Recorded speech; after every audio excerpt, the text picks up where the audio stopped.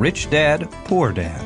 What the rich teach their kids about money that the poor and middle class do not. By Robert T. Kiyosaki. To parents everywhere, a child's first and most important teachers, and to all those who educate, influence, and lead by example. Acknowledgements.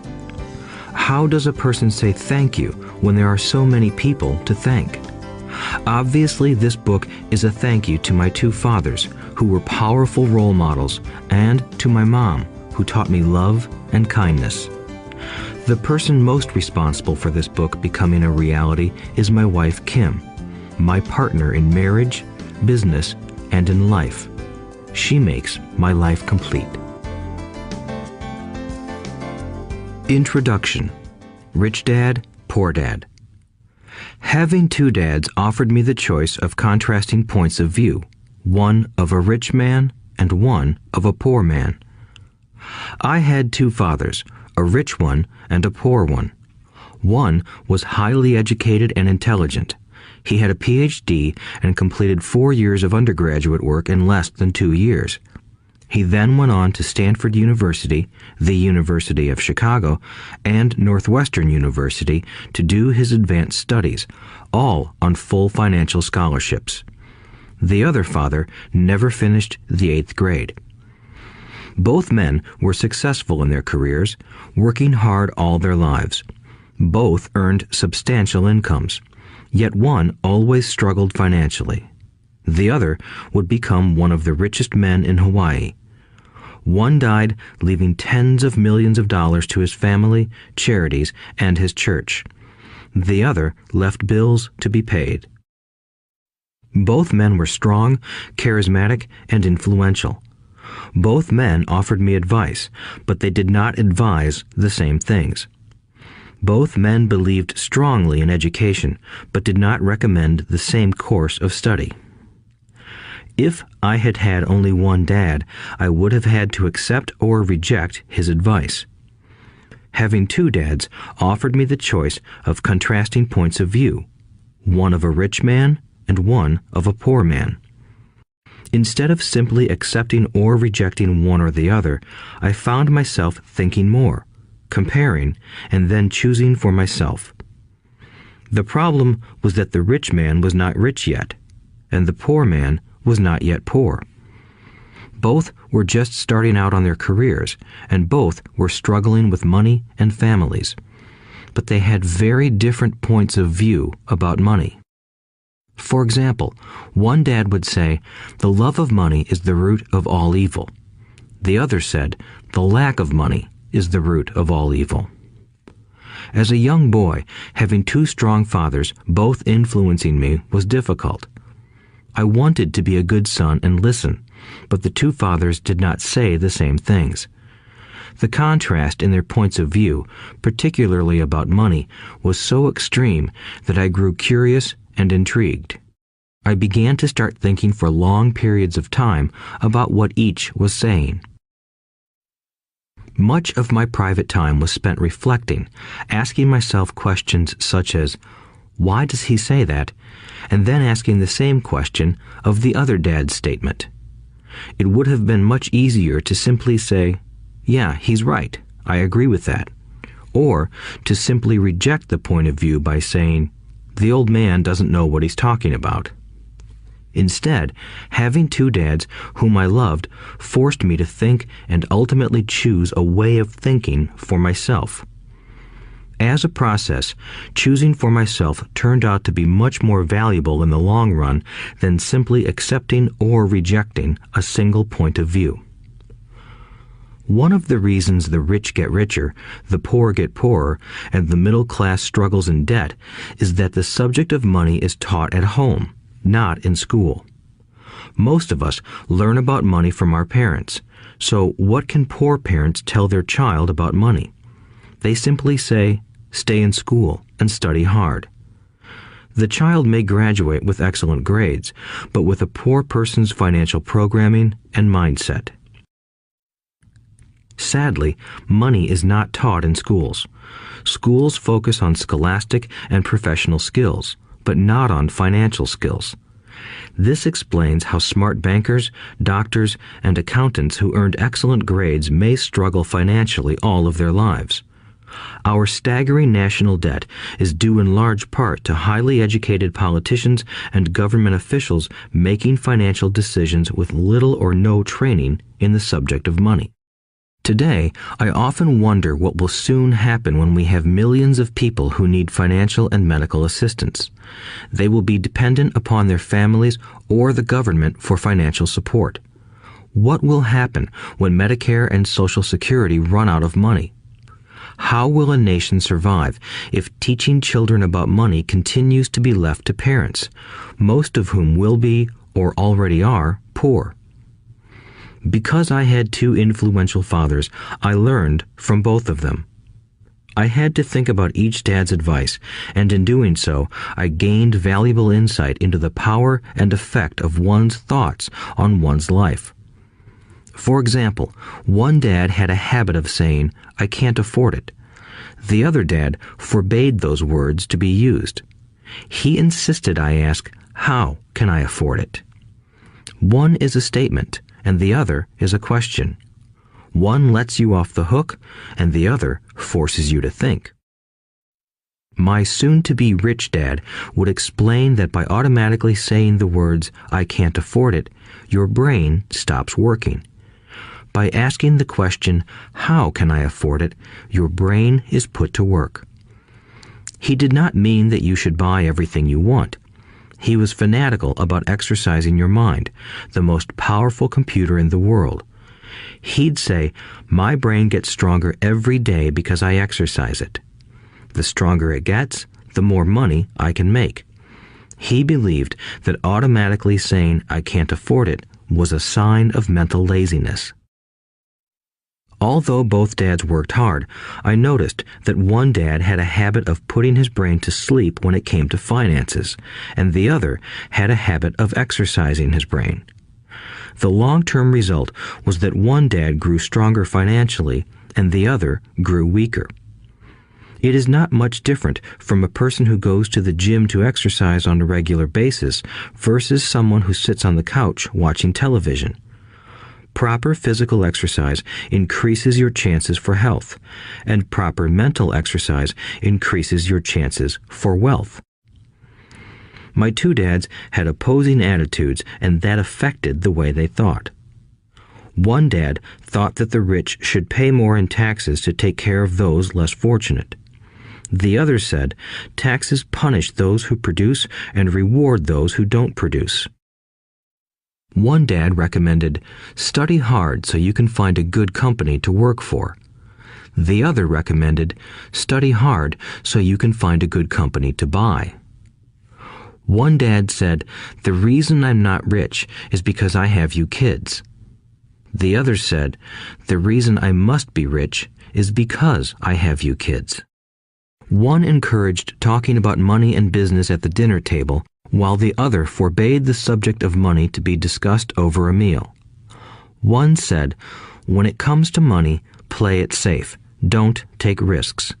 The other said, learn to manage risk. One believed, our home is our largest investment and our greatest asset. The other believed, my house is a liability, and if your house is your largest investment, you're in trouble. Both dads paid their bills on time, yet one paid his bills first while the other paid his bills last. One dad believed in a company or the government taking care of you and your needs. He was always concerned about pay raises, retirement plans, medical benefits, sick leave, vacation days, and other perks. He was impressed with two of his uncles who joined the military and earned a retirement and entitlement package for life after 20 years of active service. He loved the idea of medical benefits and PX privileges the military provided its retirees. He also loved the tenure system available through the university. The idea of job protection for life and job benefits seemed more important at times than the job. He would often say, I've worked hard for the government and I'm entitled to these benefits. The other believed in total financial self-reliance. He spoke out against the entitlement mentality and how it created weak and financially needy people. He was emphatic about being financially competent. One dad struggled to save a few dollars. The other created investments. One dad taught me how to write an impressive resume so I could find a good job. The other taught me how to write strong business and financial plans so I could create jobs. Being a product of two strong dads allowed me the luxury of observing the effects different thoughts have on one's life. I noticed that people really do shape their lives through their thoughts. For example, my poor dad always said, "I'll never be rich," and that prophecy became reality. My rich dad, on the other hand, always referred to himself as rich. He would say things like, "I'm a rich man and rich people don't do this." Even when he was flat broke after a major financial setback, he continued to refer to himself as a rich man. He would cover himself by saying, "There is a difference between being poor and being broke. Broke is temporary. Poor is eternal." My poor dad would say, "I'm not interested in money," or "Money doesn't matter." My rich dad always said, "Money is power." The power of our thoughts may never be measured or appreciated, but it became obvious to me as a young boy that it was important to be aware of my thoughts and how I expressed myself. I noticed that my poor dad was poor, not because of the amount of money he earned, which was significant, but because of his thoughts and actions. As a young boy having two fathers, I became acutely aware of being careful about which thoughts I chose to adopt as my own. Should I listen to my rich dad or to my poor dad? Although both men had tremendous respect for education and learning, they disagreed about what they thought was important to learn. One wanted me to study hard, earn a degree, and get a good job to earn money. He wanted me to study to become a professional, an attorney or an accountant, and to go to business school for my MBA. The other encouraged me to study to be rich, to understand how money works, and to learn how to have it work for me. "I don't work for money" were words he would repeat over and over. "Money works for me." At the age of 9, I decided to listen to and learn from my rich dad about money. In doing so, I chose not to listen to my poor dad, even though he was the one with all the college degrees. A lesson from Robert Frost. Robert Frost is my favorite poet. Although I love many of his poems, my favorite is "The Road Not Taken." I use its lesson almost daily. The road not taken. Two roads diverged in a yellow wood, and sorry I could not travel both. And be one traveler long I stood, and looked down one as far as I could, to where it bent in the undergrowth, then took the other as just as fair, and having perhaps the better claim, because it was grassy and wanted wear. Though as for that the passing there had worn them really about the same, and both that morning equally lay in leaves no step had trodden black. Oh, I kept the first for another day, yet knowing how way leads on to way, I doubted if I should ever come back. I shall be telling this with a sigh, somewhere ages and ages hence. Two roads diverged in a wood, and I took the one less traveled by, and that has made all the difference. And that has made all the difference. Over the years, I have often reflected upon Robert Frost's poem. Choosing not to listen to my highly educated dad's advice and attitude about money was a painful decision, but it was a decision that shaped the rest of my life. Once I made up my mind about whom to listen to, my education about money began. My rich dad taught me over a period of 30 years until I was 39 years old. He stopped once he realized that I knew and fully understood what he had been trying to drum into my often thick skull. Money is one form of power, but what is more powerful is financial education. Money comes and goes, but if you have the education about how money works, you gain power over it and can begin building wealth. The reason positive thinking alone does not work is because most people went to school and never learned how money works, so they spend their lives working for money. Because I was only 9 years old when I started, the lessons my rich dad taught me were simple. And when it was all said and done, there were only 6 main lessons, repeated over 30 years. This audiobook is about those 6 lessons, put as simply as possible, just as simply as my rich dad put forth those lessons to me. The lessons are meant not to be answers, but guideposts that will assist you and your children to grow wealthier no matter what happens in a world of increasing change and uncertainty. Chapter 1. Lesson 1. The rich don't work for money. The poor and the middle class work for money. The rich have money work for them. Dad, can you tell me how to get rich? My dad put down the evening paper. Why do you want to get rich, son?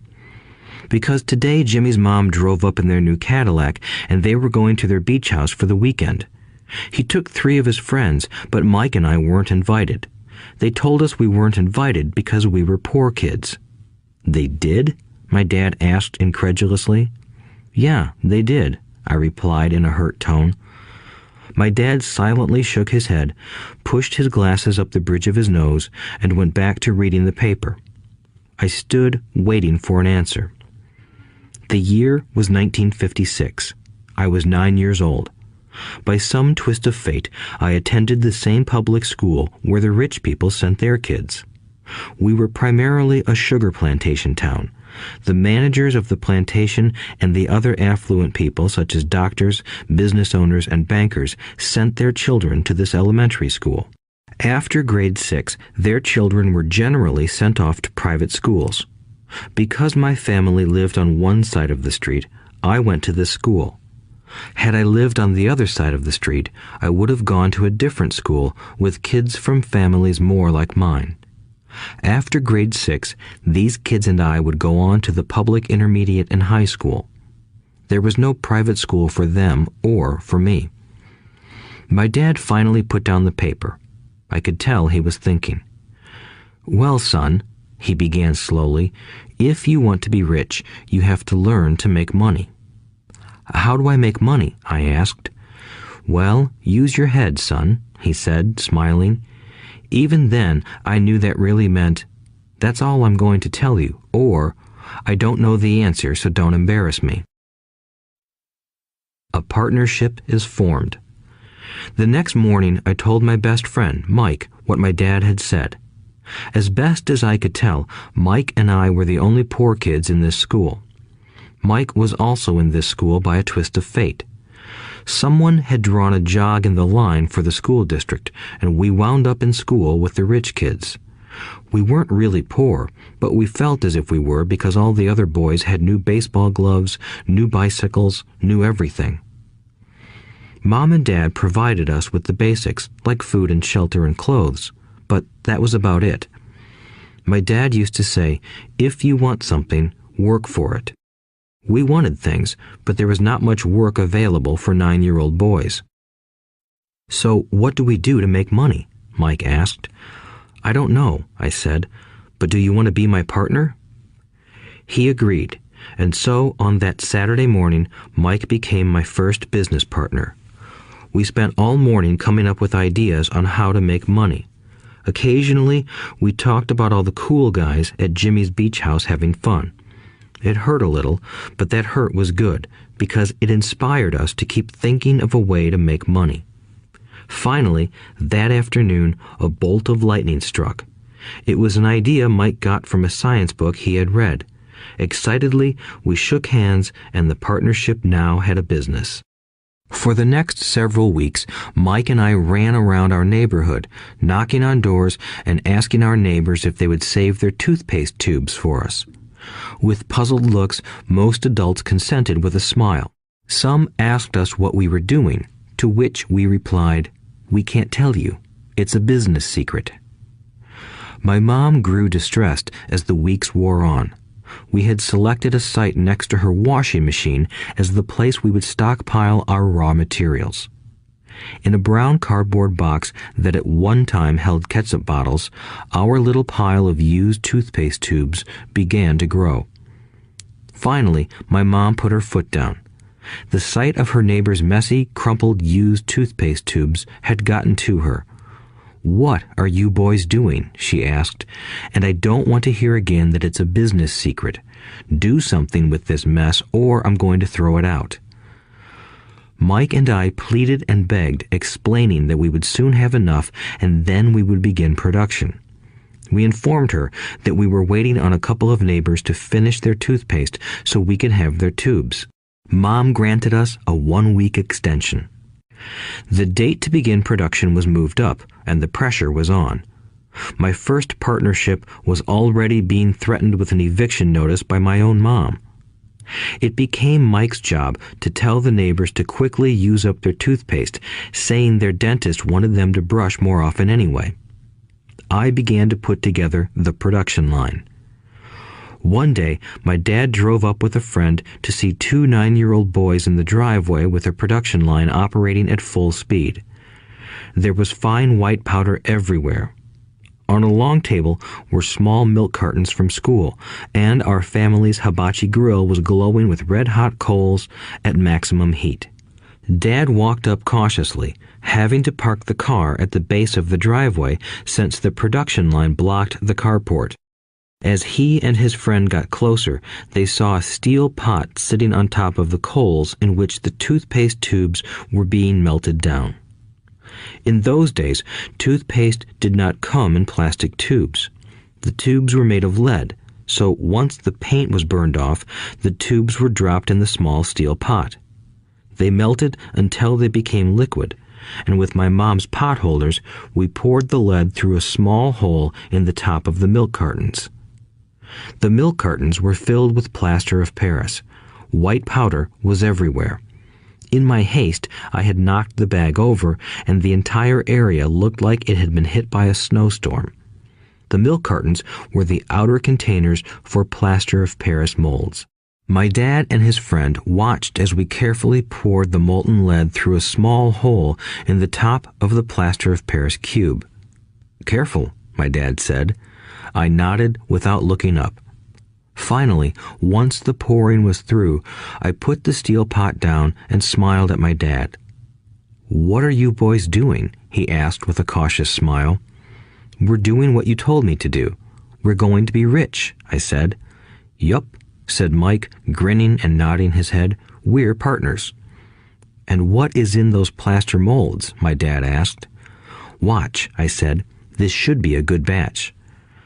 With a small hammer, I tapped at the seal that divided the cube in half. Cautiously, I pulled up the top half of the plaster mold, and a lead nickel fell out. "Oh my God," my dad said, "you're casting nickels out of lead." "That's right," Mike said. "We're doing as you told us to do. We're making money." My dad's friend turned and burst into laughter. My dad smiled and shook his head. Along with a fire and a box of spent toothpaste tubes, in front of him were 2 little boys covered with white dust, smiling from ear to ear. He asked us to put everything down and sit with him on the front step of our house. With a smile, he gently explained what the word counterfeiting meant. Our dreams were dashed. "You mean this is illegal?" asked Mike in a quivering voice. "Let them go," my dad's friend said. "They might be developing a natural talent." My dad glared at him. "Yes, it is illegal," my dad said gently, "but you boys have shown great creativity and original thought. Keep going. I'm really proud of you." Disappointed, Mike and I sat in silence for about 20 minutes before we began cleaning up our mess. The business was over on opening day. Sweeping the powder up, I looked at Mike and said, "I guess Jimmy and his friends are right. We are poor." My father was just leaving as I said that. "Boys," he said, "you're only poor if you give up. The most important thing is that you did something. Most people only talk and dream of getting rich. You've done something. I'm very proud of the two of you. I will say it again. Keep going. Don't quit. Mike and I stood there in silence. They were nice words, but we still did not know what to do. "So how come you're not rich, Dad?" I asked. "Because I chose to be a school teacher. School teachers really don't think about being rich. We just like to teach. I wish I could help you, but I really don't know how to make money." Mike and I turned and continued our cleanup. "I know," said my dad. "If you boys want to learn how to be rich, don't ask me. Talk to your dad, Mike." "My dad?" asked Mike with a scrunched-up face. "Yeah, your dad," repeated my dad with a smile. "Your dad and I have the same banker, and he raves about your father. He's told me several times that your father is brilliant when it comes to making money." "My dad?" Mike asked again in disbelief. "Then how come we don't have a nice car and a nice house like the rich kids at school?" "A nice car and a nice house don't necessarily mean you're rich or you know how to make money," my dad replied. "Jimmy's dad works for the sugar plantation. He's not much different from me. He works for a company and I work for the government. The company buys the car for him. The sugar company is in financial trouble, and Jimmy's dad may soon have nothing. Your dad is different, Mike. He seems to be building an empire, and I suspect in a few years he will be a very rich man." With that, Mike and I got excited again. With new vigor, we began cleaning up the mess caused by our now defunct first business. As we were cleaning, we made plans for how and when to talk to Mike's dad. The problem was that Mike's dad worked long hours and often did not come home until late. His father owned warehouses, a construction company, a chain of stores, and 3 restaurants. It was the restaurants that kept him out late. Mike caught the bus home after we had finished cleaning up.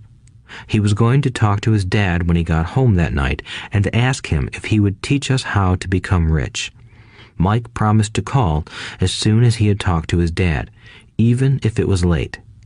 The phone rang at 8:30 p.m. "Okay," I said, "next Saturday." I put the phone down. Mike's dad had agreed to meet with us. On Saturday, I caught the 7:30 a.m. bus to the poor side of town. The lessons begin. Mike and I met with his dad that morning at 8 o'clock. He was already busy, having been at work for more than an hour. His construction supervisor was just leaving in his pickup truck as I walked up to his simple, small, and tidy home. Mike met me at the door. "Dad's on the phone, and he said to wait on the back porch," Mike said as he opened the door. The old wooden floor creaked as I stepped across the threshold of the aging house. There was a cheap mat just inside the door. The mat was there to hide the years of wear from countless footsteps that the floor had supported. Although clean, it needed to be replaced. I felt claustrophobic as I entered the narrow living room that was filled with old, musty, overstuffed furniture that today would be collector's items. Sitting on the couch were 2 women, both a little older than my mom. Across from the women sat a man in workman's clothes. He wore khaki slacks and a khaki shirt, neatly pressed but without starch, and polished work boots. He was about 10 years older than my dad. They smiled as Mike and I walked past them toward the back porch. I smiled back shyly. "Who are those people?" I asked. "Oh, they work for my dad. The older man runs his warehouses, and the women are the managers of the restaurants. And as you arrived, you saw the construction supervisor who was working on a road project about 50 miles from here. His other supervisor, who was building a track of houses, left before you got here." "Does this go on all the time?" I asked. "Not always, but quite often," said Mike, smiling as he pulled up a chair to sit down next to me. "I asked my dad if he would teach us to make money," Mike said. "Oh, and what did he say to that?" I asked with cautious curiosity. "Well, he had a funny look on his face at first, and then he said he would make us an offer." "Oh," I said, rocking my chair back against the wall. I sat there, perched on two rear legs of the chair. Mike did the same thing. "Do you know what the offer is?" I asked. "No, but we'll soon find out." Suddenly, Mike's dad burst through the rickety screen door and onto the porch. Mike and I jumped to our feet, not out of respect, but because we were startled. "Ready, boys?" he asked as he pulled up a chair to sit down with us. We nodded our heads as we pulled our chairs away from the wall to sit in front of him.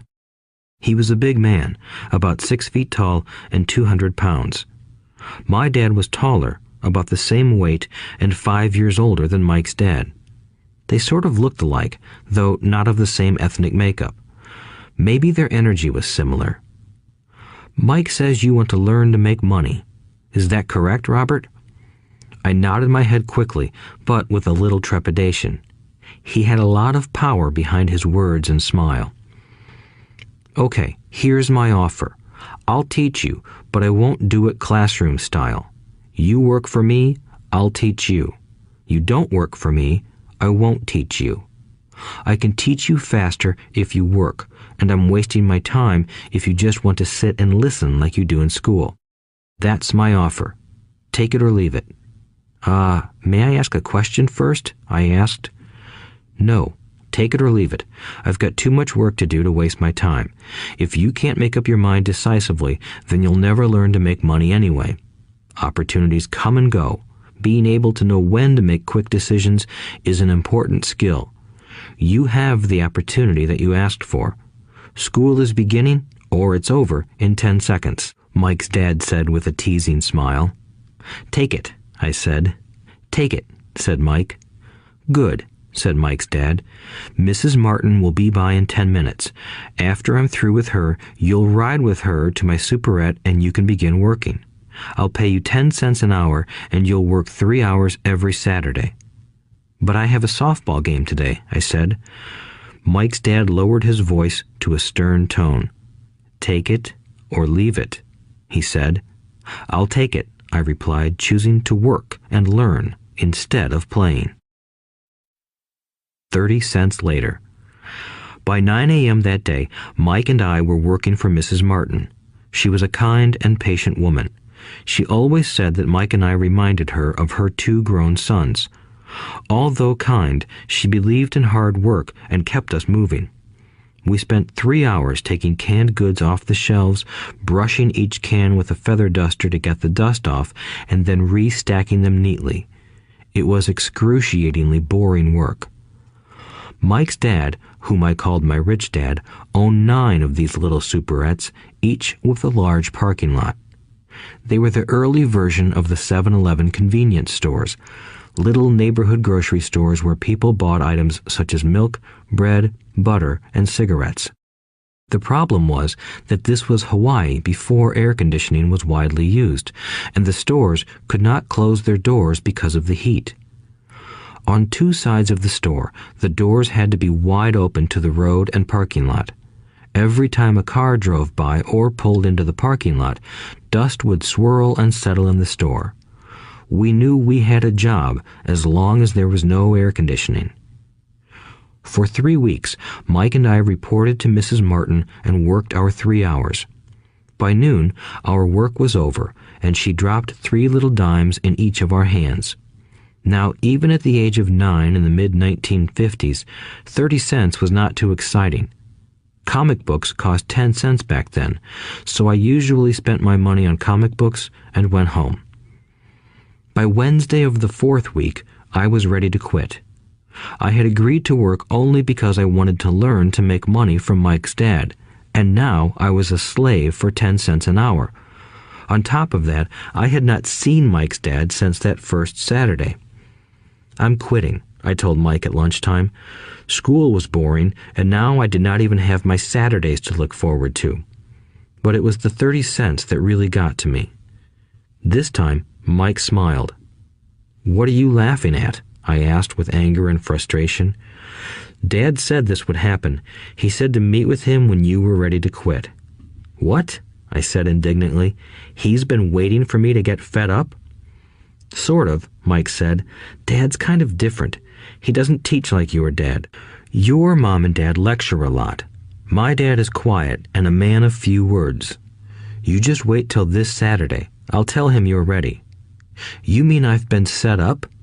No, not really. But maybe. Dad will explain on Saturday. Waiting in line on Saturday. I was ready to face Mike's dad. Even my real dad was angry with him. My real dad, the one I called the poor one, thought that my rich dad was violating child labor laws and should be investigated. My educated poor dad told me to demand what I deserve, at least 25 cents an hour. My poor dad told me that if I did not get a raise, I was to quit immediately. You don't need that damn job anyway, said my poor dad with indignation.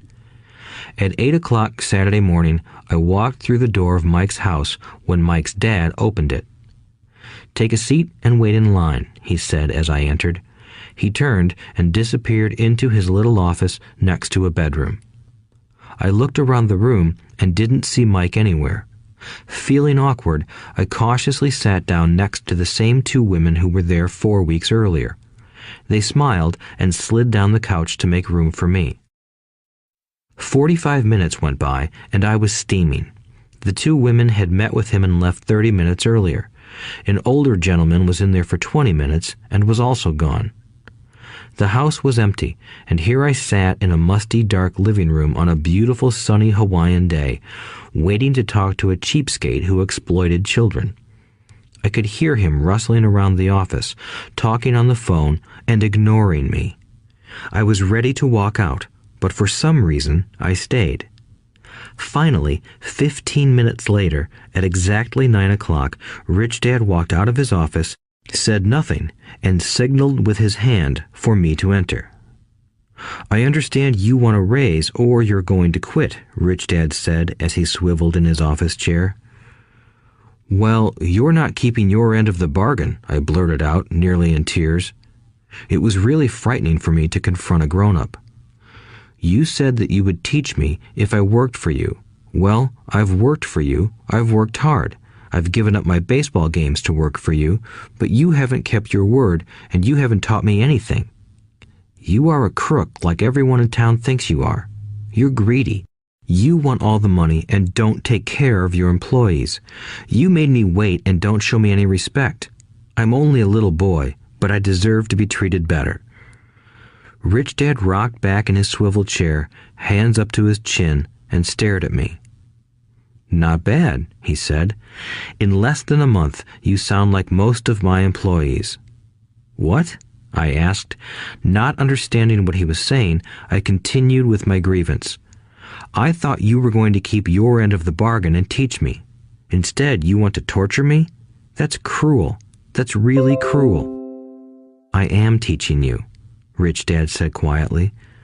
What have you taught me? Nothing, I said angrily. You haven't even talked to me once since I agreed to work for peanuts. 10 cents an hour. Ha! I should notify the government about you. We have child labor laws, you know. My dad works for the government, you know. Wow, said Rich Dad. Now you sound just like most of the people who used to work for me. People I've either fired or who have quit. So, what do you have to say? I demanded, feeling pretty brave for a little kid. You lied to me. I've worked for you, and you have not kept your word. You haven't taught me anything. How do you know that I've not taught you anything? Asked Rich Dad calmly. Well, you've never talked to me. I've worked for 3 weeks, and you have not taught me anything, I said with a pout. Does teaching mean talking or a lecture? Rich Dad asked. Well, yes, I replied. That's how they teach you in school, he said, smiling. But that is not how life teaches you, and I would say that life is the best teacher of all. Most of the time, life does not talk to you. It just sort of pushes you around. Each push is life saying, wake up, there's something I want you to learn. What is this man talking about? I asked myself silently. Life pushing me around was life talking to me? Now I knew I had to quit my job. I was talking to someone who needed to be locked up. If you learn life's lessons, you will do well. If not, life will just continue to push you around. People do two things. Some just let life push them around. Others get angry and push back. But they push back against their boss, or their job, or their husband or wife. They do not know it's life that's pushing. I had no idea what he was talking about. Life pushes all of us around. Some people give up and others fight. A few learn the lesson and move on. They welcome life pushing them around. To these few people, it means they need and want to learn something. They learn and move on. Most quit, and a few, like you, fight. Rich Dad stood and shut the creaky old wooden window that needed repair. If you learn this lesson, you will grow into a wise, wealthy, and happy young man. If you don't, you will spend your life blaming a job, low pay, or your boss for your problems. You'll live life always hoping for that big break that will solve all your money problems. Rich Dad looked over at me to see if I was still listening. His eyes met mine.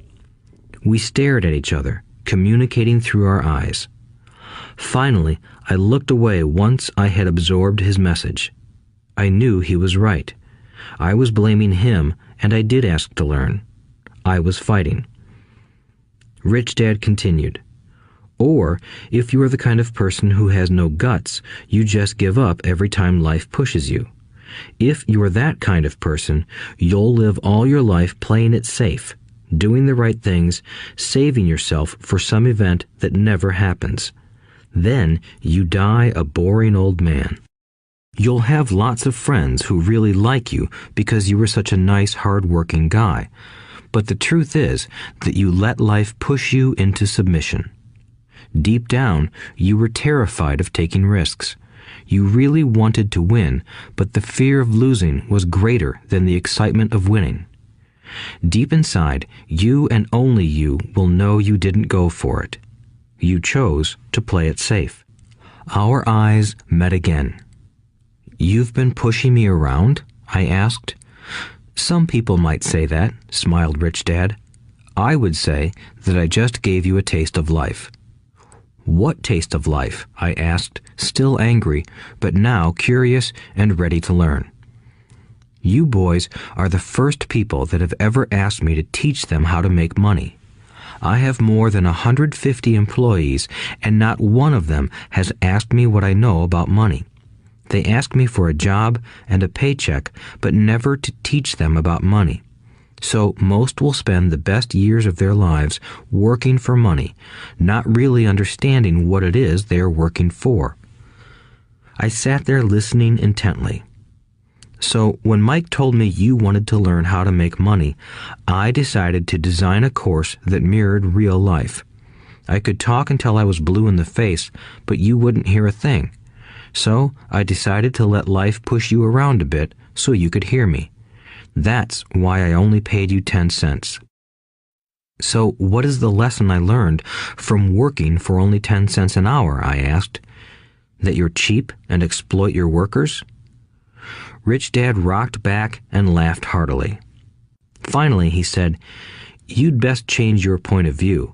Stop blaming me and thinking I'm the problem. If you think I'm the problem, then you have to change me. If you realize that you're the problem, then you can change yourself, learn something, and grow wiser. Most people want everyone else in the world to change but themselves. Let me tell you, it's easier to change yourself than everyone else." "I don't understand," I said. "Don't blame me for your problems," Rich Dad said, growing impatient. "But you only pay me 10 cents. "So what are you learning?" Rich Dad asked, smiling. "That you're cheap," I said with a sly grin. "See, you think I'm the problem," said Rich Dad. "But you are. Well, keep that attitude and you'll learn nothing. Keep the attitude that I'm the problem, and what choices do you have?" "Well, if you don't pay me more or show me more respect and teach me, I'll quit." "Well put," Rich Dad said, "and that's exactly what most people do. They quit and go looking for another job, a better opportunity and higher pay, actually thinking that this will solve the problem. In most cases, it won't. So what should I do? I asked.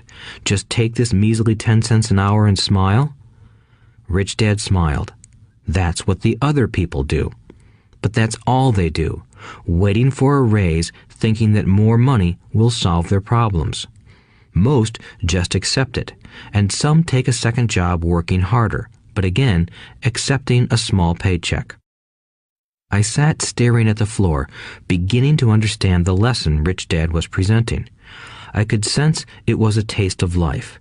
Finally, I looked up and asked, "So what will solve the problem?" "This," he said, leaning forward in his chair and tapping me gently on the head. "This stuff between your ears." It was at that moment that Rich Dad shared the pivotal point of view that separated him from his employees and my poor dad, and led him to eventually become one of the richest men in Hawaii, while my highly educated but poor dad struggled financially all his life. It was a singular point of view that made all the difference over a lifetime. Rich Dad said this point of view over and over, which I call lesson number 1. The poor and the middle class work for money. The rich have money work for them. On that bright Saturday morning, I learned a completely different point of view from what I had been taught by my poor dad. At the age of 9, I understood that both dads wanted me to learn. Both dads encouraged me to study, but not the same things. My highly educated dad recommended that I do what he did. "Son, I want you to study hard, get good grades so you can find a safe, secure job with a big company, and make sure it has excellent benefits."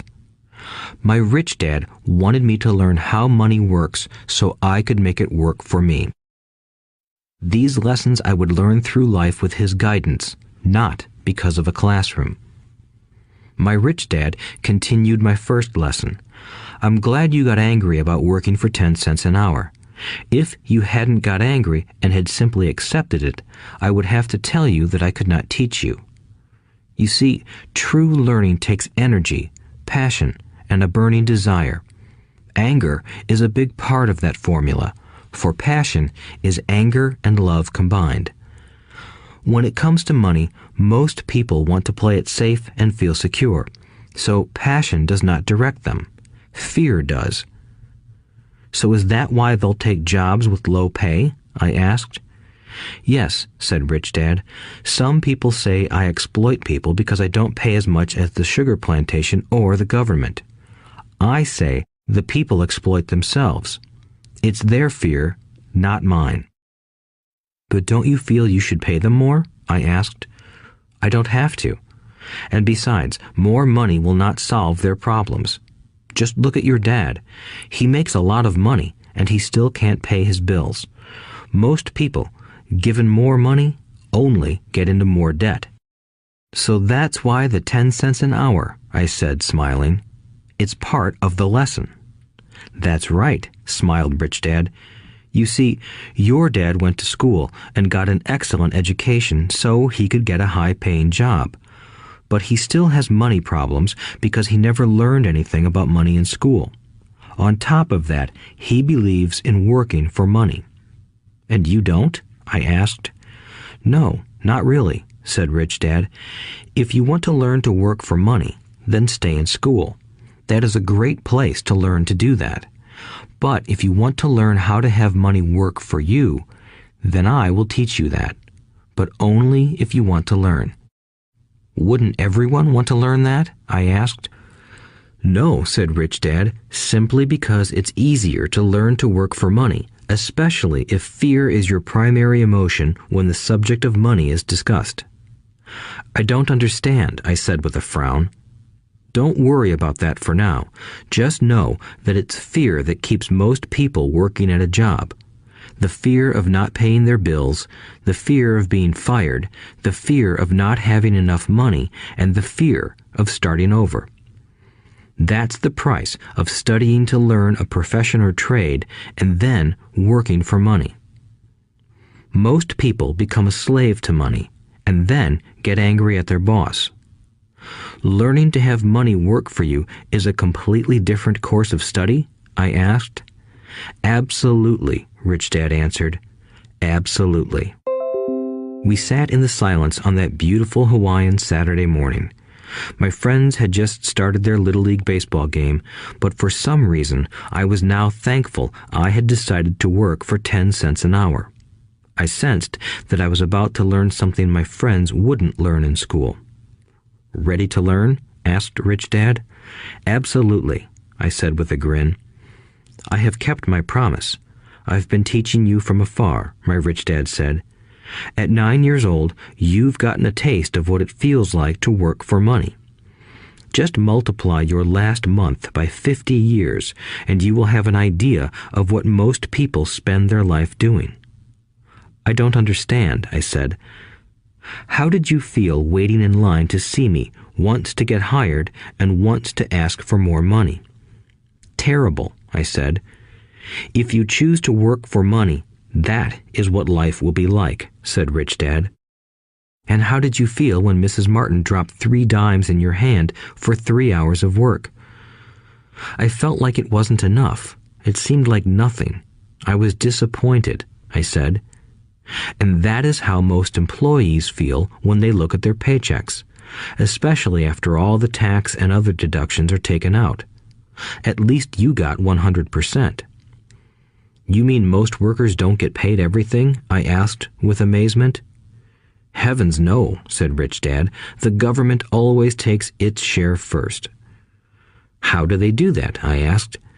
Taxes, said Rich Dad. You're taxed when you earn. You're taxed when you spend. You're taxed when you save. You're taxed when you die. Why do people let the government do that to them? The rich don't, said Rich Dad with a smile. The poor and the middle class do.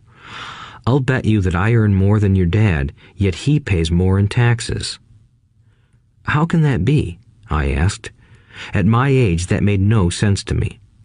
Why would someone let the government do that to them? Rich Dad rocked slowly and silently in his chair, just looking at me. Ready to learn? He asked. I nodded my head slowly. As I said, there is a lot to learn. Learning how to have money work for you is a lifetime study. Most people go to college for 4 years and their education ends. I already know that my study of money will continue over my lifetime, simply because the more I find out I need to know. Most people never study the subject. They go to work, get their paycheck, balance their checkbooks, and that's it. Then they wonder why they have money problems. They think that more money will solve the problem, and don't realize that it's their lack of financial education that is the problem. So my dad has tax problems because he doesn't understand money? I asked, confused. Look, said Rich Dad, taxes are just one small section on learning how to have money work for you. Today, I just wanted to find out if you still have the passion to learn about money. Most people don't. They want to go to school, learn a profession, have fun at their work, and earn lots of money. One day they wake up with big money problems, and then they can't stop working. That's the price of only knowing how to work for money instead of studying how to have money work for you. So, do you still have the passion to learn? Asked Rich Dad. I nodded my head. Good, said Rich Dad. Now get back to work. This time, I will pay you nothing. What? I asked in amazement. You heard me. Nothing. You will work the same 3 hours every Saturday, but this time you will not be paid 10 cents per hour. You said you wanted to learn to not work for money, so I'm not going to pay you anything. I couldn't believe what I was hearing. I've already had this conversation with Mike, and he's already working, dusting and stacking canned goods for free. You better hurry and get back there.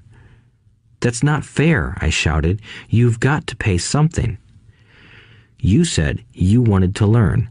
If you don't learn this now, you'll grow up to be like the two women and the older man sitting in my living room, working for money and hoping I don't fire them. Or, like your dad, earning lots of money only to be in debt up to his eyeballs, hoping more money will solve the problem. If that's what you want, I'll go back to our original deal of 10 cents an hour. Or you can do what most adults do. Complain that there is not enough pay, quit, and go looking for another job. But what do I do? I asked. Rich Dad tapped me on the head. Use this, he said. If you use it well, you will soon thank me for giving you an opportunity, and you will grow into a rich man. I stood there, still not believing what a raw deal I was handed. I came to ask for a raise, and somehow I was instead working for nothing. Rich Dad tapped me on the head again and said, "Use this. Now, get out of here and get back to work." Lesson number 1. The rich don't work for money. I didn't tell my poor dad I wasn't being paid. He wouldn't have understood, and I didn't want to try to explain something I didn't understand myself. For 3 more weeks, Mike and I worked 3 hours every Saturday for nothing. The work didn't bother me, and the routine got easier. But it was the missed baseball games and not being able to afford to buy a few comic books that got to me. Rich Dad stopped by at noon on the 3rd week. We heard his truck pull up in the parking lot and sputter when the engine was turned off. He entered the store and greeted Mrs. Martin with a hug. After finding out how things were going in the store, he reached into the ice cream freezer, pulled out 2 bars, paid for them, and signaled to Mike and me. "Let's go for a walk, boys." We crossed the street, dodging a few cars, and walked across a large grassy field where a few adults were playing softball. Sitting down at a lone picnic table, he handed Mike and me the treats. "How's it going, boys?" "Okay," Mike said. I nodded in agreement. "Learn anything yet?" Rich Dad asked. Mike and I looked at each other, shrugged our shoulders, and shook our heads in unison. Avoiding one of life's biggest traps. Well, you boys had better start thinking. You're staring at one of life's biggest lessons. If you learn it, you'll enjoy a life of great freedom and security. If you don't, you'll wind up like Mrs. Martin and most of the people playing softball in this park. They work very hard for little money, clinging to the illusion of job security and looking forward to a 3-week vacation each year and maybe a skimpy pension after 45 years of service. If that excites you, I'll give you a raise to 25 cents an hour. But these are good, hard-working people. Are you making fun of them? I demanded. A smile came over Rich Dad's face. Mrs. Martin is like a mother to me.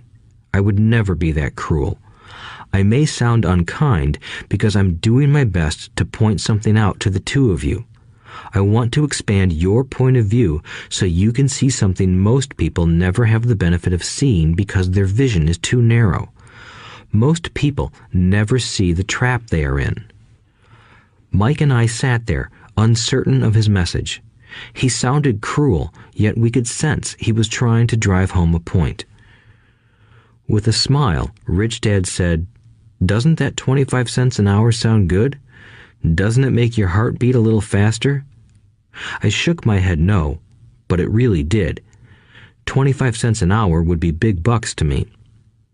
"Okay, I'll pay you $1 an hour," Rich Dad said, with a sly grin. Now my heart started to race. My brain was screaming, "Take it, take it." I could not believe what I was hearing. Still, I said nothing. "Okay, $2 an hour." My little brain and heart nearly exploded. After all, it was 1956, and being paid $2 an hour would have made me the richest kid in the world. I couldn't imagine earning that kind of money. I wanted to say yes. I wanted the deal. I could picture a new bicycle, new baseball glove, and the adoration of my friends when I flashed some cash.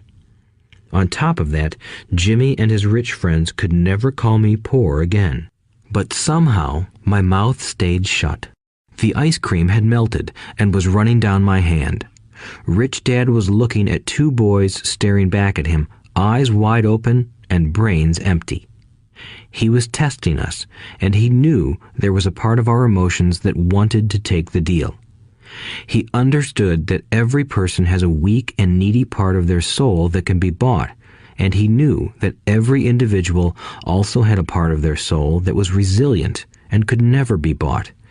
It was only a question of which one was stronger. Okay, $5 an hour. Suddenly, I was silent. Something had changed. The offer was too big and ridiculous. Not many grown-ups in 1956 made more than that, but quickly my temptation disappeared and calm set in. Slowly, I turned to my left to look at Mike. He looked back at me. The part of my soul that was weak and needy was silenced. The part of me that had no price took over. I knew Mike had gotten to that point too. "Good," said Rich Dad softly. "Most people have a price, and they have a price because of human emotions named fear and greed. First, the fear of being without money motivates us to work hard, and then, once we get that paycheck, greed or desire starts us thinking about all the wonderful things money can buy. The pattern is then set." "What pattern?" I asked. "The pattern of get up, go to work, pay bills, get up, go to work, pay bills." People's lives are forever controlled by two emotions, fear and greed. Offer them more money, and they continue the cycle by increasing their spending. This is what I call the rat race. "There is another way?" Mike asked. "Yes," said Rich Dad slowly, "but only a few people find it." "And what is that way?" Mike asked. "That's what I hope you boys will learn as you work and study with me. That is why I took away all forms of pay." "Any hints?" Mike asked. "We're kind of tired of working hard, especially for nothing." "Well, the first step is telling the truth," said Rich Dad. "We haven't been lying," I said. "I did not say you were lying. I said to tell the truth," Rich Dad retorted. "The truth about what?" I asked. "How you're feeling," Rich Dad said. "You don't have to say it to anyone else. Just admit it to yourself." "You mean the people in this park, the people who work for you, Mrs. Martin, they don't do that?" I asked. "I doubt it," said Rich Dad. "Instead, they feel the fear of not having money. They don't confront it logically. They react emotionally instead of using their heads," Rich Dad said. "Then they get a few bucks in their hands, and again, the emotions of joy, desire, and greed take over. And again they react instead of think." "So their emotions control their brain," Mike said. "That's correct," said Rich Dad. "Instead of admitting the truth about how they feel, they react to their feelings and fail to think. They feel the fear, so they go to work, hoping that money will soothe the fear, but it doesn't. It continues to haunt them, and they return to work, hoping again that money will calm their fears, and again it doesn't. Fear keeps them in this trap of working, earning money, hoping the fear will go away. But every day they get up, and that old fear wakes up with them. For millions of people, that old fear keeps them awake all night, causing a night of turmoil and worry. So they get up and go to work, hoping that a paycheck will kill that fear gnawing at their souls. Money is running their lives, and they refuse to tell the truth about that. Money is in control of their emotions and their souls." Rich Dad sat quietly, letting his words sink in. Mike and I had heard what he said, but didn't understand fully what he was talking about. I just knew that I often wondered why grown-ups hurried off to work. It did not seem like much fun, and they never looked that happy, but something kept them going. Realizing we had absorbed as much as possible of what he was talking about, Rich Dad said, "I want you boys to avoid that trap.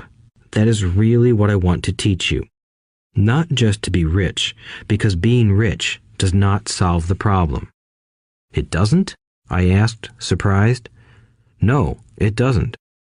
Let me explain the other emotion, desire. Some call it greed, but I prefer desire.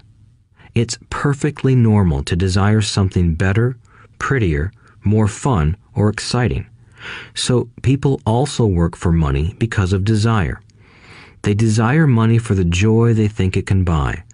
But the joy that money brings is often short-lived, and they soon need more money for more joy, more pleasure, more comfort, and more security. So they keep working, thinking money will soothe their souls that are troubled by fear and desire. But money can't do that. Even rich people do this? Mike asked. Rich people included, said Rich Dad. In fact, the reason many rich people are rich isn't because of desire, but because of fear. They believe that money can eliminate the fear of being poor, so they amass tons of it, only to find the fear gets worse. Now they fear losing the money. I have friends who keep working even though they have plenty. I know people who have millions who are more afraid now than when they were poor. They're terrified of losing it all. The fears that drove them to get rich got worse. That weak and needy part of their soul is actually screaming louder. They don't want to lose the big houses, the cars, and the high life money has bought them. They worry about what their friends would say if they lost all their money. Many are emotionally desperate and neurotic, although they look rich and have more money. So, is a poor man happier? I asked. No, I don't think so, replied Rich Dad. The avoidance of money is just as psychotic as being attached to money. As if on cue, the town derelict went past our table, stopping by the large rubbish can and rummaging around in it. The three of us watched him with great interest, when before we probably would have just ignored him. Rich Dad pulled $1 out of his wallet and gestured to the older man. Seeing the money, the derelict came over immediately, took the bill, thanked Rich Dad profusely, and hurried off, ecstatic with his good fortune. He's not much different from most of my employees, said Rich Dad. I've met so many people who say, "Oh, I'm not interested in money," yet they'll work at a job for 8 hours a day. That's a denial of truth. If they weren't interested in money, then why are they working? That kind of thinking is probably more psychotic than a person who hoards money. As I sat there listening to my Rich Dad, my mind flashed back to the countless times my own dad said, "I'm not interested in money." He said those words often. He also covered himself by always saying, "I work because I love my job." So, what do we do? I asked. Not work for money until all traces of fear and greed are gone? No, that would be a waste of time, said Rich Dad. Emotions are what make us human. The word emotion stands for energy in motion. Be truthful about your emotions and use your mind and emotions in your favor, not against yourself. Whoa, said Mike. Don't worry about what I just said. It will make more sense in years to come. Just be an observer, not a reactor to your emotions. Most people do not know that it's their emotions that are doing the thinking. Your emotions are your emotions, but you have got to learn to do your own thinking. Can you give me an example? I asked. Sure, replied Rich Dad. When a person says, "I need to find a job," it's most likely an emotion doing the thinking. Fear of not having money generates that thought. But people do need money if they have bills to pay, I said. Sure they do, smiled Rich Dad. All I'm saying is that it's fear that is all too often doing the thinking. I don't understand, said Mike. For example, said Rich Dad, if the fear of not having enough money arises, instead of immediately running out to get a job, they instead might ask themselves this question. Will a job be the best solution to this fear over the long run? In my opinion, the answer is no. A job is really a short-term solution to a long-term problem. But my dad is always saying, stay in school and get good grades so you can find a safe, secure job, I interjected, somewhat confused. Yes, I understand he says that, said Rich Dad, smiling. Most people recommend that, and it's a good path for most people. But people make that recommendation primarily out of fear. You mean my dad says that because he's afraid? Yes, said Rich Dad. He's terrified that you won't earn enough money and won't fit into society. Don't get me wrong. He loves you and wants the best for you. I, too, believe an education and a job are important, but it won't handle the fear. You see, that same fear that makes him get up in the morning to earn a few bucks is the fear that is causing him to be so fanatical about your going to school. So what do you recommend? I asked. I want to teach you to master the power of money instead of being afraid of it. They don't teach that in school, and if you don't learn it, you become a slave to money. It was finally making sense. He wanted us to widen our views and to see what the Mrs. Martins of this world couldn't see. He used examples that sounded cruel at the time, but I've never forgotten them. My vision widened that day, and I began to see the trap that lay ahead for most people. You see, we're all employees ultimately. We just work at different levels, said Rich Dad. I just want you boys to have a chance to avoid the trap caused by those two emotions, fear and desire. Use them in your favor, not against you. That's what I want to teach you. I'm not interested in just teaching you to make a pile of money. That won't handle the fear or desire. If you don't first handle fear and desire, and you get rich, you'll only be a highly paid slave. So how do we avoid the trap? I asked. The main cause of poverty or financial struggle is fear and ignorance, not the economy or the government or the rich. It's self-inflicted fear and ignorance that keep people trapped. So you boys go to school and get your college degrees, and I'll teach you how to stay out of the trap. The pieces of the puzzle were appearing. My highly educated dad had a great education and a great career, but school never told him how to handle money or his fear of it. It became clear that I could learn different and important things from two fathers. So you've been talking about the fear of not having money. How does the desire for money affect our thinking? Mike asked. How did you feel when I tempted you with a pay raise? Did you notice your desires rising? We nodded our heads. By not giving in to your emotions, you were able to delay your reactions and think. That is important. We will always have emotions of fear and greed. From here on in, it's imperative for you to use those emotions to your advantage, and for the long term to not let your emotions control your thinking. Most people use fear and greed against themselves. That's the start of ignorance. Most people live their lives chasing paychecks, pay raises, and job security because of the emotions of desire and fear, not really questioning where those emotion-driven thoughts are leading them. It's just like the picture of a donkey dragging a cart with its owner dangling a carrot just in front of its nose. The donkey's owner may be going where he wants to, but the donkey is chasing an illusion. Tomorrow, there will only be another carrot for the donkey. You mean the moment I pictured a new baseball glove, candy, and toys, that's like a carrot to a donkey? Mike asked.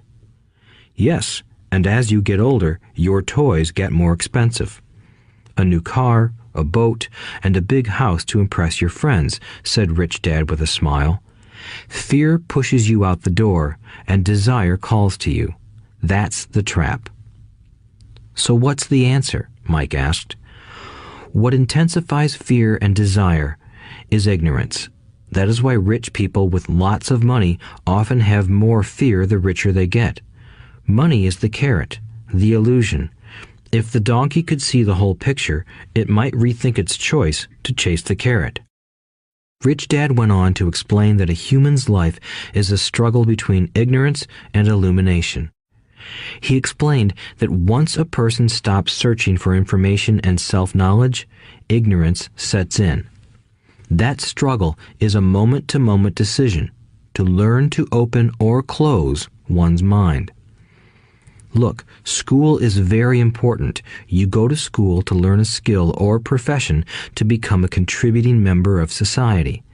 Every culture needs teachers, doctors, mechanics, artists, cooks, business people, police officers, firefighters, and soldiers. Schools train them so society can thrive and flourish, said Rich Dad. Unfortunately, for many people, school is the end, not the beginning. There was a long silence. Rich Dad was smiling. I didn't comprehend everything he said that day, but as with most great teachers, his words continued to teach for years. I've been a little cruel today, said Rich Dad, but I want you to always remember this talk. I want you to always think of Mrs. Martin, and I want you always to remember that donkey. Never forget that fear and desire can lead you into life's biggest trap if you are not aware of them controlling your thinking. To spend your life living in fear, never exploring your dreams, is cruel. To work hard for money, thinking that it will buy you things that will make you happy, is also cruel. To wake up in the middle of the night terrified about paying bills is a horrible way to live. To live a life dictated by the size of a paycheck is not really living a life. Thinking that a job makes you secure is lying to yourself. That's cruel, and that's the trap I want you to avoid. I've seen how money runs people's lives. Don't let that happen to you. Please, don't let money run your life. A softball rolled under our table. Rich Dad picked it up and threw it back. So what does ignorance have to do with greed and fear? I asked. Because it is ignorance about money that causes so much greed and fear, said Rich Dad. Let me give you some examples. A doctor, wanting more money to better provide for his family, raises his fees. By raising his fees, it makes healthcare more expensive for everyone. It hurts the poor people the most, so they have worse health than those with money. Because the doctors raise their fees, the attorneys raise their fees. Because the attorneys' fees have gone up, school teachers want a raise, which raises our taxes, and on and on and on. Soon, there will be such a horrifying gap between the rich and the poor that chaos will break out and another great civilization will collapse. History proves that great civilizations collapse when the gap between the haves and have-nots is too great. Sadly, America is on that same course because we haven't learned from history. We only memorize historical dates and names, not the lesson. Aren't prices supposed to go up? I asked. In an educated society with a well-run government, prices should actually come down. Of course, that is often only true in theory. Prices go up because of greed and fear caused by ignorance. If schools taught people about money, there would be more money and lower prices. But schools focus only on teaching people to work for money, not how to harness money's power. But don't we have business schools? Mike asked. And haven't you encouraged me to go for my MBA? Yes, said Rich Dad, but all too often business schools train employees to become sophisticated bean counters. Heaven forbid a bean counter takes over a business. All they do is look at the numbers, fire people, and kill the business. I know this because I hire bean counters. All they think about is cutting costs and raising prices, which cause more problems. Bean counting is important. I wish more people knew it, but it, too, is not the whole picture, added Rich Dad angrily. So, is there an answer? Asked Mike. Yes, said Rich Dad. Learn to use your emotions to think, not think with your emotions. When you boys mastered your emotions by agreeing to work for free, I knew there was hope. When you again resisted your emotions when I tempted you with more money, you were again learning to think in spite of being emotionally charged. That's the first step. Why is that step so important? I asked. Well, that's up to you to find out. If you want to learn, I'll take you boys into the briar patch, a place almost everyone else avoids. If you go with me, you'll let go of the idea of working for money and instead learn to have money work for you. And what will we get if we go with you? What if we agree to learn from you? What will we get? I asked. The same thing Brer Rabbit got, said Rich Dad, referring to the classic children's story. Is there a briar patch? I asked. Yes, said Rich Dad. The briar patch is our fear and greed. Confronting fear, weaknesses, and neediness by choosing our own thoughts is the way out. Choosing our thoughts? Mike asked, puzzled. Yes, choosing what we think rather than reacting to our emotions. Instead of just getting up and going to work because not having the money to pay your bills is scaring you, ask yourself, is working harder at this the best solution to this problem? Most people are too afraid to rationally think things through and instead run out the door to a job they hate. The tar baby is in control. That's what I mean by choosing your thoughts. And how do we do that? Mike asked. That's what I will teach you. I'll teach you to have a choice of thoughts rather than a knee-jerk reaction, like gulping down your morning coffee and running out the door. Remember what I said before. A job is only a short-term solution to a long-term problem. Most people have only one problem in mind, and it's short-term. It's the bills at the end of the month, the tar baby. Money controls their lives, or should I say the fear and ignorance about money controls it. So they do as their parents did. They get up every day and go work for money, not taking the time to ask the question, is there another way? Their emotions now control their thinking, not their heads. Can you tell the difference between emotions thinking and the head thinking? Mike asked. Oh yes, I hear it all the time, said Rich Dad. I hear things like, well, everyone has to work, or the rich are crooks, or I'll get another job, I deserve this raise, you can't push me around, or I like this job because it's secure. No one asks, is there something I'm missing here? Which would break through the emotional thought and give you time to think clearly. As we headed back to the store, Rich Dad explained that the rich really did make money. They did not work for it. He went on to explain that when Mike and I were casting 5-cent pieces out of lead, thinking we were making money, we were very close to thinking the way the rich think. The problem was that creating money is legal for the government and banks to do, but illegal for us to do. There are legal ways to create money from nothing, he told us. Rich Dad went on to explain that the rich know that money is an illusion, truly like the carrot for the donkey. It's only out of fear and greed that the illusion of money is held together by billions of people who believe that money is real. It's not. Money is really made up. It is only because of the illusion of confidence and the ignorance of the masses that this house of cards stands. He talked about the gold standard that America was on, and that each dollar bill was actually a silver certificate. What concerned him was the rumor that we would someday go off the gold standard and our dollars would no longer be backed by something tangible. If that happens, boys, all hell will break loose. The poor, the middle class, and the ignorant will have their lives ruined simply because they will continue to believe that money is real and that the company they work for, or the government, will look after them. We really did not understand what he was saying that day, but over the years, it made more and more sense. Seeing what others miss.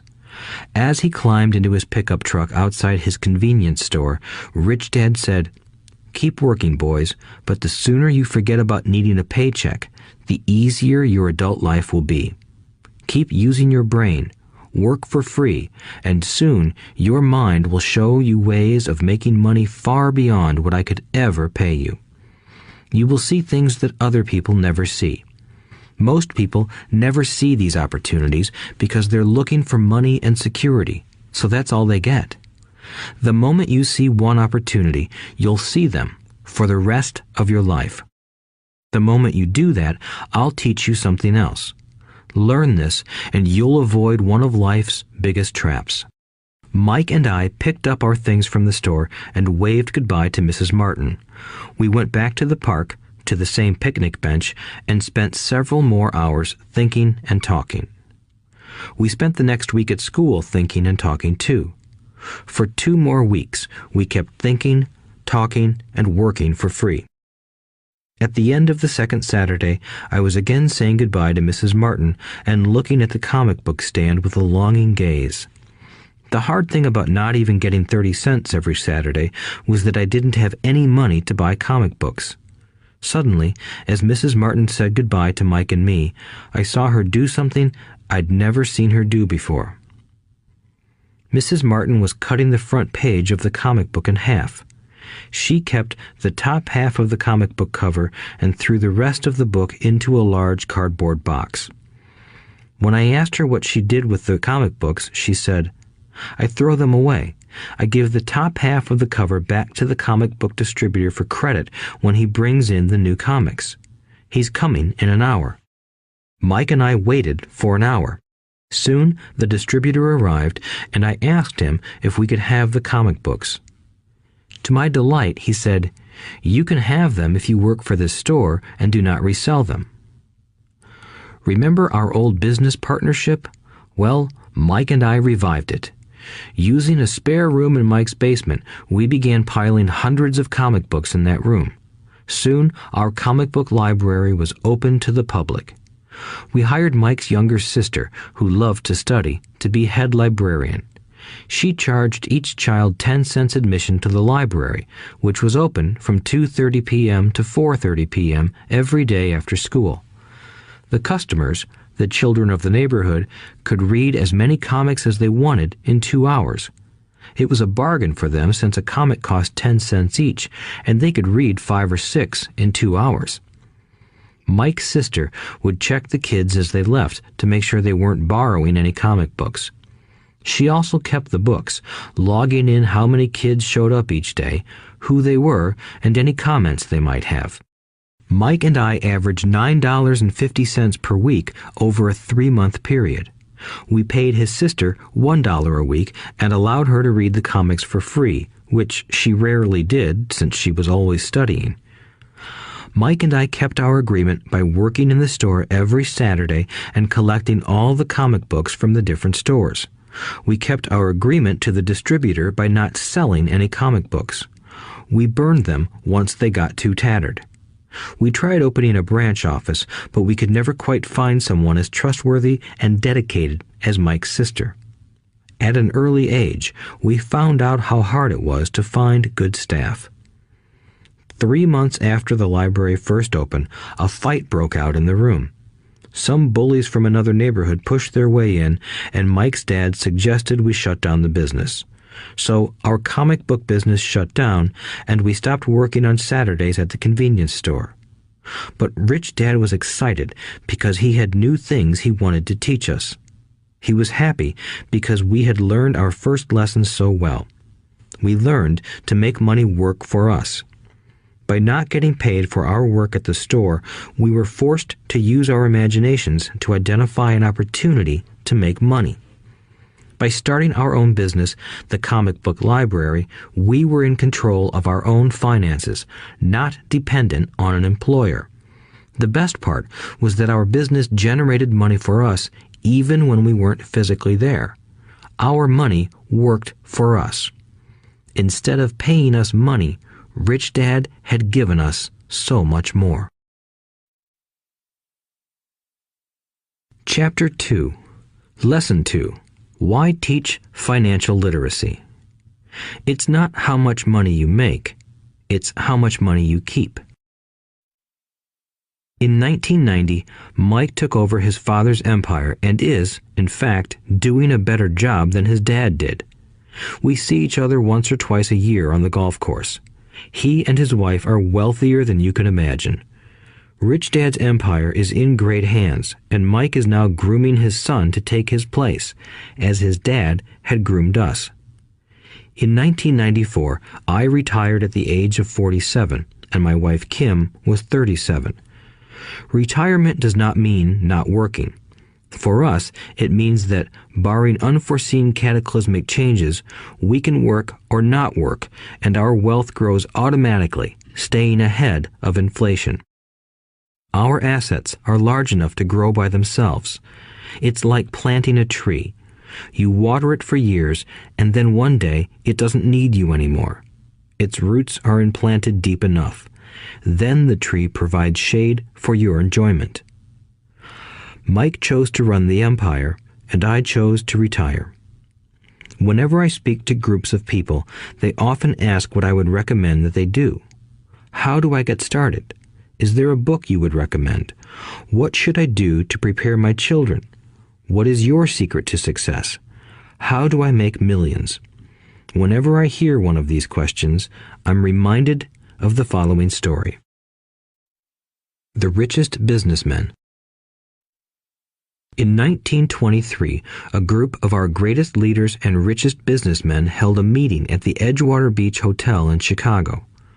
Among them were Charles Schwab, head of the largest independent steel company; Samuel Insull, president of the world's largest utility; Howard Hobson, head of the largest gas company; Ivar Kruger, president of International Match Company, one of the world's largest companies at that time; Leon Fraser, president of the Bank of International Settlements; Richard Whitney, president of the New York Stock Exchange; Arthur Cotton and Jesse Livermore, two of the biggest stock speculators; and Albert Fall, a member of President Harding's cabinet.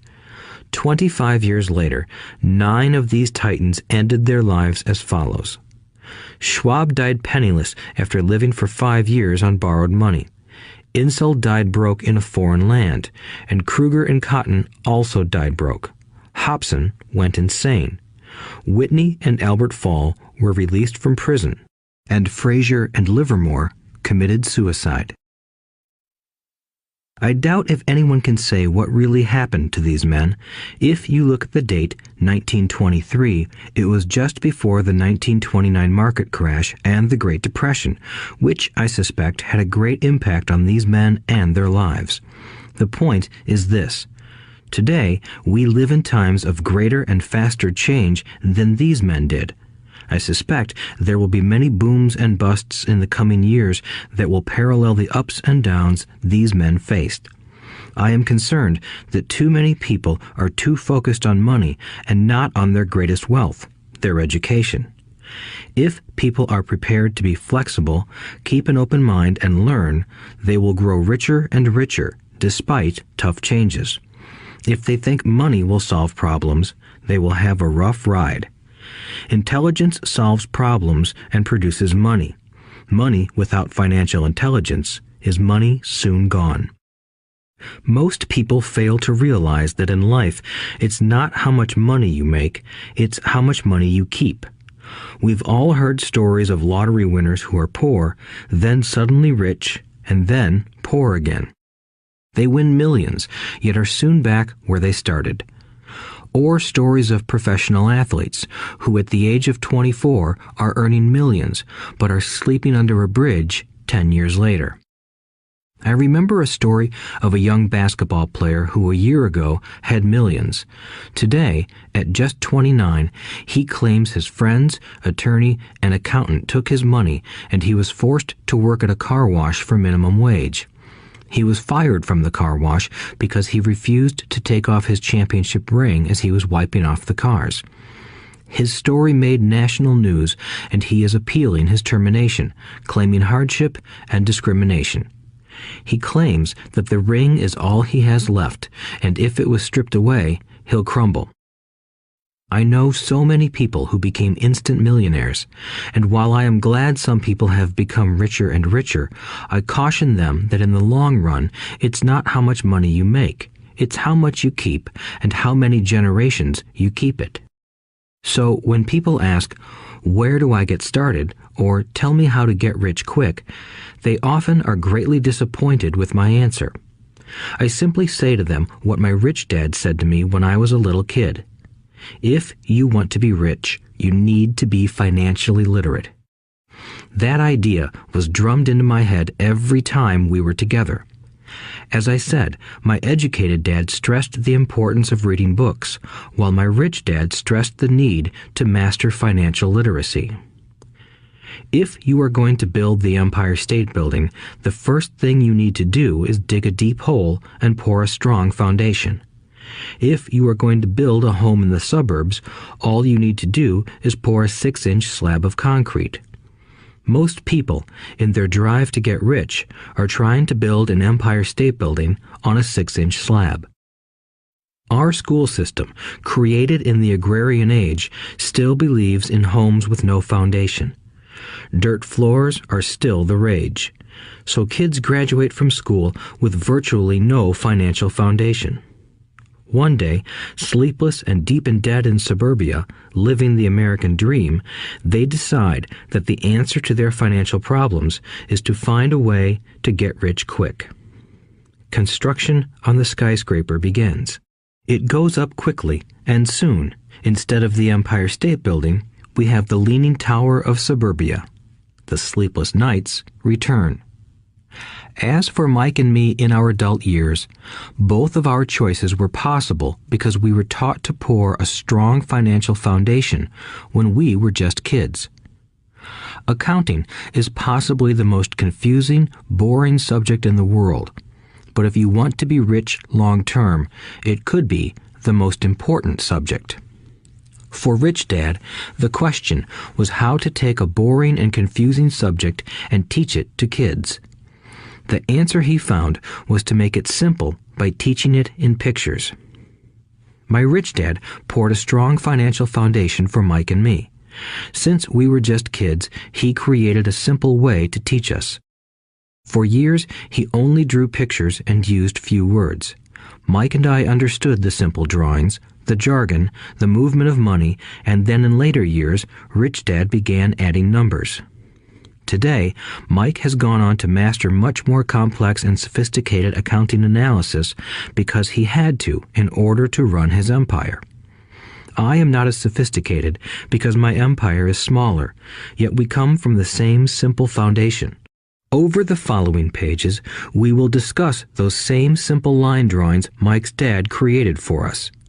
Though basic, those drawings helped guide two little boys in building great sums of wealth on a solid and deep foundation.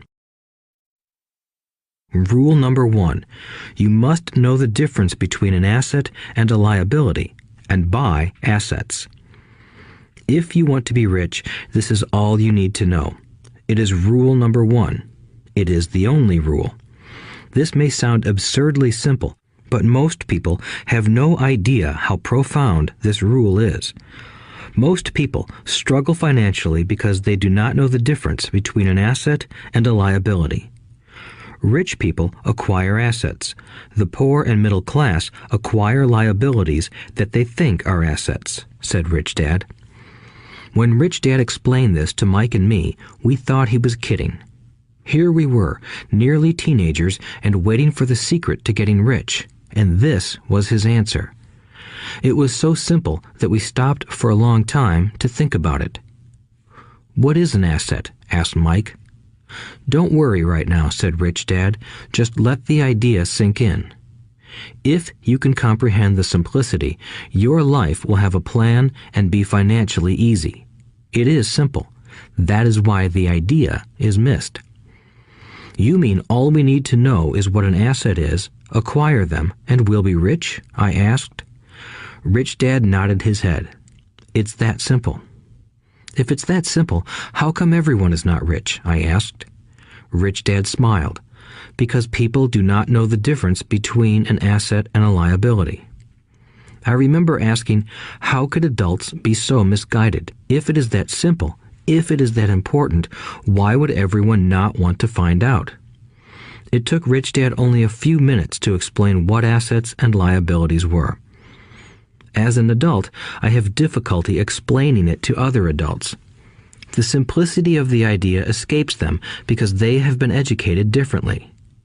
They were taught by other educated professionals, such as bankers, accountants, real estate agents, financial planners, and so forth.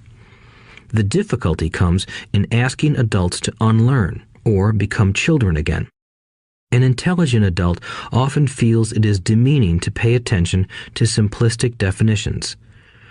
Rich Dad believed in the KISS principle. Keep it simple, stupid, or keep it super simple. So he kept it simple for us, and that made our financial foundation strong. So what causes the confusion?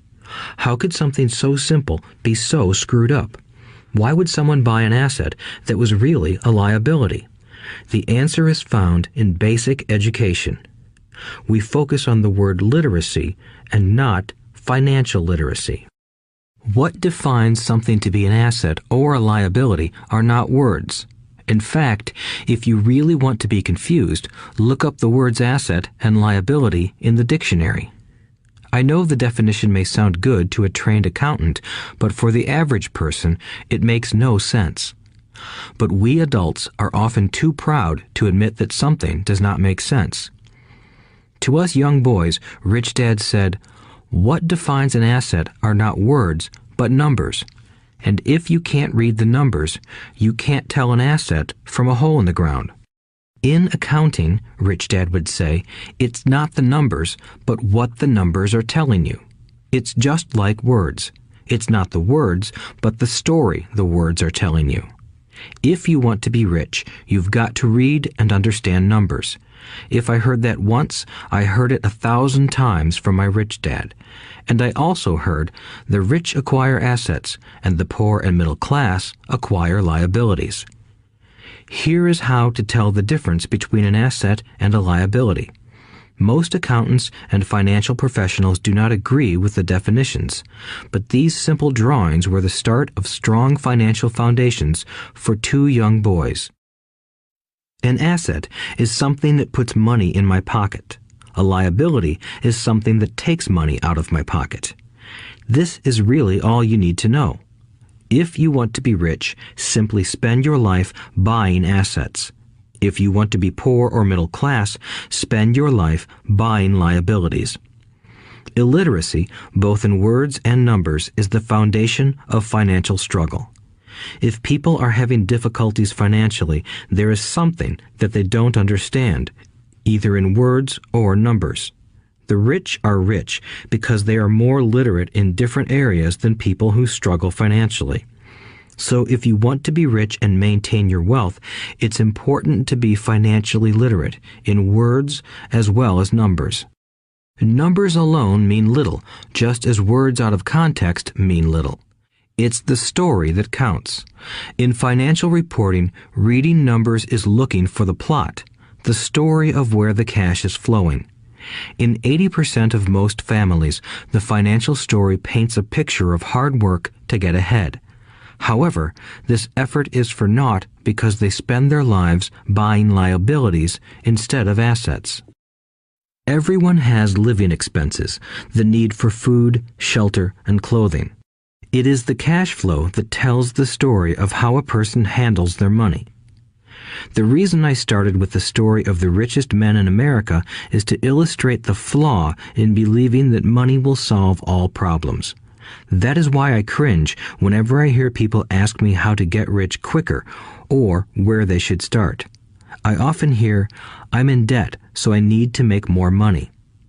But more money will often not solve the problem. In fact, it may compound the problem. Money often makes obvious our tragic human flaws, putting a spotlight on what we don't know. That is why, all too often, a person who comes into a sudden windfall of cash, let's say an inheritance, a pay raise, or lottery winnings, soon returns to the same financial mess, if not worse than the mess they were in before. Money only accentuates the cash flow pattern running in your head. If your pattern is to spend everything you get, most likely an increase in cash will just result in an increase in spending. Thus the saying, "A fool and his money is one big party." I have said many times that we go to school to gain scholastic and professional skills, both of which are important. We learn to make money with our professional skills. In the 1960s, when I was in high school, if someone did well academically, people assumed this bright student would go on to be a medical doctor because it was the profession with the promise of the greatest financial reward.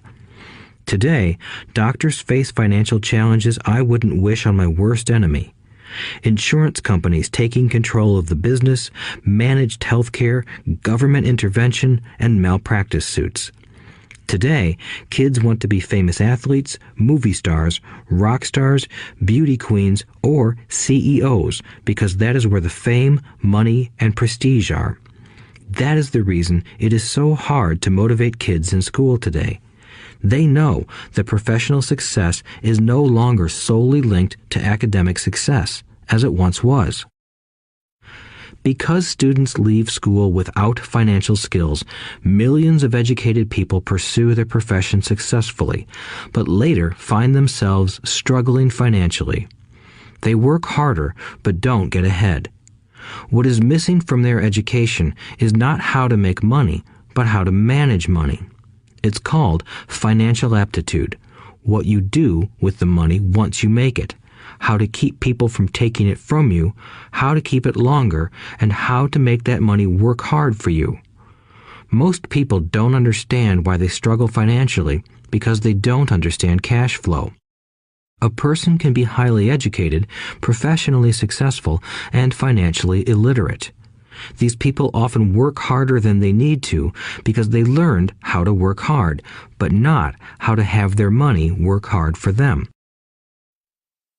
The story of how the quest for a financial dream turns into a financial nightmare. The classic story of hardworking people has set a pattern. Recently married, the happy, highly educated young couple moves into one of their cramped, rented apartments. Immediately, they realize that they are saving money because two can live as cheaply as one. The problem is the apartment is cramped. They decide to save money to buy their dream home so they can have kids. They now have two incomes, and they begin to focus on their careers. Their incomes begin to increase.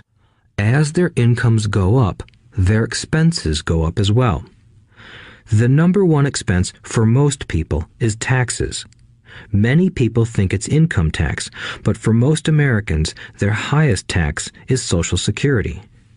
As an employee, it appears as if the Social Security tax combined with the Medicare tax rate is roughly 7.5%, but it's really 15% since the employer must match the Social Security amount. In essence, it is money the employer can't pay you. On top of that, you still have to pay income tax on the amount deducted from your wages for Social Security tax. Income you never received because it went directly to Social Security through withholding. Going back to the young couple, as a result of their incomes increasing, they decide to buy the house of their dreams.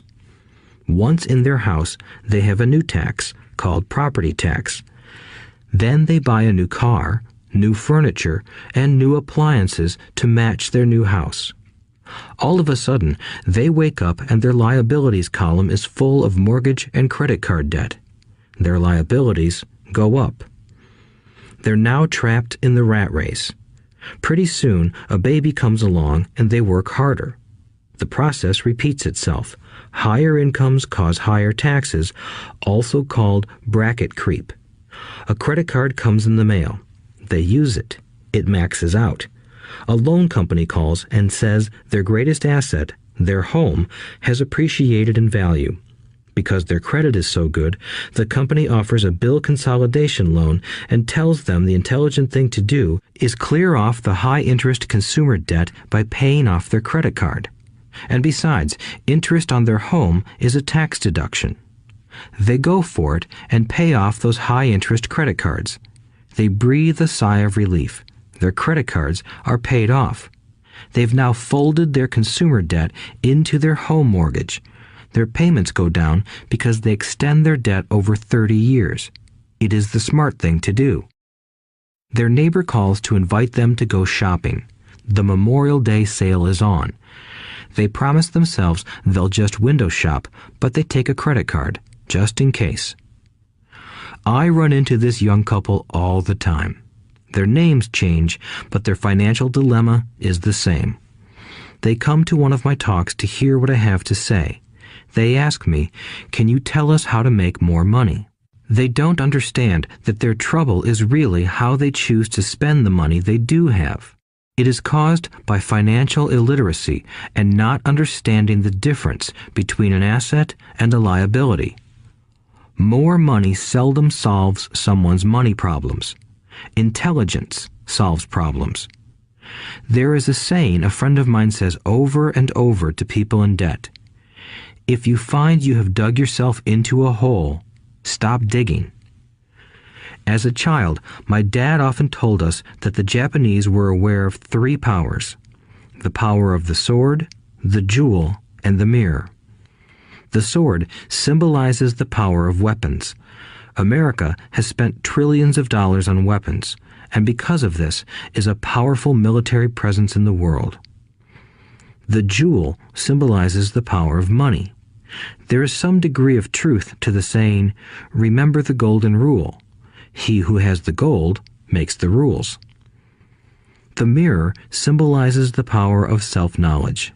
This self-knowledge, according to Japanese legend, was the most treasured of the 3. All too often, the poor and middle class allow the power of money to control them.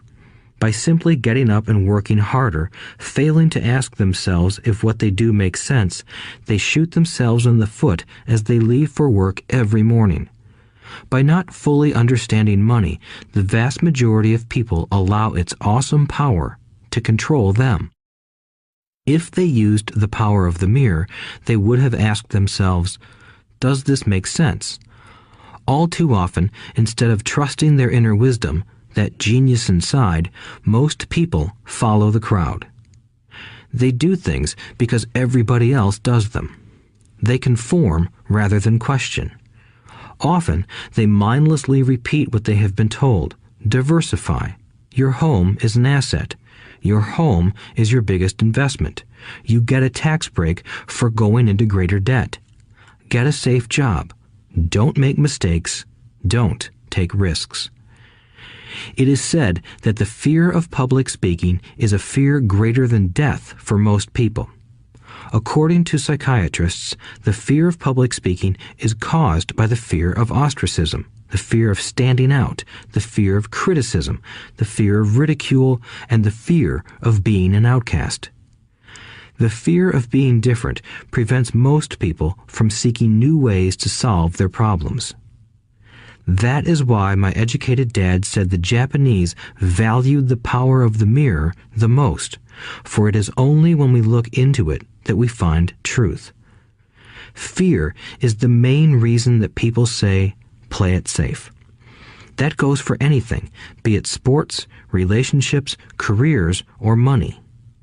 It is that same fear, the fear of ostracism, that causes people to conform to, and not question, commonly accepted opinions or popular trends.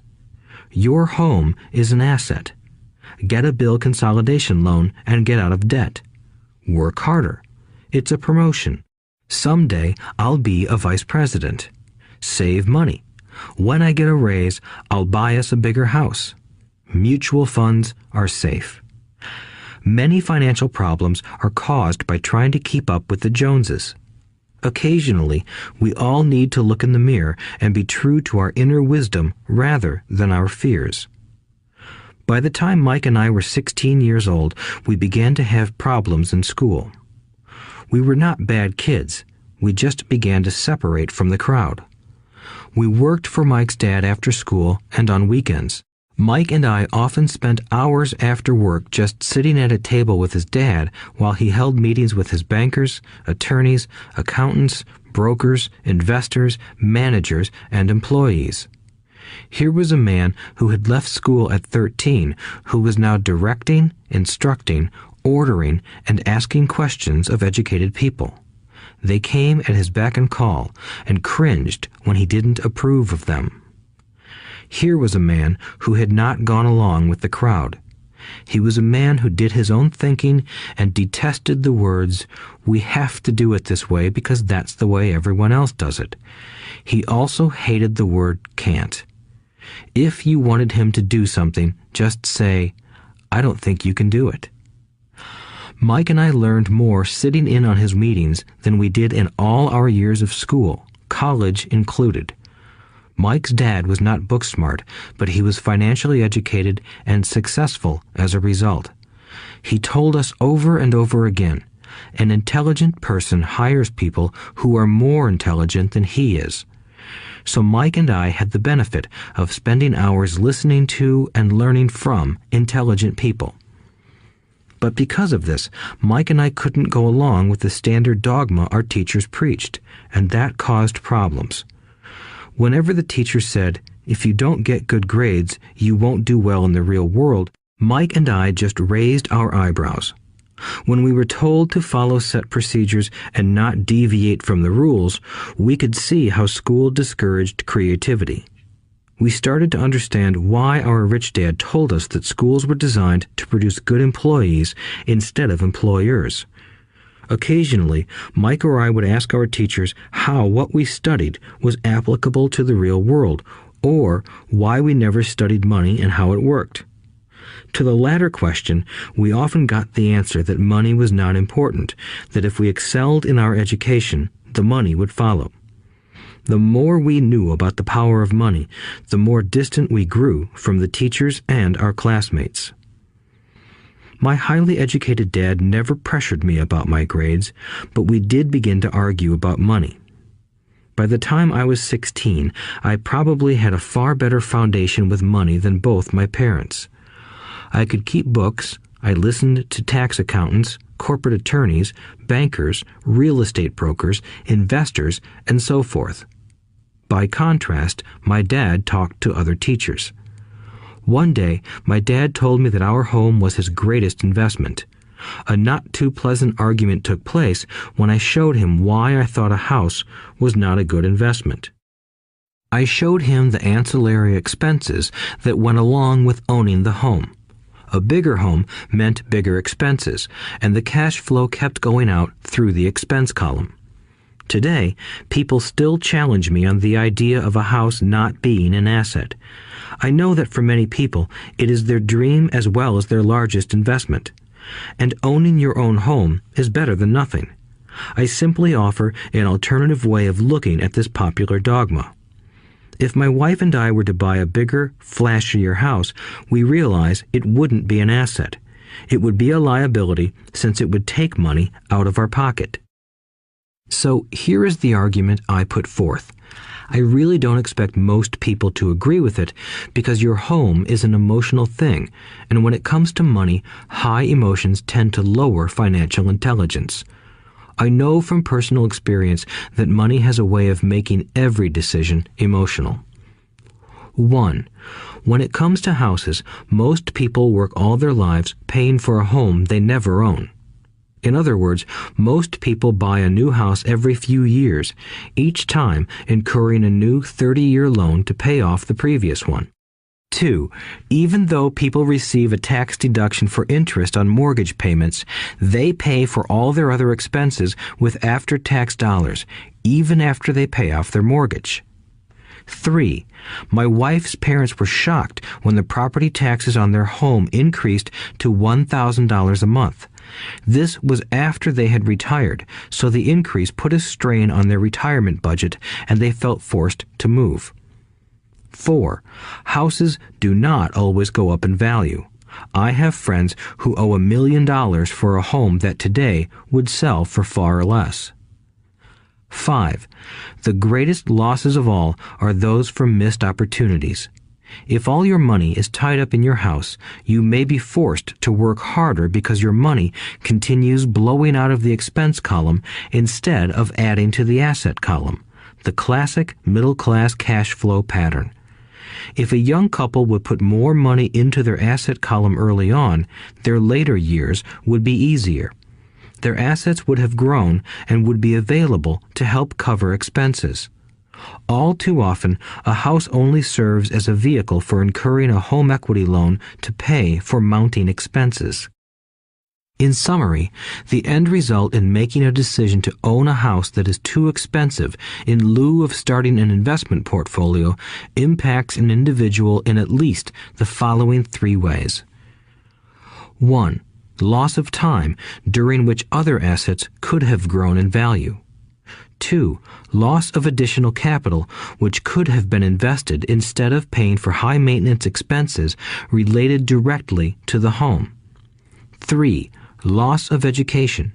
Too often, people count their house and savings and retirement plans as all they have in their asset column. Because they have no money to invest, they simply don't invest. This costs them investment experience. Most never become what the investment world calls a sophisticated investor. And the best investments are usually first sold to sophisticated investors, who then turn around and sell them to the people playing it safe. I am not saying don't buy a house. What I'm saying is that you should understand the difference between an asset and a liability. When I want a bigger house, I first buy assets that will generate the cash flow to pay for the house. My educated dad's personal financial statement best demonstrates the life of someone caught in the rat race. His expenses match his income, never allowing him enough left over to invest in assets. As a result, his liabilities are larger than his assets. Why the rich get richer. A review of my rich dad's financial statement shows why the rich get richer. The asset column generates more than enough income to cover expenses, with the balance reinvested into the asset column. The asset column continues to grow, and therefore the income it produces grows with it. The result is that the rich get richer. Why the middle class struggle. The middle class finds itself in a constant state of financial struggle. Their primary income is through their salary. As their wages increase, so do their taxes. Their expenses tend to increase in proportion to their salary increase, hence the phrase, the rat race. They treat their home as their primary asset instead of investing in income-producing assets. This pattern of treating your home as an investment and the philosophy that a pay raise means you can buy a larger home or spend more is the foundation of today's debt-ridden society. Increased spending throws families into greater debt and into more financial uncertainty, even though they may be advancing in their jobs and receiving raises on a regular basis. This is high-risk living caused by weak financial education. The massive loss of jobs in recent times proves how shaky the middle class really is financially. Company pension plans are being replaced by 401k plans. Social Security is obviously in trouble and can't be relied upon as a source for retirement. Panic has set in for the middle class. Today, mutual funds are popular because they supposedly represent safety.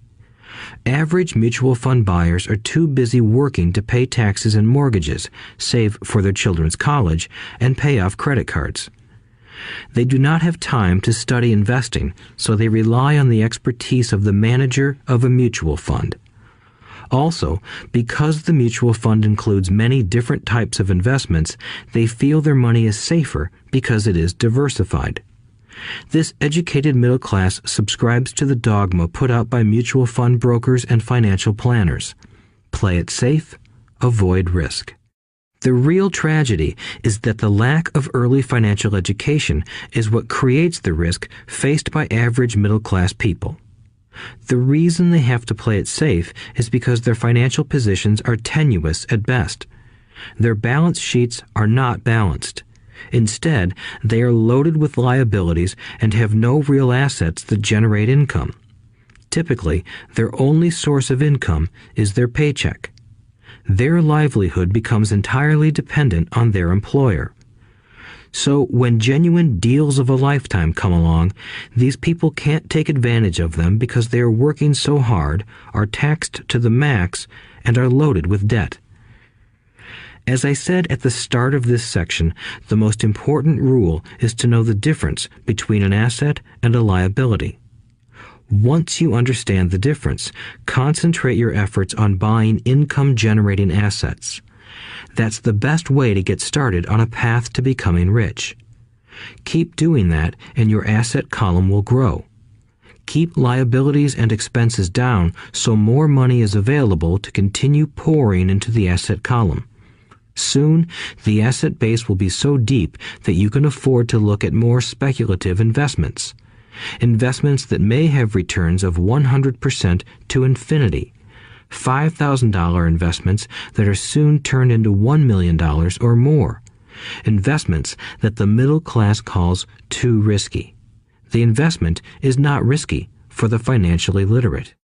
As an employee who is also a homeowner, your working efforts are generally as follows. 1. You work for the company. Employees make their business owner or the shareholders rich, not themselves. Your efforts and success will help provide for the owner's success and retirement. 2. You work for the government. The government takes its share from your paycheck before you even see it. By working harder, you simply increase the amount of taxes taken by the government. Most people work from January to May just for the government. 3. You work for the bank. After taxes, your next largest expense is usually your mortgage and credit card debt. The problem with simply working harder is that each of these 3 levels takes a greater share of your increased efforts. You need to learn how to have your increased efforts benefit you and your family directly.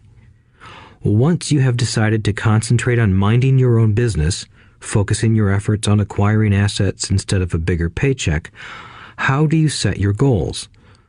Most people must keep their job and rely on their wages to fund their acquisition of assets.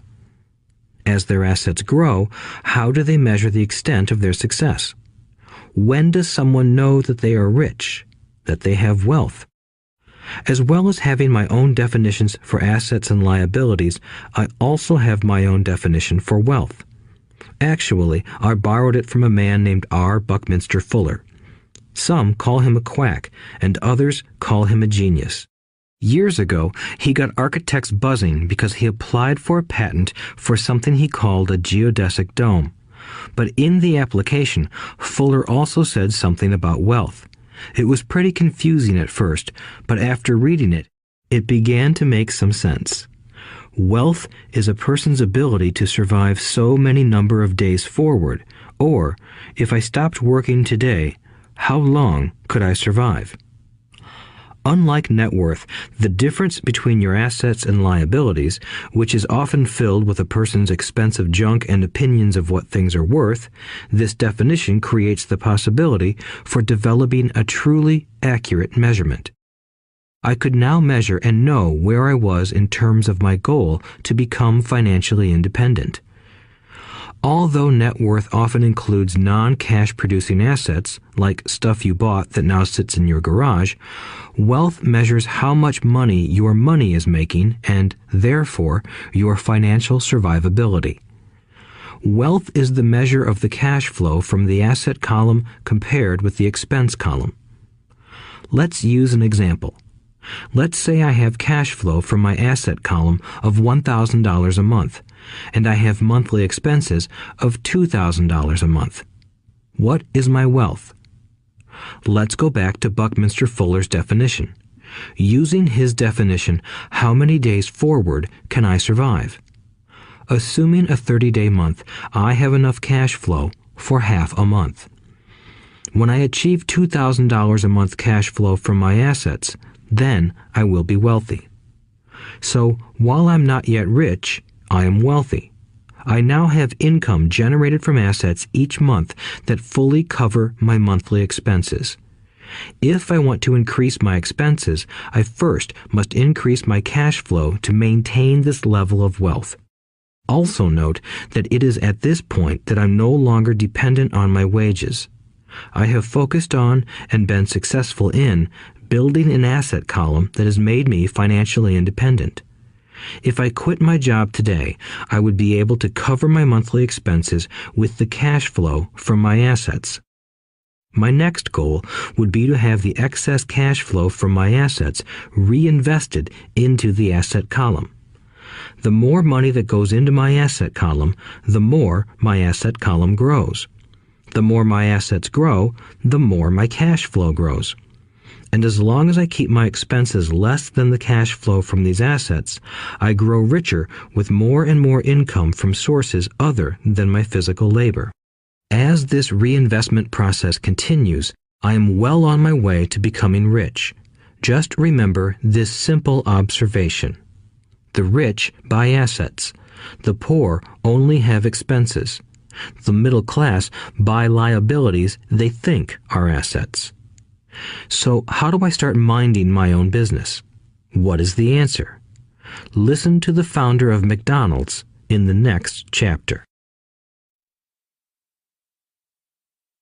Chapter 3. Lesson 3. Mind your own business. The rich focus on their asset columns while everyone else focuses on their income statements. In 1974, Ray Kroc, the founder of McDonald's, was asked to speak to the MBA class at the University of Texas at Austin. A friend of mine was a student in that MBA class. After a powerful and inspiring talk, the class adjourned and the students asked Ray if he would join them at their favorite hangout to have a few beers. Ray graciously accepted. "What business am I in?" Ray asked once the group had all their beers in hand. Everyone laughed, my friend said. Most of the MBA students thought Ray was just fooling around. No one answered, so Ray asked again. "What business do you think I'm in?" The students laughed again, and finally one brave soul yelled out, "Ray, who in the world doesn't know that you're in the hamburger business?" Ray chuckled. "That's what I thought you would say." He paused and then quickly added, "Ladies and gentlemen, I'm not in the hamburger business. My business is real estate." As my friend tells the story, Ray spent a good amount of time explaining his viewpoint. In his business plan, Ray knew that the primary business focus was to sell hamburger franchises, but what he never lost sight of was the location of each franchise. He knew that the land and its location were the most significant factors in the success of each franchise. Basically, the person who bought the franchise was also buying the real estate under the franchise for Ray Kroc's organization. Today, McDonald's is the largest single owner of real estate in the world, owning even more than the Catholic Church. McDonald's owns some of the most valuable intersections and street corners in America and around the globe.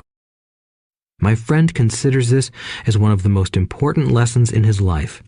Today, he owns car washes, but his business is the real estate under those car washes. The previous chapter presented that most people work for everyone but themselves. They work first for the owners of the company, then for the government through taxes, and finally for the bank that owns their mortgage. When I was a young boy, we did not have a McDonald's nearby. Yet my rich dad was responsible for teaching Mike and me the same lesson that Ray Kroc talked about at the University of Texas. It is secret number 3 of the rich. The secret is mind your own business. Financial struggle is often directly the result of people working all their lives for someone else. Many people will simply have nothing at the end of their working days to show for their efforts. Our current educational system focuses on preparing today's youth to get good jobs by developing scholastic skills. Their lives will revolve around their wages or, as described earlier, their income column. Many will study further to become engineers, scientists, cooks, police officers, artists, writers, and so on. These professional skills allow them to enter the workforce and work for money. But there is a big difference between your profession and your business. Often I ask people, "What is your business?" And they will say, "Oh, I'm a banker." Then I ask them if they own the bank, and they usually respond, "No, I work there." In that instance, they have confused their profession with their business. Their profession may be a banker, but they still need their own business. A problem with school is that you often become what you study. So if you study cooking, you become a chef. If you study the law, you become an attorney. And a study of auto mechanics makes you a mechanic. The mistake in becoming what you study is that too many people forget to mind their own business. They spend their lives minding someone else's business and making that person rich. To become financially secure, a person needs to mind their own business. Your business revolves around your asset column, not your income column. As stated earlier, the number one rule is to know the difference between an asset and a liability and to buy assets. The rich focus on their asset columns, while everyone else focuses on their income statements. That is why we hear so often, "I need a raise. If only I had a promotion. I am going back to school to get more training so I can get a better job. I am going to work overtime. Maybe I can get a second job." In some circles, these are sensible ideas, but you are still not minding your own business. These ideas all still focus on the income column and will only help a person become more financially secure if the additional money is used to purchase income-generating assets. The primary reason the majority of the poor and middle class are fiscally conservative, which means I can't afford to take risks, is that they have no financial foundation. They have to cling to their jobs and play it safe. When downsizing became the in thing to do, millions of workers found out their largest so-called asset, their home, was eating them alive. Their asset was costing them money every month. Their car, another asset, was eating them alive. The golf clubs in the garage that cost $1,000 were not worth $1,000 anymore. Without job security, they had nothing to fall back on. What they thought were assets could not help them survive in a time of financial crisis. I assume most of us have filled out a credit application to buy a house or a car. It's always interesting to look at the net worth section because of what accepted banking and accounting practices allow a person to count as assets. One day when I wanted a loan, my financial position did not look too good. So I added my new golf clubs, my art collection, books, electronics, Armani suits, wristwatches, shoes, and other personal effects to boost the number in the asset column. But I was turned down because I had too much investment real estate. The loan committee didn't like that I made so much money from rent. They wanted to know why I did not have a normal job with a salary. They did not question the Armani suits, golf clubs, or art collection. Life is sometimes tough when you do not fit the standard profile. I cringe every time I hear someone say to me that their net worth is $1 million or $100,000 or whatever. One of the main reasons net worth is not accurate is simply because the moment you begin selling your assets, you are taxed for any gains. So many people have put themselves in deep financial trouble when they run short of income. To raise cash, they sell their assets.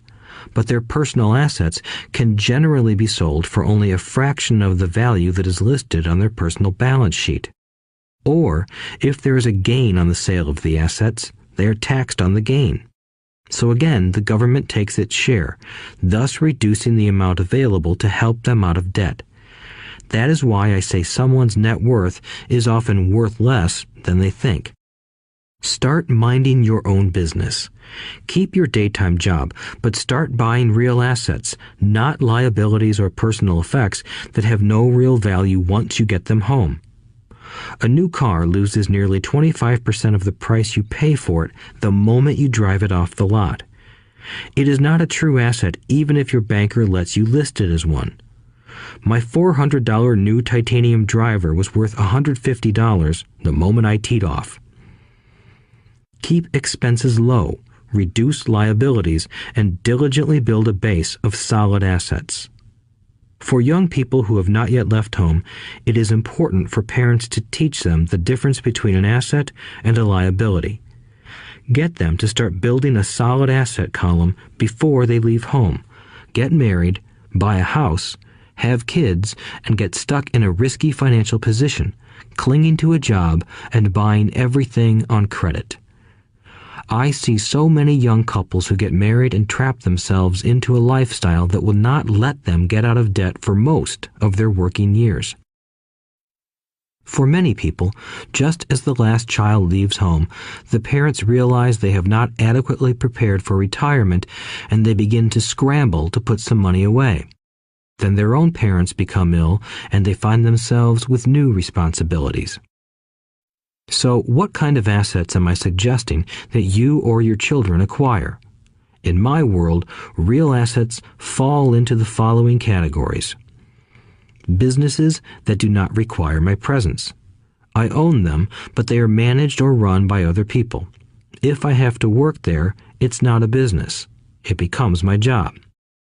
Stocks, bonds, income-generating real estate, notes, IOUs, royalties from intellectual property such as music, scripts, and patents. Anything else that has value, produces income, or appreciates, and has a ready market. As a young boy, my educated dad encouraged me to find a safe job, but my rich dad encouraged me to begin acquiring assets that I loved. If you don't love it, you won't take care of it. I collect real estate simply because I love buildings and land. I love shopping for them, and I could look at them all day long. When problems arise, the problems aren't so bad that it changes my love for real estate. For people who hate real estate, they shouldn't buy it. I also love stocks of small companies, especially startups, because I am an entrepreneur, not a corporate person. In my early years, I worked in large organizations such as Standard Oil of California, the U.S. Marine Corps, and Xerox Corporation. I enjoyed my time with those organizations and have fond memories, but I know deep down I am not a company man. I like starting companies, not running them. So my stock buys are usually of small companies. Sometimes I even start the company and take it public. Fortunes are made in new stock issues, and I love the game. Many people are afraid of small cap companies and call them risky, and they are. But that risk is diminished if you love what the investment is, understand it, and know the game.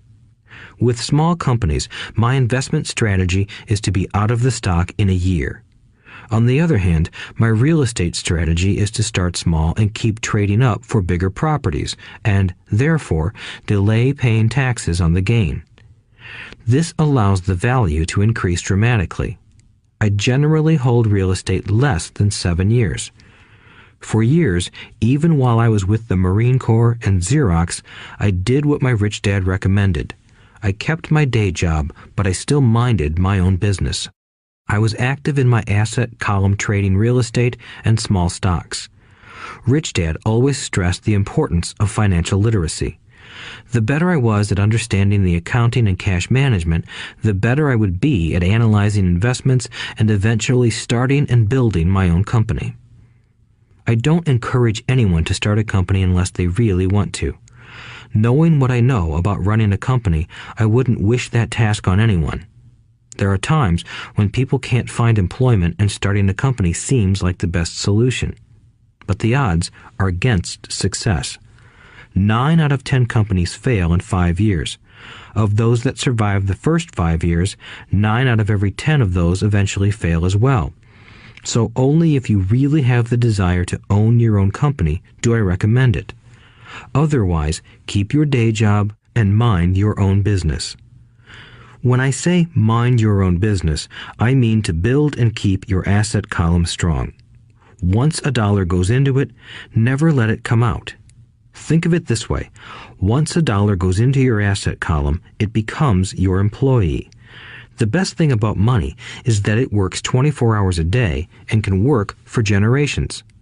Keep your day job, be a great hard-working employee, but keep building that asset column. As your cash flow grows, you can indulge in some luxuries. An important distinction is that rich people buy luxuries last, while the poor and middle class tend to buy luxuries first. The poor and the middle class often buy luxury items like big houses, diamonds, furs, jewelry, or boats because they want to look rich. They look rich, but in reality they just get deeper in debt on credit. The old money people, the long-term rich, build their asset column first. Then the income generated from the asset column buys their luxuries. The poor and middle class buy luxuries with their own sweat, blood, and children's inheritance. A true luxury is a reward for investing in and developing a real asset. For example, when my wife Kim and I had extra money coming from our apartment houses, she went out and bought her Mercedes. It didn't take any extra work or risk on her part because the apartment house bought the car. She did, however, have to wait 4 years while the real estate investment portfolio grew and began generating enough extra cash flow to pay for the car. But the luxury, the Mercedes, was a true reward because she proved she knew how to grow her asset column. That car now means a lot more to her than simply another pretty car. It means she used her financial intelligence to afford it. Instead, most people impulsively go out and buy a new car or some other luxury on credit. They may feel bored and just want a new toy. Buying a luxury on credit often causes a person to eventually resent that luxury because the debt becomes a financial burden. After you've taken the time and invested in and built your own business, you are now ready to learn the biggest secret of the rich, the secret that puts the rich way ahead of the pack. Chapter 4. Lesson 4. The History of Taxes and the Power of Corporations. My rich dad just played the game smart, and he did it through corporations, the biggest secret of the rich. I remember in school being told the story of Robin Hood and his merry men. My teacher thought it was a wonderful story of a romantic hero who robbed from the rich and gave to the poor. My rich dad did not see Robin Hood as a hero. He called Robin Hood a crook. Robin Hood may be long gone, but his followers live on. I often still hear people say, "Why don't the rich pay for it?" Or, "The rich should pay more in taxes and give it to the poor." It is this Robin Hood fantasy, or taking from the rich to give to the poor, that has caused the most pain for the poor and the middle class. The reason the middle class is so heavily taxed is because of the Robin Hood ideal. The reality is that the rich are not taxed. It's the middle class who pays for the poor, especially the educated, upper-income middle class. Again, to understand fully how things happen, we need to look at the history of taxes. Although my highly educated dad was an expert on the history of education, my rich dad fashioned himself an expert on the history of taxes. Rich Dad explained to Mike and me that originally in England and America, there were no taxes.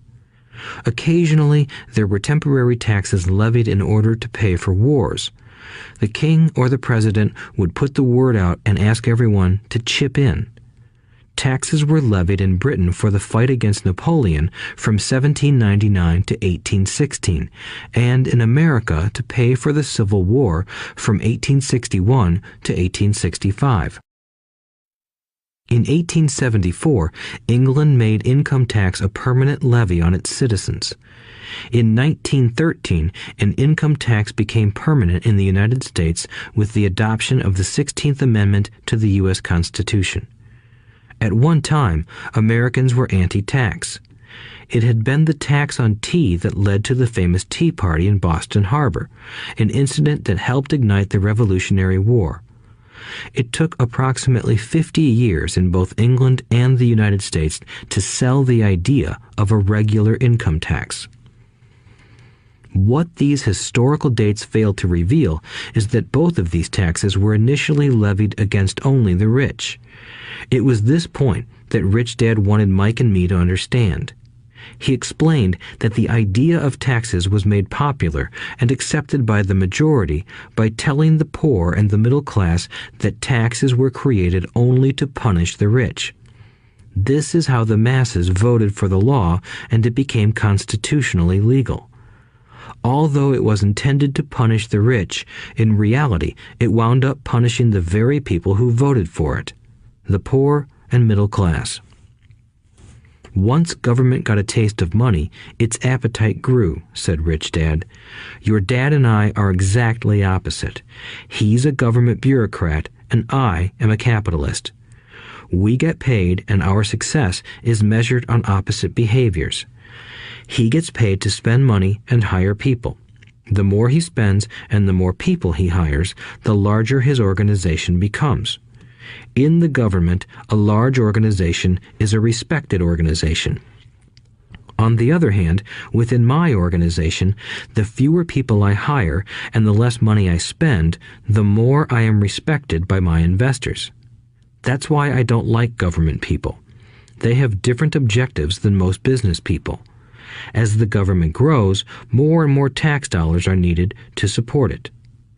My educated dad sincerely believed that government should help people. He loved John F. Kennedy and especially the idea of the Peace Corps. He loved the idea so much that both he and my mom worked for the Peace Corps, training volunteers to go to Malaysia, Thailand, and the Philippines. He always strived for additional grants and budget increases so he could hire more people, both in his job with the Education Department and in the Peace Corps.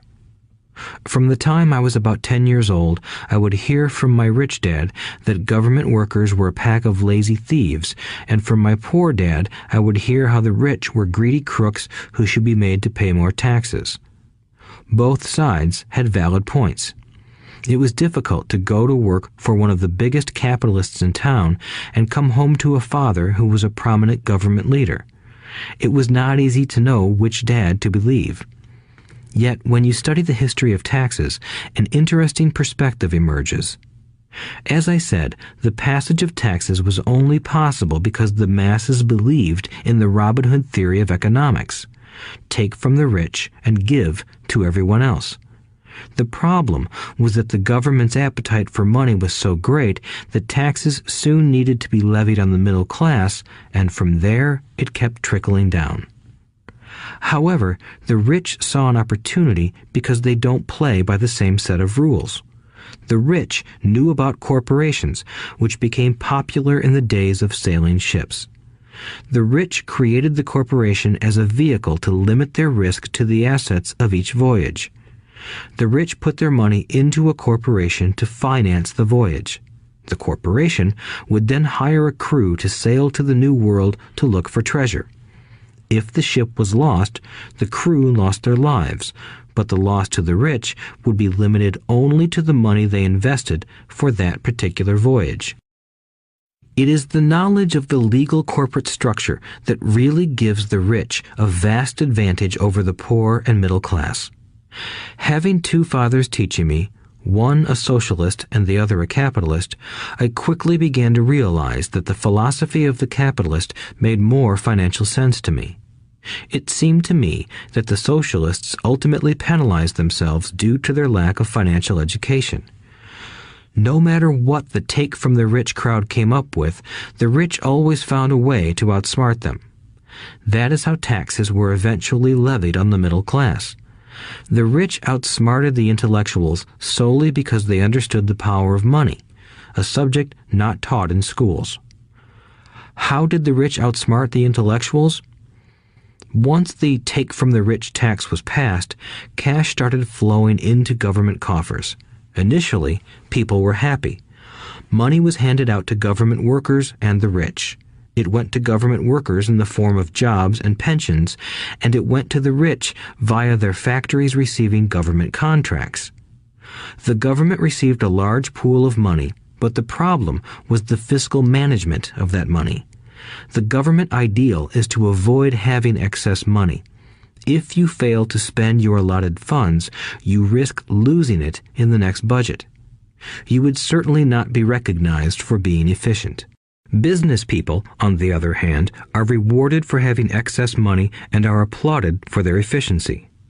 As this cycle of growing government spending continued, the demand for money increased, and the tax the rich idea was adjusted to include lower income levels down to the very people who voted it in, the poor and the middle class.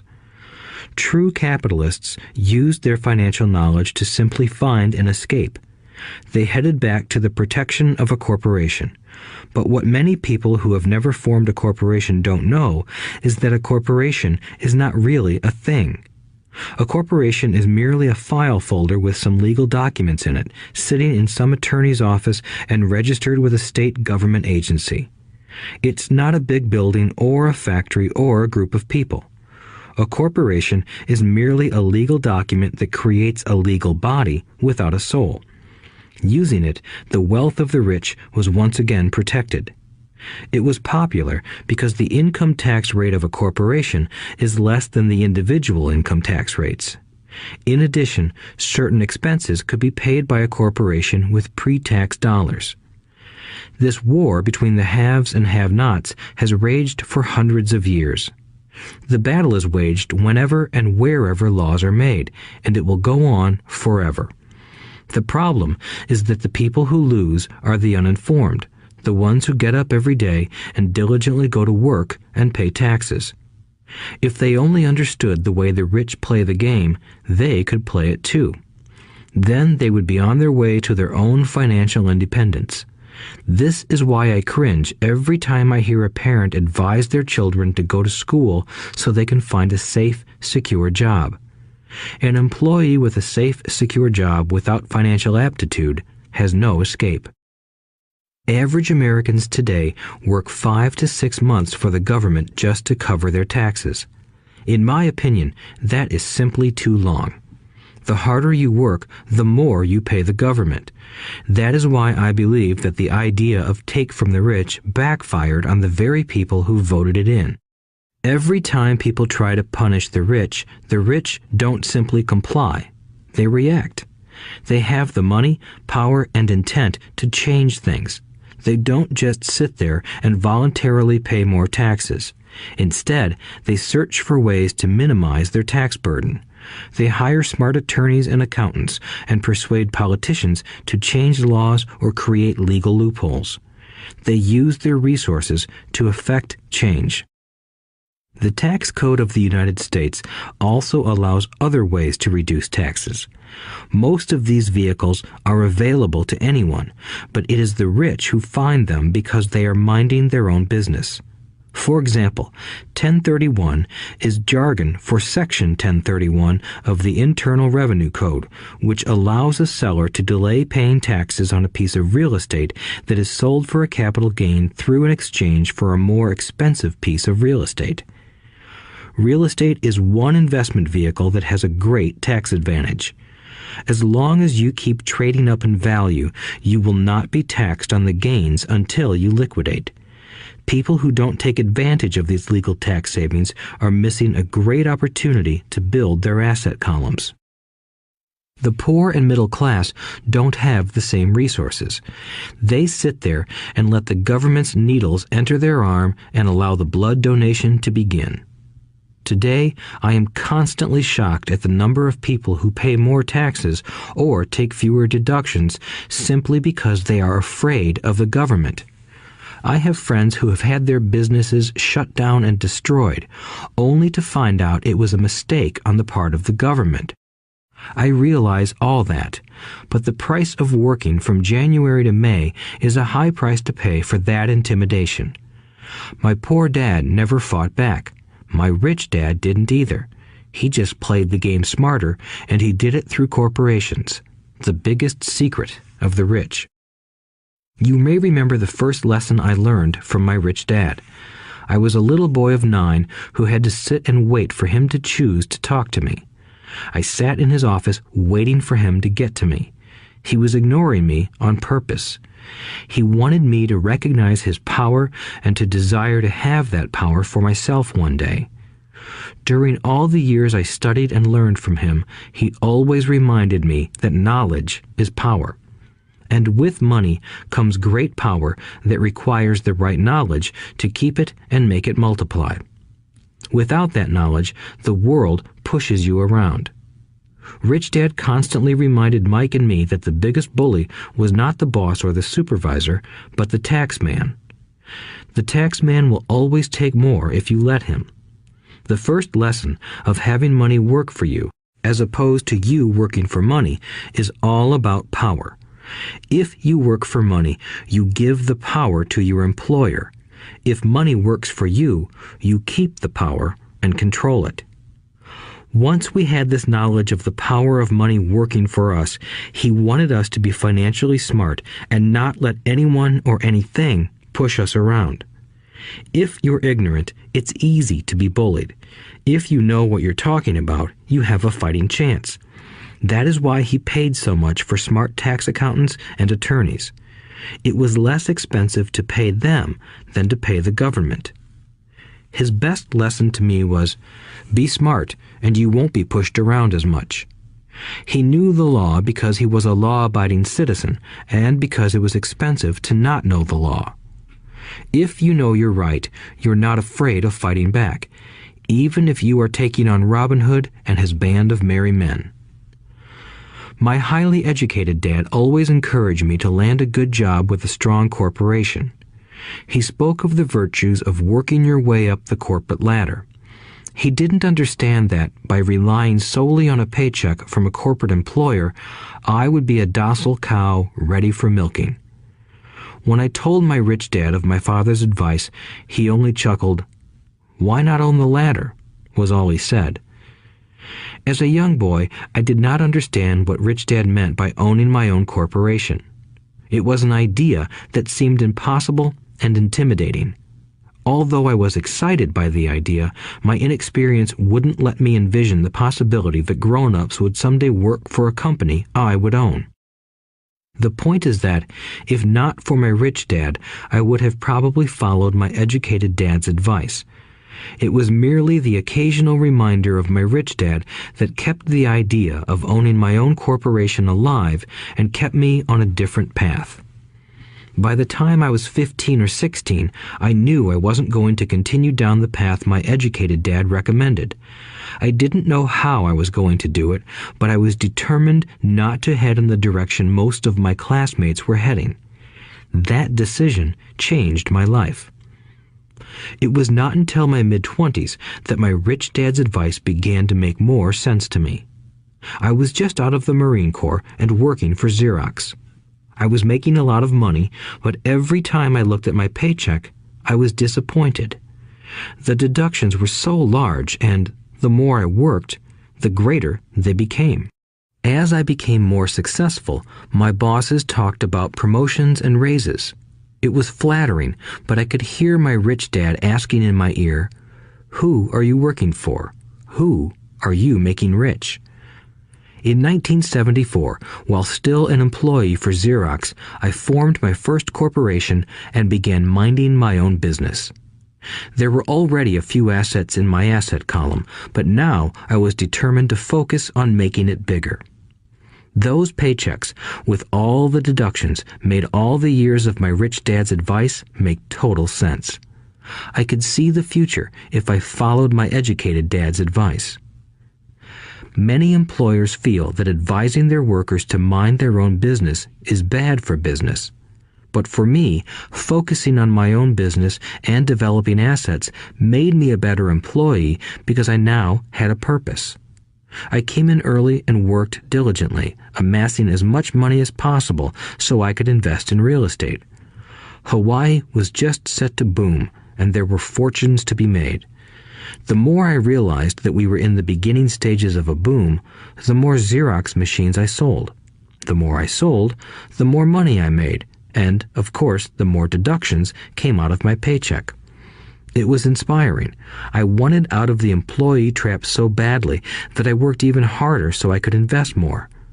By 1978, I was consistently one of the top 5 salespeople at the company. I badly wanted out of the rat race. In less than 3 years, I was making more in my real estate holding corporation than I was making at Xerox, and the money I was making in my asset column in my own corporation was money working for me, not me pounding on doors selling copiers. My rich dad's advice made much more sense. Soon, the cash flow from my properties were so strong that my company bought me my first Porsche. My fellow Xerox salespeople thought I was spending my commissions. I wasn't. I was investing my commissions in assets. My money was working hard to make more money. Each dollar in my asset column was a great employee, working hard to make more employees and buy the boss a new Porsche with before-tax dollars. I began to work harder for Xerox. The plan was working, and my Porsche was the proof. By using the lessons I learned from my rich dad, I was able to get out of the proverbial rat race at an early age. It was made possible because of the strong financial knowledge I had acquired through Rich Dad's lessons. Without this financial knowledge, which I call financial intelligence or financial IQ, my road to financial independence would have been much more difficult. I now teach others in the hope that I may share my knowledge with them. I remind people that financial IQ is made up of knowledge from 4 broad areas of expertise. 1. Accounting. Accounting is financial literacy or the ability to read numbers. This is a vital skill if you want to build an empire. The more money you are responsible for, the more accuracy is required, or the house comes tumbling down. This is the left brain side, or the details. Financial literacy is the ability to read and understand financial statements, which allows you to identify the strengths and weaknesses of any business. 2. Investing. Investing is the science of money making money. This involves strategies and formulas which use the creative right brain side. 3. Understanding markets. Understanding markets is the science of supply and demand. You need to know the technical aspects of the market, which are emotion-driven, in addition to the fundamental or economic aspects of an investment. Does an investment make sense or does it not make sense based on current market conditions? 4. The law. A corporation wrapped around the technical skills of accounting, investing, and markets can contribute to explosive growth. A person who understands the tax advantages and protections provided by a corporation can get rich so much faster than someone who is an employee or a small business sole proprietor.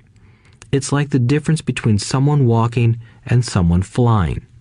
The difference is profound when it comes to long-term wealth. Tax advantages. A corporation can do many things that an employee cannot, like pay expenses before paying taxes. That is a whole area of expertise that is very exciting. Employees earn and get taxed and then try to live on what is left. A corporation earns, spends everything it can, and is taxed on anything that is left. It's one of the biggest legal tax loopholes that the rich use. They're easy to set up and are not expensive if you own investments that are producing good cash flow. For example, by owning your own corporation, your vacations can be board meetings in Hawaii. Car payments, insurance, repairs, and health club memberships are company expenses. Most restaurant meals are partial expenses, and on. But it's done legally with pre-tax dollars. Protection from lawsuits. We live in a litigious society. Everybody wants a piece of your action. The rich hide much of their wealth using vehicles such as corporations and trusts to protect their assets from creditors. When someone sues a wealthy individual, they are often met with layers of legal protection and often find that the wealthy person actually owns nothing. They control everything, but own nothing. The poor and middle class try to own everything and lose it to the government or to fellow citizens who like to sue the rich. They learned it from the Robin Hood story. Take from the rich and give it to the poor. It is not the purpose of this audiobook to go into the specifics of owning a corporation. But I will say that if you own any kind of legitimate assets, I would consider finding out more about the benefits and protection offered by a corporation as soon as possible. There are many books written on the subject that will detail the benefits and even walk you through the steps necessary to set up a corporation. Garrett Sutton's books on corporations provide wonderful insight into the power of personal corporations. Financial IQ is actually the synergy of many skills and talents. I would say it is the combination of the 4 technical skills listed above that make up basic financial intelligence. If you aspire to great wealth, it is the combination of these skills that will greatly amplify your financial intelligence. In summary, business owners with corporations 1. Earn, 2. Spend, 3. Pay taxes. Employees who work for corporations 1. Earn, 2. Pay taxes, 3. Spend.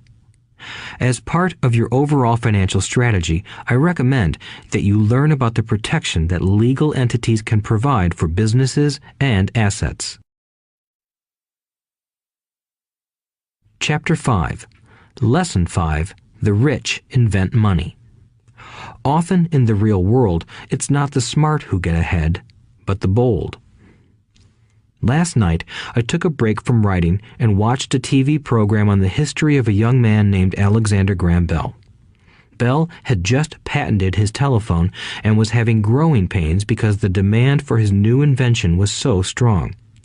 Needing a bigger company, he then went to the giant at that time, Western Union, and asked them if they would buy his patent and his tiny company. He wanted $100,000 for the whole package. The president of Western Union scoffed at him and turned him down, saying the price was ridiculous. The rest is history. A multi-billion-dollar industry emerged, and AT&T was born. The evening news came on right after the story of Alexander Graham Bell. On the news was a story of another downsizing at a local company. The workers were angry and complained that the company ownership was unfair.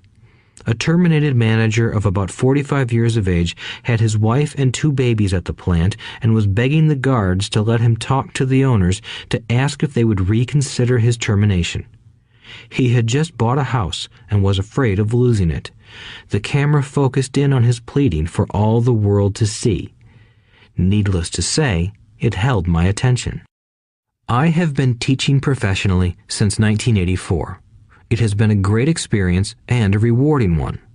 It is also a disturbing profession, for I have taught thousands of individuals, and I see one thing in common in all of us, myself included. We all have tremendous potential, and we all are blessed with gifts. Yet the one thing that holds all of us back is some degree of self-doubt. It is not so much the lack of technical information that holds us back, but more the lack of self-confidence. Some are more affected than others.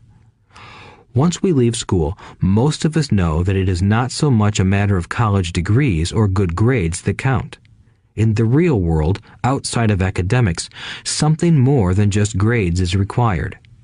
I have heard it called many things: guts, chutzpah, balls, audacity, bravado, cunning, daring, tenacity, and brilliance. This factor, whatever it is labeled, ultimately decides one's future much more than school grades do. Inside each of us is one of these brave, brilliant, and daring characters. There is also the flip side of that character, people who could get down on their knees and beg if necessary. After a year in Vietnam as a Marine Corps pilot, I got to know both of those characters inside of me intimately. One is not better than the other. Yet, as a teacher, I recognized that it was excessive fear and self-doubt that were the greatest detractors of personal genius. It broke my heart to see students know the answers, yet lack the courage to act on the answer. Often in the real world, it's not the smart who get ahead, but the bold. In my personal experience, your financial genius requires both technical knowledge as well as courage. If fear is too strong, the genius is suppressed. In my classes, I strongly urge students to learn to take risks, to be bold, and to let their genius convert that fear into power and brilliance. It works for some and just terrifies others. I have come to realize that for most people, when it comes to the subject of money, they would rather play it safe. I have had to field questions such as, why take risks? Why should I bother developing my financial IQ? Why should I become financially literate? And I answer, just to have more options. There are huge changes up ahead. In the coming years, there will be more people just like the young inventor Alexander Graham Bell. There will be 100 people like Bill Gates and hugely successful companies like Microsoft created every year all over the world. And there will also be many more bankruptcies, layoffs, and downsizings. So why bother developing your financial IQ? No one can answer that but you. Yet I can tell you why I myself do it. I do it because it is the most exciting time to be alive. I'd rather be welcoming change than dreading change. I'd rather be excited about making millions than worrying about not getting a raise. This period we are in now is a most exciting time, unprecedented in our world's history. Generations from now, people will look back at this period of time and remark at what an exciting era it must have been. It was the death of the old and birth of the new. It was full of turmoil, and it was exciting. So why bother developing your financial IQ? Because if you do, you will prosper greatly. And if you don't, this period of time will be a frightening one. It will be a time of watching some people move boldly forward while others cling to worn-out life preservers. Land was wealth 300 years ago, so the person who owned the land owned the wealth. Later, wealth was in factories and production, and America rose to dominance. The industrialist owned the wealth. Today, wealth is in information, and the person who has the most timely information owns the wealth. The problem is that information flies around the world at the speed of light.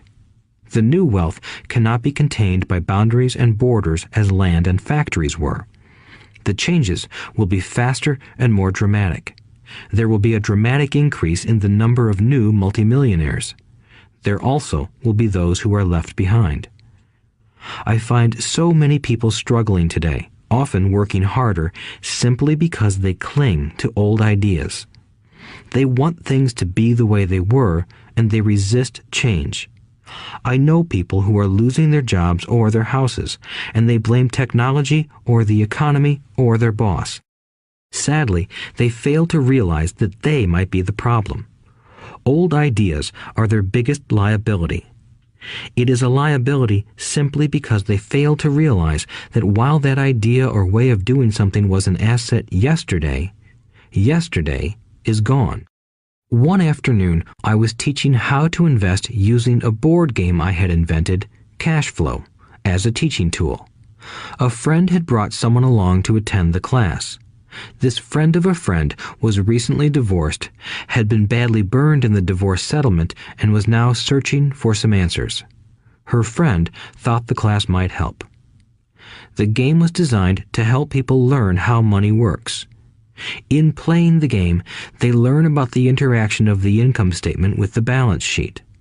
They learn how cash flows between the two and how the road to wealth is through striving to increase your monthly cash flow from the asset column to the point that it exceeds your monthly expenses. Once you accomplish this, you are able to get out of the rat race and out onto the fast track. As I have said, some people hate the game, some love it, and others miss the point. This woman missed a valuable opportunity to learn something.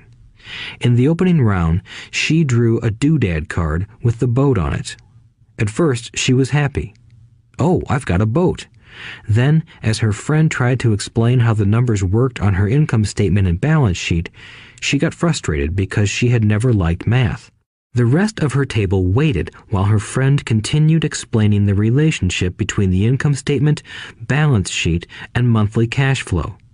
Suddenly, when she realized how the numbers worked, it dawned on her that her boat was eating her alive. Later on in the game, she was also downsized and had a child. It was a horrible game for her. After the class, her friend came by and told me that she was upset. She had come to the class to learn about investing and did not like the idea that it took so long to play a silly game. Her friend attempted to tell her to look within herself to see if the game reflected her in any way. With that suggestion, the woman demanded her money back. She said that the very idea that a game could be a reflection of her was ridiculous. Her money was promptly refunded, and she left. Since 1984, I have made millions simply by doing what the school system does not do. In school, most teachers lecture. I hated lectures as a student. I was soon bored, and my mind would drift. In 1984, I began teaching via games and simulations, and I still rely on these tools today. I always encourage adult students to look at games as reflecting back to them what they know and what they need to learn. Most importantly, games reflect behavior. They are instant feedback systems. Instead of the teacher lecturing you, the game is giving you a personalized lecture, one that is custom-made just for you. The friend of the woman who left later called to give me an update. She said her friend was fine and had calmed down. In her cooling-off period, she could see some slight relationship between the game and her life. Although she and her husband did not own a boat, they did own everything else imaginable.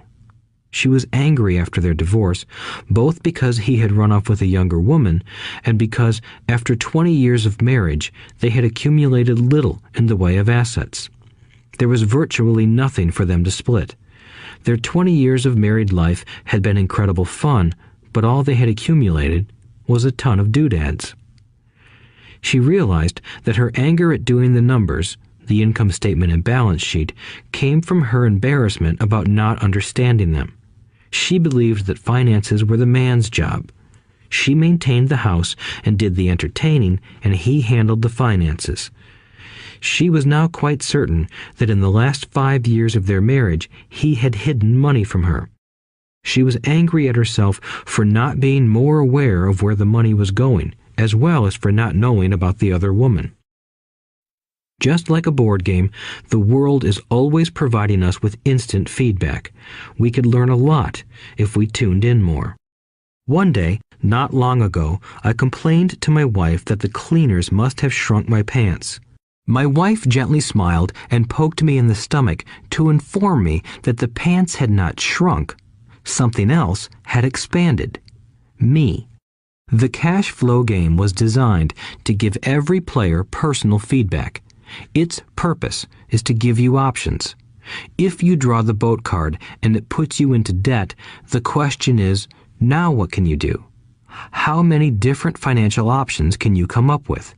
That is the purpose of the game, to teach players to think and create new and various financial options. Thousands of people throughout the world have played this game. The players who get out of the rat race the quickest are the people who understand numbers and have creative financial minds. They recognize different financial options. Rich people are often creative and take calculated risks. People who take the longest are people who are not familiar with numbers and often do not understand the power of investing. Some people playing cash flow gain lots of money in the game, but they don't know what to do with it. Even though they have money, everyone else seems to be getting ahead of them. And that is true in real life. There are a lot of people who have a lot of money and do not get ahead financially. Limiting your options is the same as hanging on to old ideas. I have a friend from high school who now works at 3 jobs. Years ago, he was the richest of all my classmates. When the local sugar plantation closed, the company he worked for went down with the plantation. In his mind, he had but one option, and that was the old option: work hard. The problem was that he couldn't find an equivalent job that recognized his seniority from the old company. As a result, he is overqualified for the jobs he currently has. so his salary is lower. He now works 3 jobs to earn enough to survive. I have watched people playing cash flow complain that the right opportunity cards are not coming their way, so they sit there. I know people who do that in real life. They wait for the right opportunity. I have watched people get the right opportunity card and then not have enough money. Then they complain that they would have gotten out of the rat race if they had had more money. So they sit there.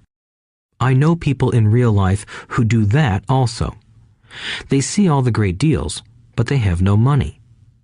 And I have seen people pull a great opportunity card, read it out loud, and have no idea that it is a great opportunity.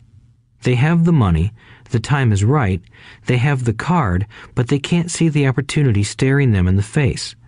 They fail to see how it fits into their financial plan for escaping the rat race. And I know more people like that than all the others combined. Most people have an opportunity of a lifetime flash right in front of them, and they fail to see it. A year later, they find out about it, after everyone else got rich. Financial intelligence is simply having more options. If the opportunities aren't coming your way, what else can you do to improve your financial position?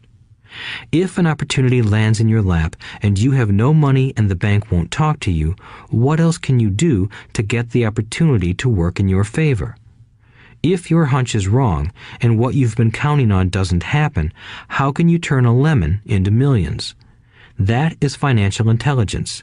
It is not so much what happens, but how many different financial solutions you can think of to turn a lemon into millions. It is how creative you are in solving financial problems. Most people only know one solution: work hard, save, and borrow. So why would you want to increase your financial intelligence? Because you want to be the kind of person who creates your own luck. You take whatever happens and make it better. Few people realize that luck is created, just as money is. And if you want to be luckier and create money instead of working hard, then your financial intelligence is important. If you are the kind of person who is waiting for the right thing to happen, you might wait for a long time. It's like waiting for all the traffic lights to be green for 5 miles before you'll start your trip.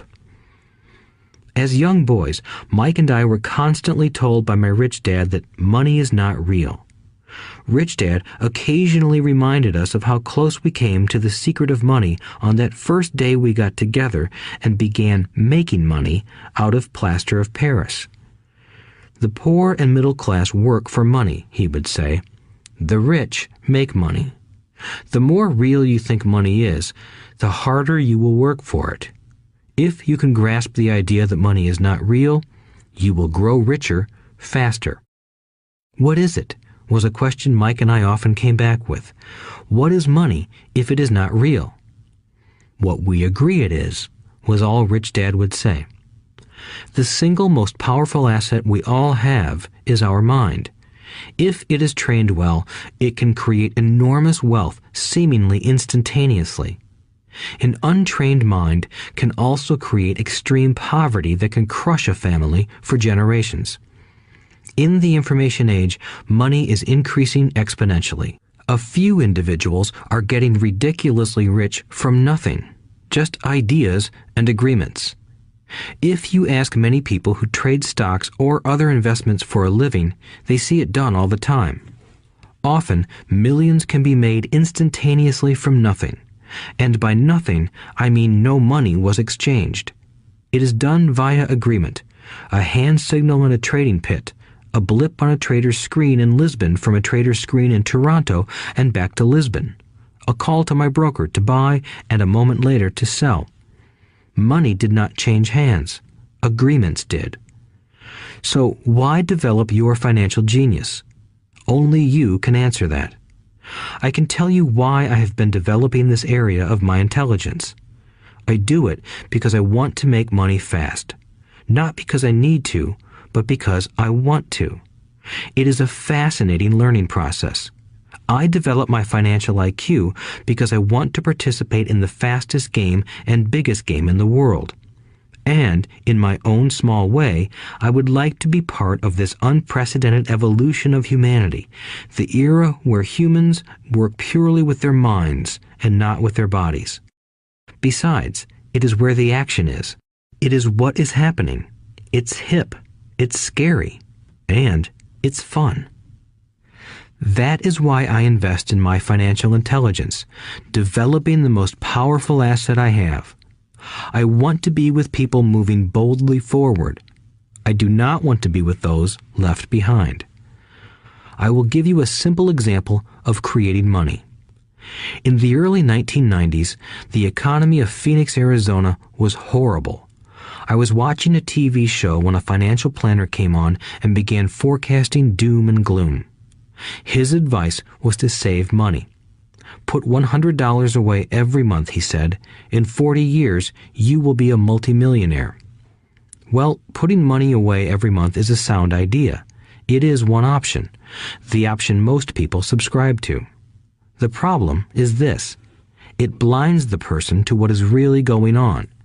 It causes them to miss major opportunities for much more significant growth of their money. The world is passing them by. As I said, the economy was terrible at that time. For investors, this is the perfect market condition. A chunk of my money was in the stock market and in apartment houses. I was short of cash. Because people were giving properties away, I was buying. I was not saving money. I was investing. Kim and I had more than $1 million in cash working in a market that was rising fast. It was the best opportunity to invest. The economy was terrible. I just could not pass up these small deals. Houses that were once $100,000 were now $75,000. But instead of shopping with local real estate agents, I began shopping at the bankruptcy attorney's office or the courthouse steps.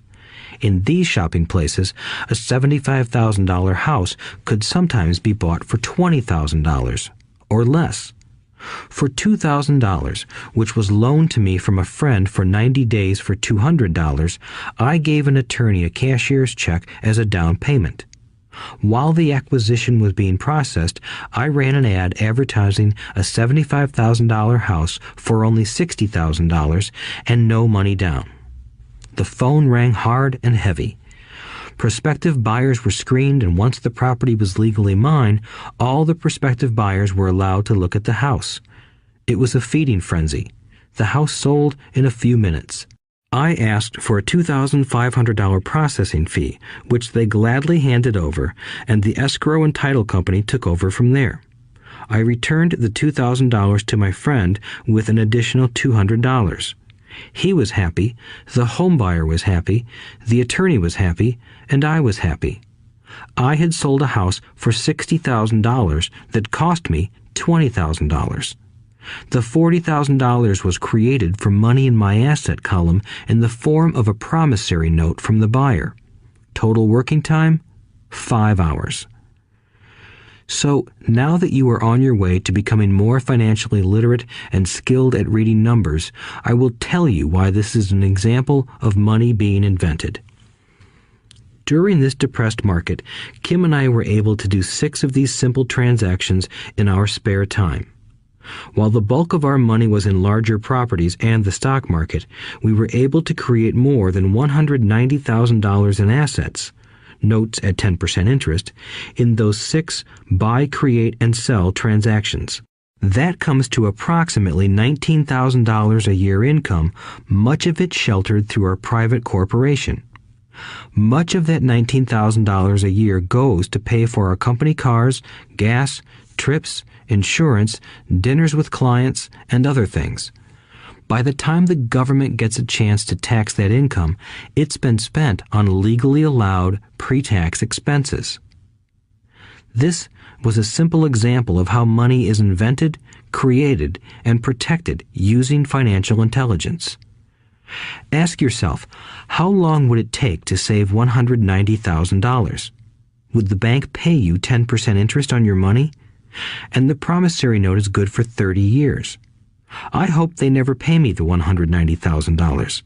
I have to pay a tax if they pay me the principal, and besides, $19,000 paid over 30 years is a little over $500,000 in income. I have people ask what happens if the person doesn't pay. That does happen, and it's good news. That $60,000 home could be taken back and resold for $70,000 and another $2,500 collected as a loan processing fee. It would still be a zero-down transaction in the mind of the new buyer, and the process would go on. The first time I sold the house, I paid back the $2,000, so technically I have no money in the transaction. My return on investment, ROI, is infinity. It's an example of no money making a lot of money.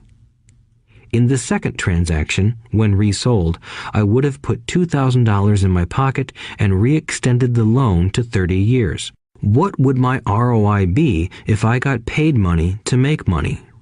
I do not know, but it sure beats saving $100 a month, which actually starts out as $150 because it's after-tax income for 40 years earning low interest. And again, you're taxed on the interest. That is not too intelligent. It may be safe, but it's not smart. A few years later, as the Phoenix real estate market strengthened, those houses we sold for $60,000 became worth $110,000.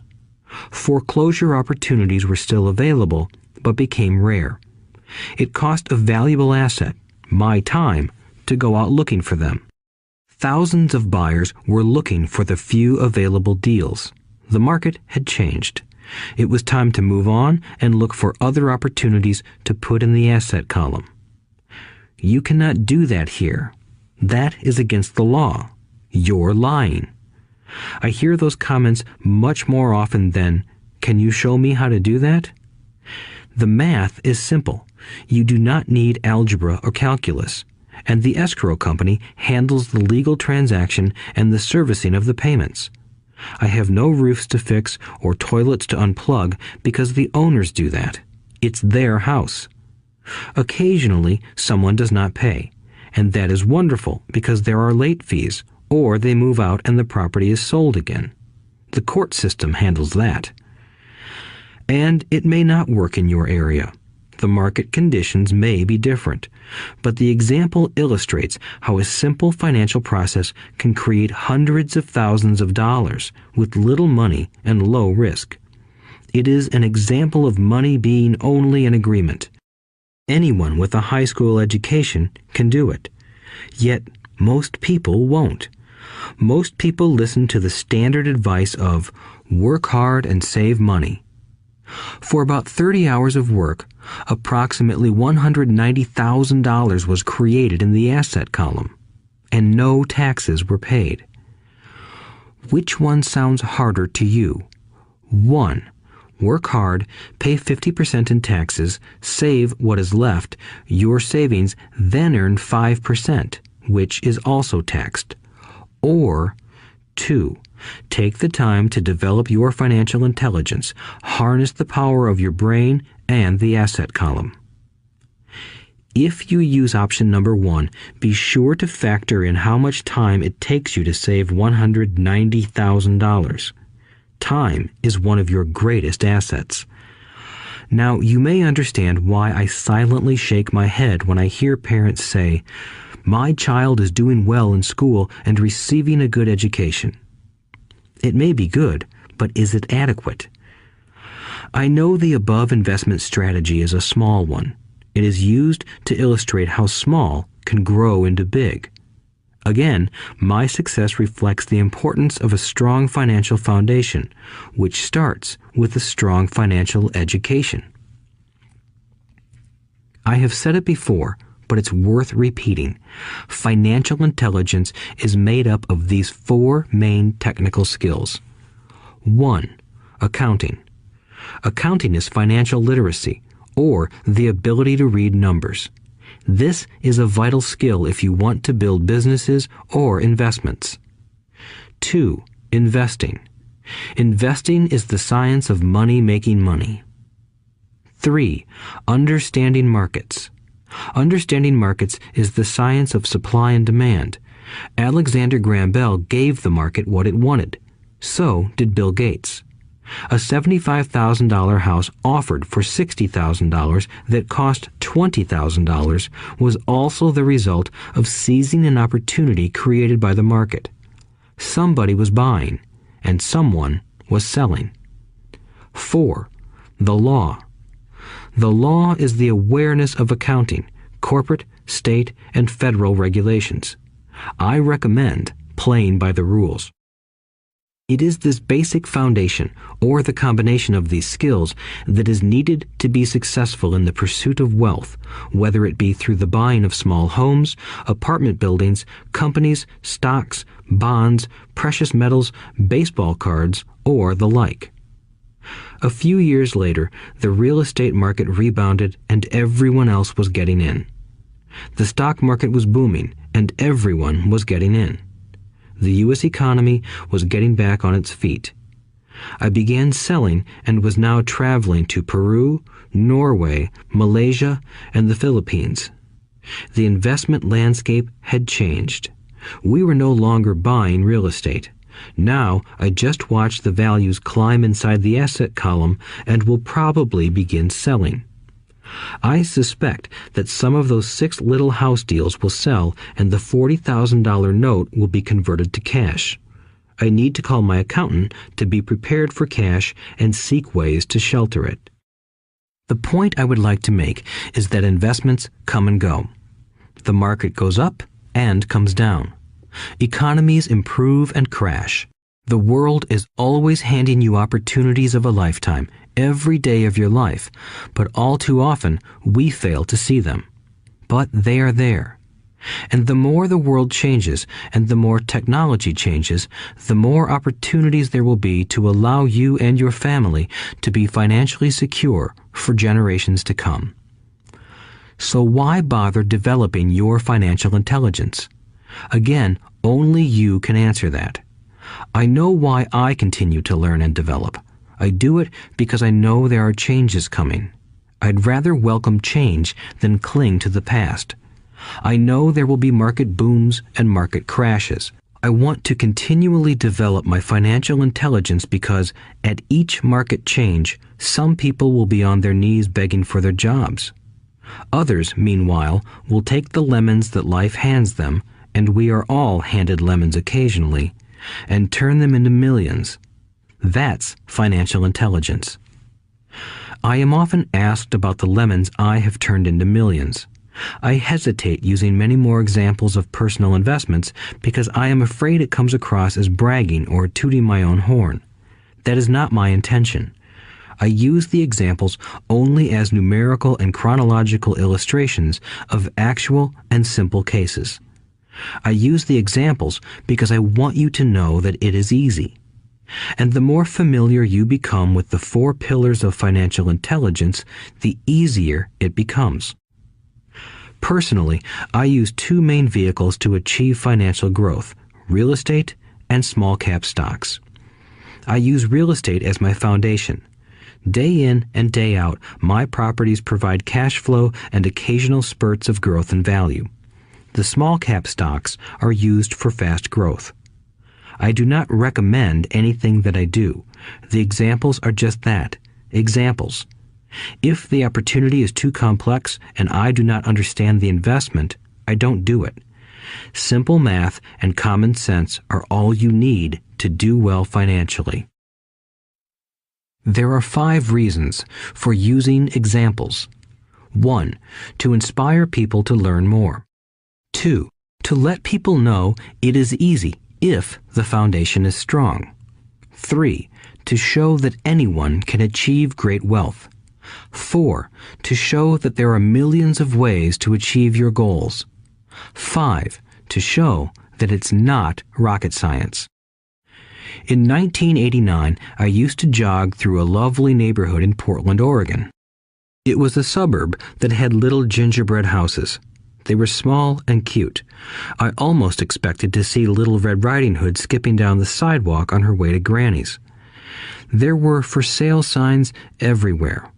The timber market was terrible. The stock market had just crashed, and the economy was depressed. On one street, I noticed a for sale sign that was up longer than most. It looked old. Jogging past it one day, I ran into the owner, who looked troubled. "What are you asking for your house?" I asked.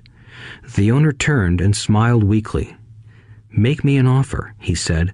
"It's been for sale for over a year. Nobody even comes by anymore to look at it." "I'll look," I said, and I bought the house a half hour later for $20,000 less than his asking price. It was a cute little 2-bedroom home with gingerbread trim on all the windows. It was light blue with gray accents and had been built in 1930. Inside, there was a beautiful rock fireplace, as well as 2 tiny bedrooms. It was a perfect rental house. I gave the owner $5,000 down for a $45,000 house that was really worth $65,000, except that no one wanted to buy it. The owner moved out in a week, happy to be free, and my first tenant moved in, a local college professor. After the mortgage, expenses, and management fees were paid, I put a little less than $40 in my pocket at the end of each month. Hardly exciting. A year later, the depressed Oregon real estate market had begun to pick up. California investors, flush with money from their still booming real estate market, were moving north and buying up Oregon and Washington.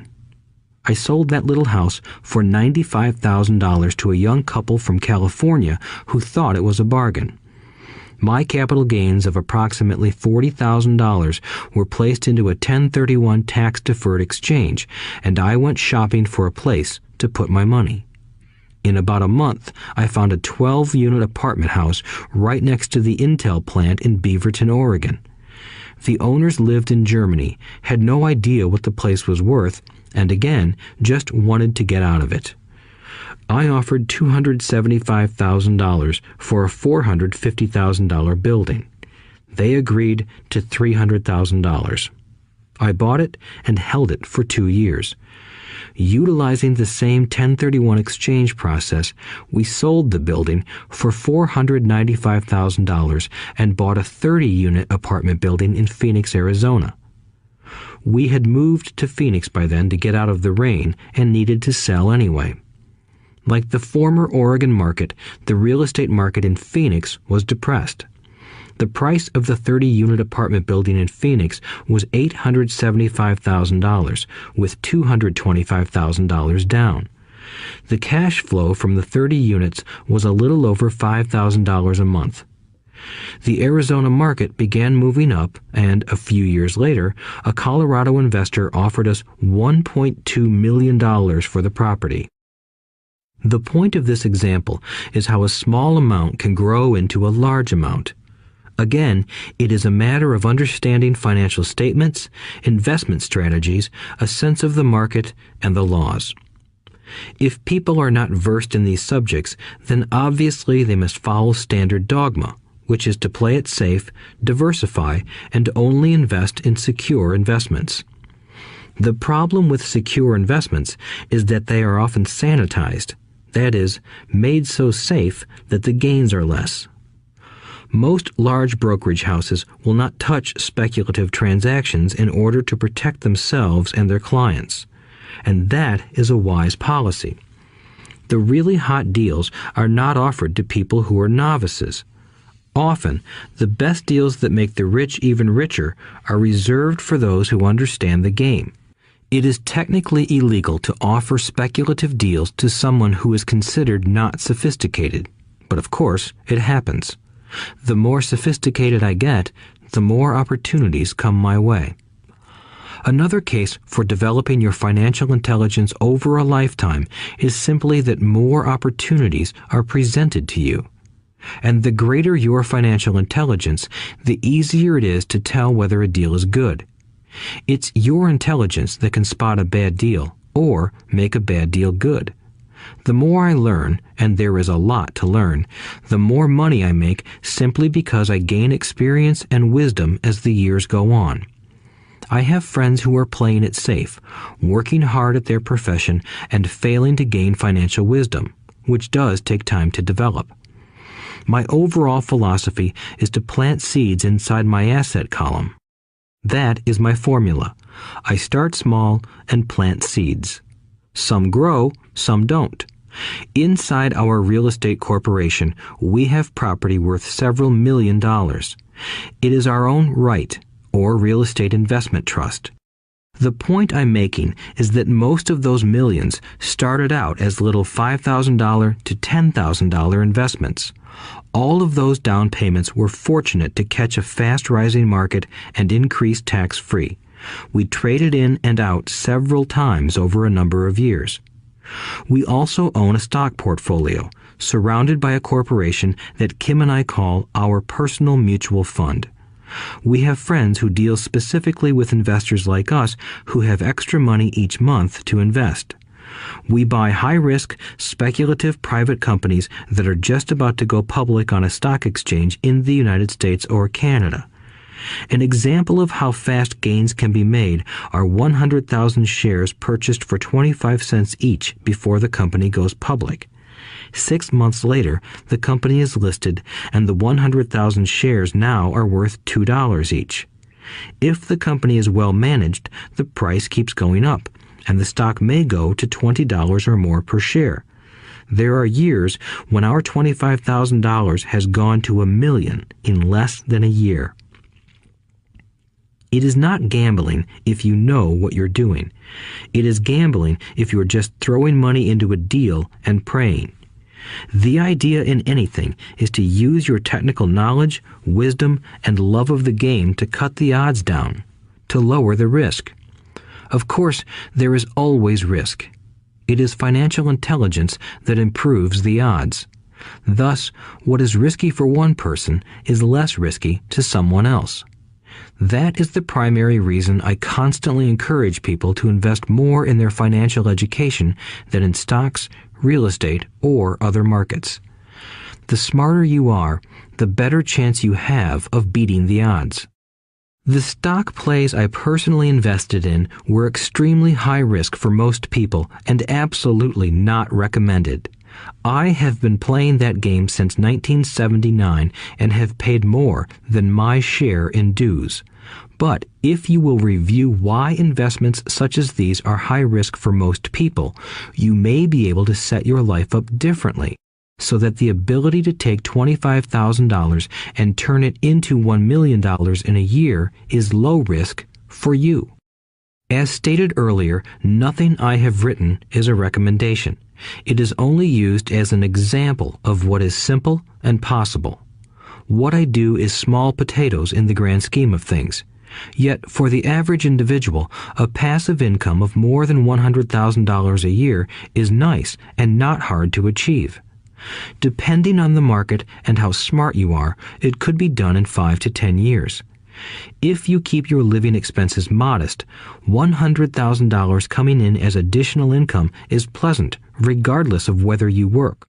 You can work if you like, or take time off if you choose, and use the government tax system in your favor rather than against you. My personal basis is real estate. I love real estate because it's stable and slow-moving. I keep the base solid.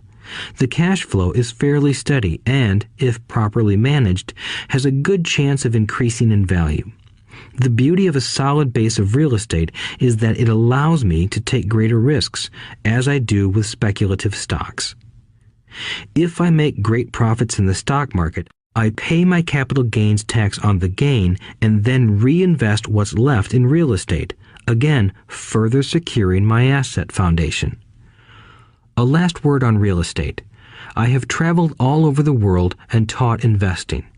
In every city, I hear people say you cannot buy real estate cheap. That is not my experience. Even in New York or Tokyo, or just on the outskirts of the city, prime bargains are overlooked by most people. In Singapore, with their high real estate prices, there are still bargains to be found within a short driving distance. So whenever I hear someone say, "You can't do that here," pointing at me, I remind them that maybe the real statement is, "I don't know how to do that here. Yet." Great opportunities are not seen with your eyes. They are seen with your mind. Most people never get wealthy simply because they are not trained financially to recognize opportunities right in front of them. I am often asked, how do I start? In the final chapter of this audiobook, I offer 10 steps that I followed on the road to my financial freedom. But always remember to have fun. When you learn the rules and the vocabulary of investing and begin to build your asset column, I think you'll find that it's as fun a game as you've ever played. Sometimes you win, and sometimes you learn. But have fun. Most people never win because they're more afraid of losing. That is why I found school so silly. In school, we learn that mistakes are bad, and we are punished for making them. Yet if you look at the way humans are designed to learn, we learn by making mistakes. We learn to walk by falling down. If we never fell down, we would never walk. The same is true for learning to ride a bike. I still have scars on my knees, but today I can ride a bike without thinking. The same is true for getting rich. Unfortunately, the main reason most people are not rich is because they are terrified of losing. Winners are not afraid of losing, but losers are. Failure is part of the process of success. People who avoid failure also avoid success. I look at money much like my game of tennis. I play hard, make mistakes, correct, make more mistakes, correct, and I get better. If I lose the game, I reach across the net, shake my opponent's hand, smile, and say, "See you next Saturday." There are two kinds of investors. One, the first and most common type is a person who buys a packaged investment. They call a retail outlet, such as a real estate company, a stockbroker, or a financial planner, and they buy something. It could be a mutual fund, a right, a stock, or bond. It is a clean and simple way of investing. An analogy would be a shopper who goes to a computer store and buys a computer right off the shelf. 2. The second type is an investor who creates investments. This investor usually assembles a deal in the same way a person who buys components builds a computer. I do not know the first thing about putting components of a computer together, but I do know how to put pieces of opportunities together, or know people who know how. It is this second type of investor who is the more professional investor. Sometimes it may take years for all the pieces to come together, and sometimes they never do. It is this second type of investor that my rich dad encouraged me to be. It is important to learn how to put the pieces together, because that is where the huge wins reside, and sometimes some huge losses if the tide goes against you. If you want to be the second type of investor, you need to develop 3 main skills. These skills are in addition to those required to become financially intelligent. 1. Find an opportunity that everyone else missed. You see with your mind what others miss with their eyes. For example, a friend bought this run-down old house. It was spooky to look at. Everyone wondered why he bought it. What he saw that we did not was that the house came with 4 extra empty lots. He discovered that after going to the title company. After buying the house, he tore the house down and sold the 5 lots to a builder for 3 times what he paid for the entire package. He made $75,000 for 2 months of work. It's not a lot of money, but it sure beats minimum wage, and it's not technically difficult. 2. Raise money. The average person only goes to the bank. This second type of investor needs to know how to raise capital, and there are many ways that don't require a bank. To get started, I learned how to buy houses without a bank. It was the learned skill of raising money more than the houses themselves that was priceless. All too often, I hear people say, "The bank won't lend me money," or "I don't have the money to buy it." If you want to be a Type 2 investor, you need to learn how to do that which stops most people. In other words, a majority of people let their lack of money stop them from making a deal. If you can avoid that obstacle, you will be millions ahead of those who don't learn those skills. There have been many times I have bought a house, a stock, or an apartment building without a penny in the bank.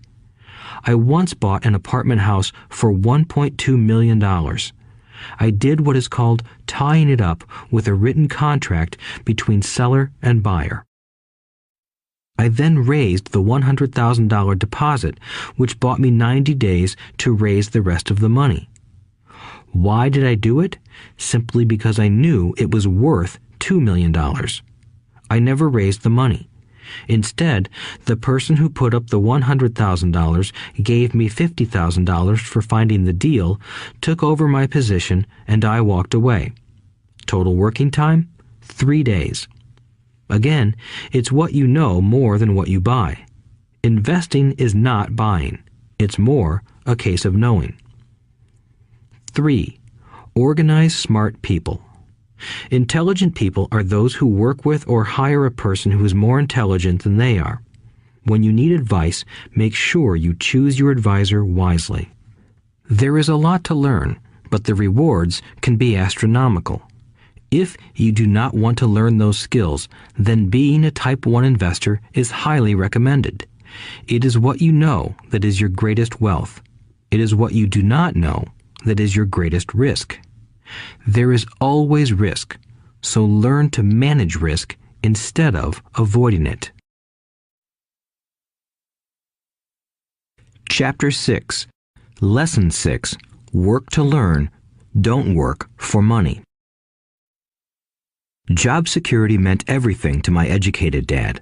Learning meant everything to my rich dad. A few years ago, I granted an interview with a newspaper in Singapore. The young female reporter was on time, and the interview got underway immediately. We sat in the lobby of a luxurious hotel, sipping coffee and discussing the purpose of my visit to Singapore. I was to share the platform with Zig Ziglar. He was speaking on motivation, and I was speaking on the secrets of the rich. Someday, I would like to be a best-selling author like you, she said. I had seen some of the articles she had written for the paper, and I was impressed. She had a tough, clear style of writing. Her articles held a reader's interest. You have a great style, I said in reply. What holds you back from achieving your dream? My work does not seem to go anywhere, she said quietly. Everyone says that my novels are excellent, but nothing happens. So I keep my job with the paper. At least it pays the bills. Do you have any suggestions? Yes, I do, I said brightly. A friend of mine here in Singapore runs a school that trains people to sell. He runs sales training courses for many of the top corporations here in Singapore, and I think attending one of his courses would greatly enhance your career. She stiffened. Are you saying I should go to school to learn to sell? I nodded. You aren't serious, are you? Again, I nodded. What is wrong with that? I was now backpedaling. She was offended by something, and now I was wishing I had not said anything. In my attempt to be helpful, I found myself defending my suggestion. I have a master's degree in English literature. Why would I go to school to learn to be a salesperson? I am a professional. I went to school to be trained in a profession so I would not have to be a salesperson. I hate salespeople. All they want is money. So tell me why I should study sales. She was packing her briefcase. The interview was over. On the coffee table sat a copy of an earlier best-selling book I wrote. I picked it up as well as the notes she had jotted down on her legal pad. Do you see this? I said, pointing to her notes. She looked down at her notes. What? She said, confused. Again, I pointed deliberately to her notes. On her pad she had written, Robert Kiyosaki, best-selling author. It says best-selling author, not best writing author, I said quietly. Her eyes widened. I am a terrible writer, I said. You are a great writer. I went to sales school.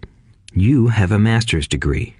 Put them together, and you get a best-selling author and a best-writing author. Anger flared from her eyes. I'll never stoop so low as to learn how to sell. People like you have no business writing. I'm a professionally trained writer, and you are a salesman. It is not fair, she fumed. She put the rest of her notes away and hurried out through the large glass doors into the humid Singapore morning. At least she gave me a fair and favorable write-up the next morning. The world is filled with smart, talented, educated, and gifted people. We meet them every day. They are all around us. A few days ago, my car was not running well. I pulled into a garage, and the young mechanic had it fixed in just a few minutes. He knew what was wrong by simply listening to the engine. I was amazed. I am constantly shocked at how little talented people earn. I have met brilliant, highly educated people who earn less than $20,000 a year. A business consultant who specializes in the medical trade was telling me how many doctors, dentists, and chiropractors struggle financially. All this time, I thought that when they graduated, the dollars would pour in. It was this business consultant who gave me the phrase, "They are one skill away from great wealth." What this phrase means is that most people need only to learn and master one more skill, and their income would jump exponentially. I have mentioned before that financial intelligence is a synergy of accounting, investing, marketing, and law. Combine those 4 technical skills, and making money with money is easier than most people would believe. When it comes to money, the only skill most people know is to work hard. The classic example of a synergy of skills was that young writer for the newspaper. If she diligently learned the skills of sales and marketing, her income would jump dramatically. If I were her, I would take some courses in advertising copywriting as well as sales. Then, instead of working at the newspaper, I would seek a job at an advertising agency. Even if it were a cut in pay, she would learn how to communicate in shortcuts that are used in successful advertising. She also would spend time learning public relations, an important skill. She would learn how to get millions in free publicity. Then, at night and on weekends, she could be writing her great novel. When it was finished, she would be better able to sell her book. Then, in a short while, she could be a best-selling author. When I came out with my first book, If You Want to Be Rich and Happy, Don't Go to School, a publisher suggested I change the title to The Economics of Education.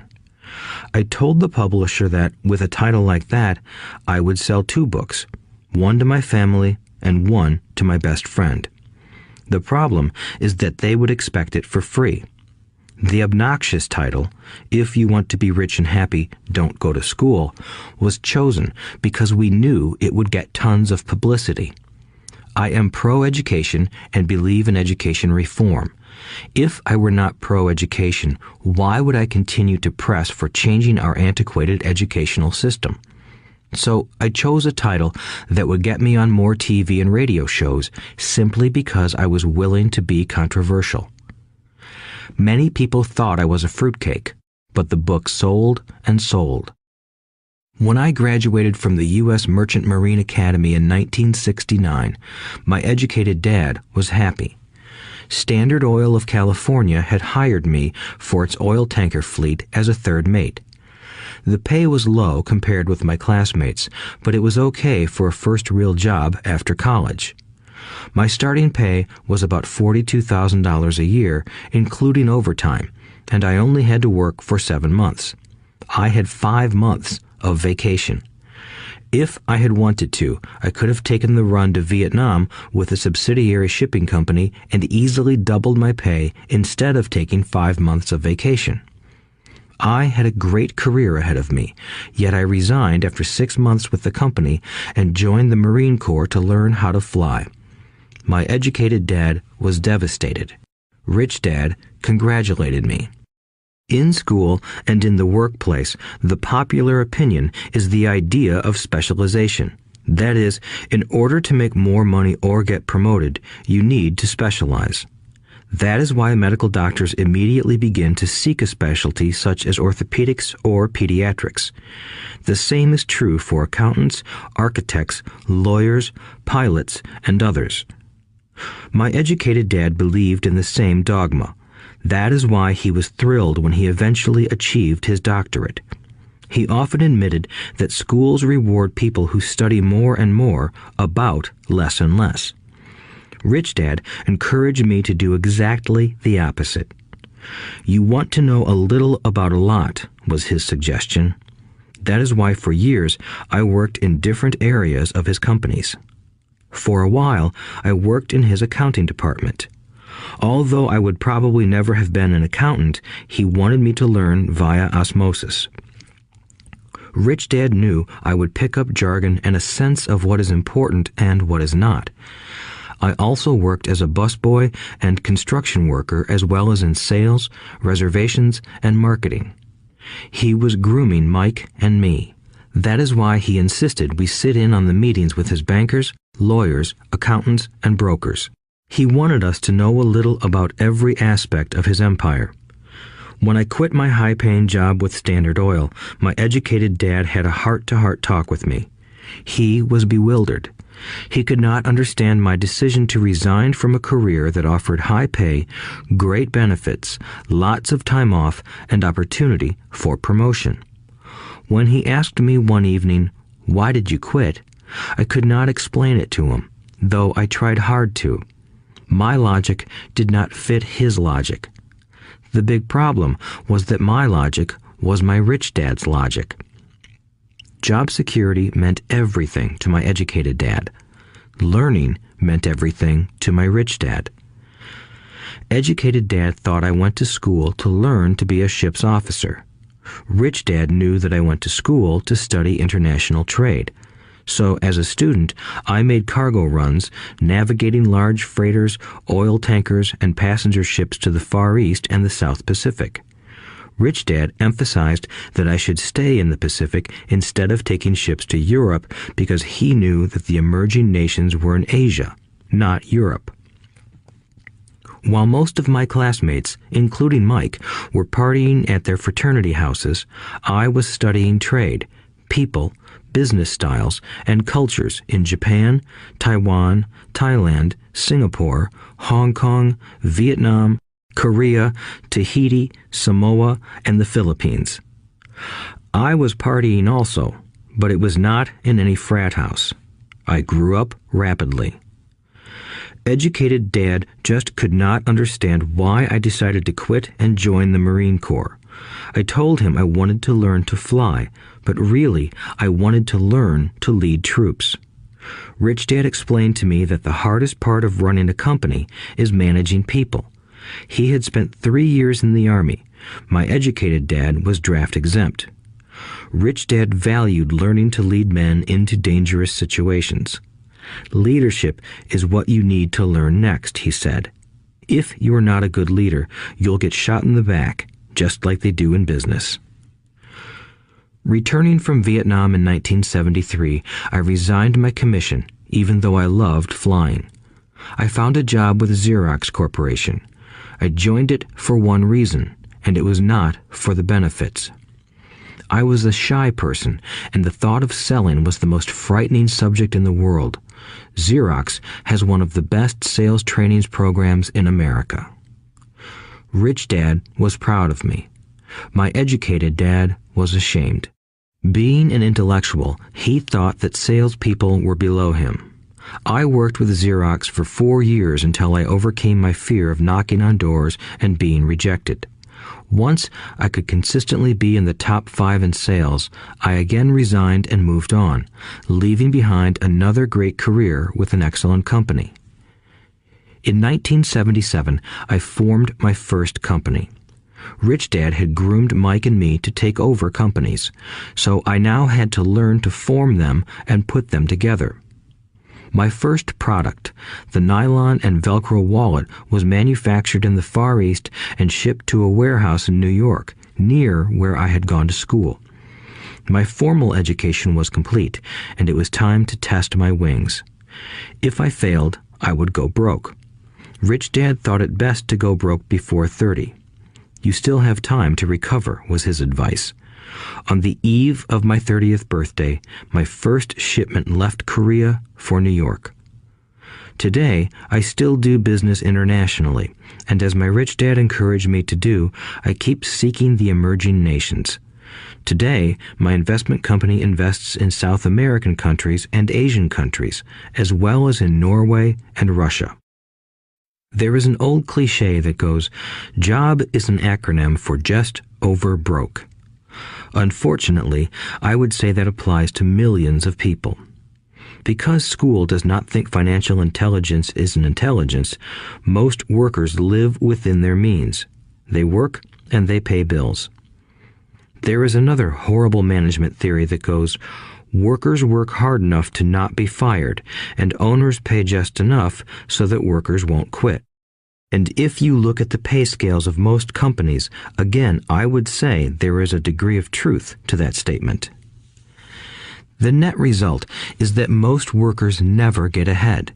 They do what they've been taught to do, get a secure job. Most workers focus on working for pay and benefits that reward them in the short term, but are often disastrous in the long run. Instead, I recommend to young people to seek work for what they will learn more than what they will earn. Look down the road at what skills they want to acquire before choosing a specific profession and before getting trapped in the rat race. Once people are trapped in the lifelong process of bill paying, they become like those little hamsters running around in those metal wheels. Their little furry legs are spinning furiously. The wheel is turning furiously, but come tomorrow morning, they'll still be in the same cage. Great job. In the movie Jerry Maguire, starring Tom Cruise, there are many great one-liners. Probably the most memorable is, "Show me the money." But there is one line I thought most truthful. It comes from the scene where Tom Cruise is leaving the firm. He has just been fired, and he is asking the entire company, "Who wants to come with me?" And the whole place is silent and frozen. Only one woman speaks up and says, "I'd like to, but I'm due for a promotion in 3 months." That statement is probably the most truthful statement in the whole movie. It is the type of statement that people use to keep themselves busy, working away to pay bills. I know my educated dad looked forward to his pay raise every year, and every year he was disappointed. So he would go back to school to earn more qualifications so he could get another raise. Then, once again, there would be another disappointment. The question I often ask people is, where is this daily activity taking you? Just like the little hamster, I wonder if people look at where their hard work is taking them. What does the future hold? In his book, The Retirement Myth, Craig S. Carpel writes, "I visited the headquarters of a major national pension consulting firm and met with a managing director who specializes in designing lush retirement plans for top management. When I asked her what people who don't have corner offices will be able to expect in the way of pension income, she said with a confident smile, 'The silver bullet.'" "What," I asked, "is the silver bullet?" She shrugged and said, "If baby boomers discover they don't have enough money to live on when they're older, they can always blow their brains out." Carpel goes on to explain the difference between the old defined benefit retirement plans and the new 401k plans that are riskier. It is not a pretty picture for most people working today, and that is just for retirement. Add medical fees and long-term nursing home care, and the picture is frightening. Already, many hospitals in countries with socialized medicine need to make tough decisions such as who will live and who will die. They make those decisions purely on how much money they have and how old the patients are. If the patient is old, they often will give the medical care to someone younger. The older, poor patient gets put to the back of the line. Just as the rich can afford better education, the rich will be able to keep themselves alive, while those who have little wealth will die. So I wonder, are workers looking into the future or just until their next paycheck, never questioning where they are headed? When I speak to adults who want to earn more money, I always recommend the same thing. I suggest taking a long view of their life. Instead of simply working for the money and security, which I admit are important, I suggest they take a second job that will teach them a second skill. Often I recommend joining a network marketing company, also called multi-level marketing, if they want to learn sales skills. Some of these companies have excellent training programs that help people get over their fear of failure and rejection, which are the main reasons people are unsuccessful. Education is more valuable than money in the long run. When I offer this suggestion, I often hear in response, "Oh, that is too much hassle," or "I only want to do what I am interested in." If they say it's too much of a hassle, I ask, so you would rather work all your life giving 50% of what you earn to the government? If they tell me, I only do what I am interested in, I say, I'm not interested in going to the gym, but I go because I want to feel better and live longer. Unfortunately, there is some truth to the old statement, you can't teach an old dog new tricks. Unless a person is used to changing, it's hard to change. But for those of you who might be on the fence when it comes to the idea of working to learn something new, I offer this word of encouragement. Life is much like going to the gym. The most painful part is deciding to go. Once you get past that, it's easy. There have been many days I have dreaded going to the gym, but once I am there and in motion, it is a pleasure. After the workout is over, I am always glad I talked myself into going. If you are unwilling to work to learn something new and instead insist on becoming highly specialized within your field, make sure the company you work for is unionized. Labor unions are designed to protect specialists. My educated dad, after falling from grace with the governor, became the head of the teachers' union in Hawaii. He told me that it was the hardest job he ever held. My rich dad, on the other hand, spent his life doing his best to keep his companies from becoming unionized. He was successful. Although the unions came close, Rich Dad was always able to fight them off. Personally, I take no sides because I can see the need for and the benefits of both sides.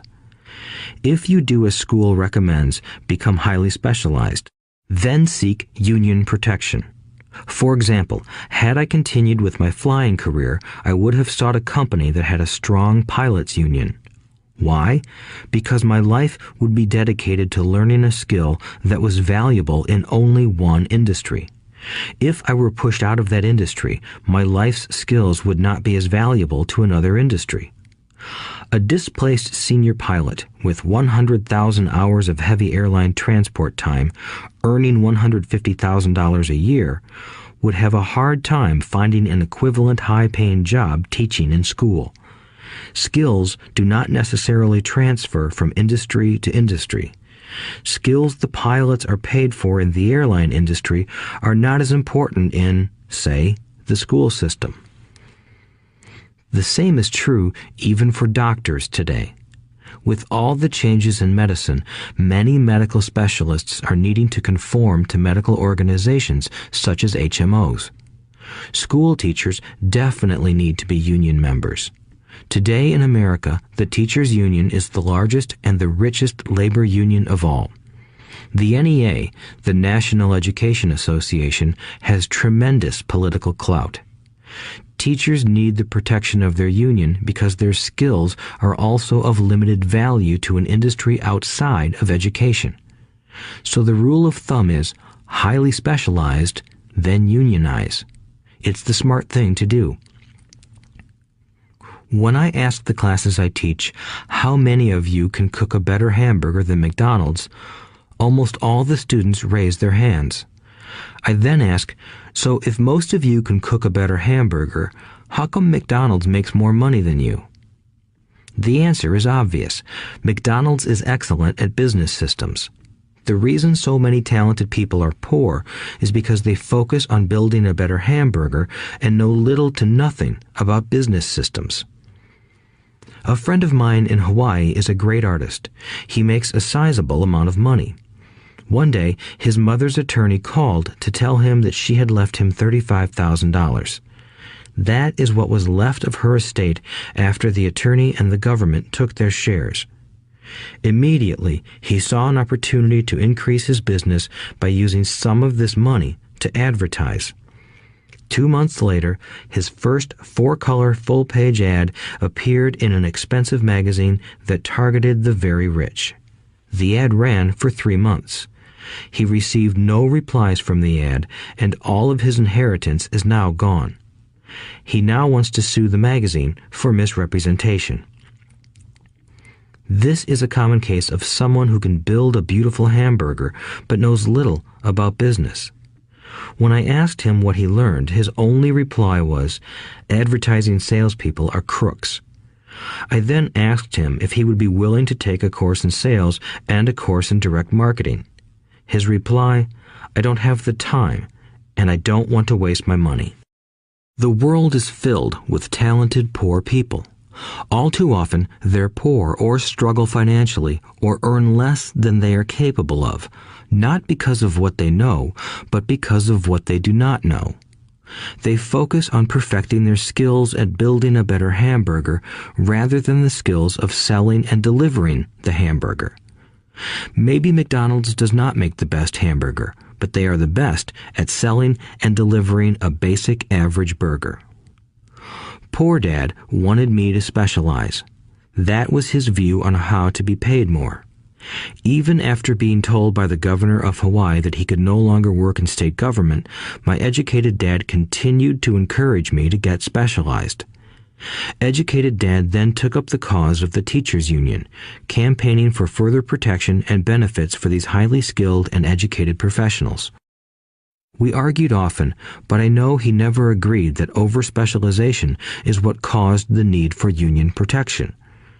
He never understood that the more specialized you become, the more you are trapped and dependent on that specialty. Rich Dad advised that Mike and I groom ourselves. Many corporations do the same thing. They find a young, bright student just out of business school and begin grooming that person to someday take over the company. So these bright young employees do not specialize in one department. They are moved from department to department to learn all the aspects of business systems. The rich often groom their children or the children of others. By doing so, their children gain an overall knowledge of the operations of the business and how the various departments interrelate. For the World War II generation, it was considered bad to skip from company to company. Today, it is considered smart. Since people will skip from company to company rather than seek greater specialization in skills, why not seek to learn more than to earn? In the short term, it may earn you less, but it will pay dividends in the long term. The main management skills needed for success are 1. Management of cash flow, 2. Management of systems, 3. Management of people. The most important specialized skills are sales and marketing. The ability to sell, to communicate to another human being, be it a customer, employee, boss, spouse, or child, is the base skill of personal success. Communication skills such as writing, speaking, and negotiating are crucial to a life of success. These are skills I work on constantly, attending courses or buying educational resources to expand my knowledge. As I have mentioned, my educated dad worked harder and harder the more competent he became. He also became more trapped the more specialized he got. Although his salary went up, his choices diminished. Soon after he was locked out of government work, he found out how vulnerable he really was professionally. It is like professional athletes who suddenly are injured or are too old to play. Their once high-paying position is gone, and they have limited skills to fall back on. I think that is why my educated dad sided so much with the unions after that. He realized how much a union would have benefited him. Rich Dad encouraged Mike and me to know a little about a lot. He encouraged us to work with people smarter than we were and to bring smart people together to work as a team. Today, it would be called a synergy of professional specialties. Today, I meet ex-school teachers earning hundreds of thousands of dollars a year. They earn that much because they have specialized skills in their field as well as other skills. They can teach as well as sell and market. I know of no other skills to be more important than selling and marketing. The skills of selling and marketing are difficult for most people, primarily due to their fear of rejection. The better you are at communicating, negotiating, and handling your fear of rejection, the easier life is. Just as I advise that newspaper writer who wanted to become a best-selling author, I advise anyone else today. Being technically specialized has its strengths as well as its weaknesses. I have friends who are geniuses, but they cannot communicate effectively with other human beings, and, as a result, their earnings are pitiful. I advise them to just spend a year learning to sell. Even if they earn nothing, their communication skills will improve, and that is priceless. In addition to being good learners, sellers, and marketers, we need to be good teachers as well as good students.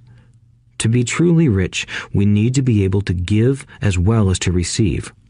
In cases of financial or professional struggle, there is often a lack of giving and receiving. I know many people who are poor because they are neither good students nor good teachers. Both of my dads were generous men. Both made it a practice to give first. Teaching was one of their ways of giving. The more they gave, the more they received. One glaring difference was in the giving of money. My rich dad gave lots of money away. He gave to his church, to charities, and to his foundation. He knew that to receive money, you had to give money. Giving money is the secret to most great wealthy families. That is why there are organizations like the Rockefeller Foundation and the Ford Foundation. These are organizations designed to take their wealth and increase it, as well as give it away in perpetuity. My educated dad always said, "When I have some extra money, I'll give it." The problem was that there was never any extra. So he worked harder to draw more money in rather than focus on the most important law of money. Give and you shall receive. Instead, he believed in receive and then you give. In conclusion, I became both dads. One part of me is a hardcore capitalist who loves the game of money making money. The other part is a socially responsible teacher who is deeply concerned with this ever-widening gap between the haves and have-nots. I personally hold the archaic educational system primarily responsible for this growing gap. Chapter 7. Overcoming Obstacles. The primary difference between a rich person and a poor person is how they manage fear. Once people have studied and become financially literate, they may still face roadblocks to becoming financially independent. There are 5 main reasons why financially literate people may still not develop abundant asset columns that could produce a large cash flow. The 5 reasons are: 1. Fear. 2. Cynicism. 3. Laziness. 4. Bad habits. 5. Arrogance. Overcoming fear. I have never met anyone who really likes losing money. And in all my years, I have never met a rich person who has never lost money. But I have met a lot of poor people who have never lost a dime. Investing, that is. The fear of losing money is real. Everyone has it, even the rich. But it's not having fear that is the problem. It's how you handle fear. It's how you handle losing. It's how you handle failure that makes the difference in one's life. The primary difference between a rich person and a poor person is how they manage that fear. It's okay to be fearful. It's okay to be a coward when it comes to money. You can still be rich. We're all heroes at something and cowards at something else. My friend's wife is an emergency room nurse. When she sees blood, she flies into action. When I mention investing, she runs away. When I see blood, I don't run. I pass out. My rich dad understood phobias about money. Some people are terrified of snakes. Some people are terrified about losing money. Both are phobias, he would say. So his solution to the phobia of losing money was this little rhyme. If you hate risk and worry, start early. If you start young, it's easier to be rich. I won't go into it here, but there is a staggering difference between a person who starts investing at age 20 versus age 30. The purchase of Manhattan Island is said to be one of the greatest bargains of all time. New York was purchased for $24 in trinkets and beads. Yet if that $24 had been invested at 8% annually, that $24 would have been worth more than $28 trillion by 1995. Manhattan could be repurchased with money left over to buy much of Los Angeles. But what if you don't have much time left or would like to retire early? How do you handle the fear of losing money? My poor dad did nothing.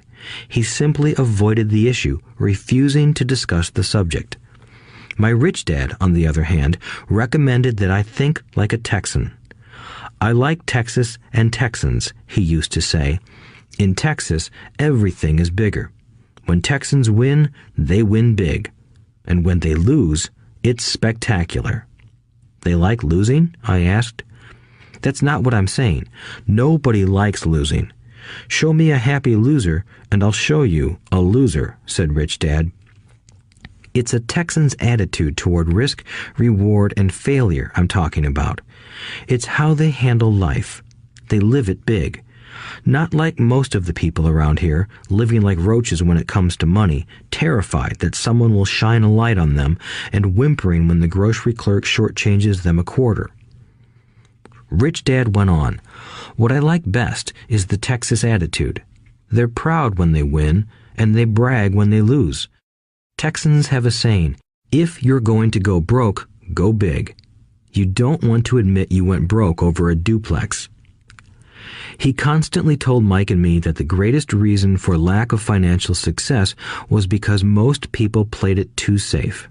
People are so afraid of losing that they lose, were his words. Fran Tarkenton, a one-time great NFL quarterback, says it still another way. Winning means being unafraid to lose. In my own life, I've noticed that winning usually follows losing. Before I finally learned to ride a bike, I first fell down many times. I've never met a golfer who has never lost a golf ball. I've never met people who have fallen in love who have never had their heart broken. And I've never met someone rich who has never lost money. So for most people, the reason they don't win financially is because the pain of losing money is far greater than the joy of being rich. Another saying in Texas is, everyone wants to go to heaven, but no one wants to die.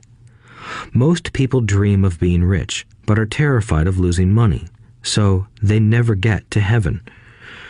Rich Dad used to tell Mike and me stories about his trips to Texas. If you really want to learn the attitude of how to handle risk, losing, and failure, go to San Antonio and visit the Alamo. The Alamo is a great story of brave people who chose to fight, knowing there was no hope of success. They chose to die instead of surrendering. It's an inspiring story worthy of study. Nonetheless, it's still a tragic military defeat. They got their butts kicked. So, how do Texans handle failure? They still shout, "Remember the Alamo." Mike and I heard this story a lot. He always told us this story when he was about to go into a big deal and he was nervous. After he had done all his due diligence and it was time to put up or shut up, he told us this story. Every time he was afraid of making a mistake or losing money, he told us this story. It gave him strength, for it reminded him that he could always turn a financial loss into a financial win. Rich Dad knew that failure would only make him stronger and smarter. It's not that he wanted to lose. He just knew who he was and how he would take a loss. He would take a loss and make it a win. That's what made him a winner and others losers. It gave him the courage to cross the line when others backed out. That's why I like Texans so much, he would say. They took a great failure and turned it into inspiration, as well as a tourist destination that makes them millions. But probably his words that mean the most to me today are these. Texans don't bury their failures. They get inspired by them. They take their failures and turn them into rallying cries. Failure inspires Texans to become winners. But that formula is not just the formula for Texans. It is the formula for all winners. I've said that falling off my bike was part of learning to ride. I remember falling off only made me more determined to learn to ride, not less. I also said that I have never met a golfer who has never lost a ball. For top professional golfers, losing a ball or a tournament provides the inspiration to be better, to practice harder, to study more. That's what makes them better. For winners, losing inspires them. For losers, losing defeats them. I like to quote John D. Rockefeller, who said, "I always tried to turn every disaster into an opportunity." And being Japanese American, I can say this. Many people say that Pearl Harbor was an American mistake. I say it was a Japanese mistake. From the movie Tora, Tora, Tora, a somber Japanese admiral says to his cheering subordinates, "I am afraid we have awakened a sleeping giant." Remember Pearl Harbor became a rallying cry. It turned one of America's greatest losses into the reason to win. This great defeat gave America strength, and America soon emerged as a world power. Failure inspires winners, and failure defeats losers. It is the biggest secret of winners. It's the secret that losers do not know. The greatest secret of winners is that failure inspires winning. Thus, they're not afraid of losing. Repeating Fran Tarkenton's quote, "Winning means being unafraid to lose." People like Fran Tarkenton are not afraid of losing because they know who they are. They hate losing, so they know that losing will only inspire them to become better. There is a big difference between hating losing and being afraid to lose. Most people are so afraid of losing money that they lose. They go broke over a duplex. Financially, they play life too safe and too small.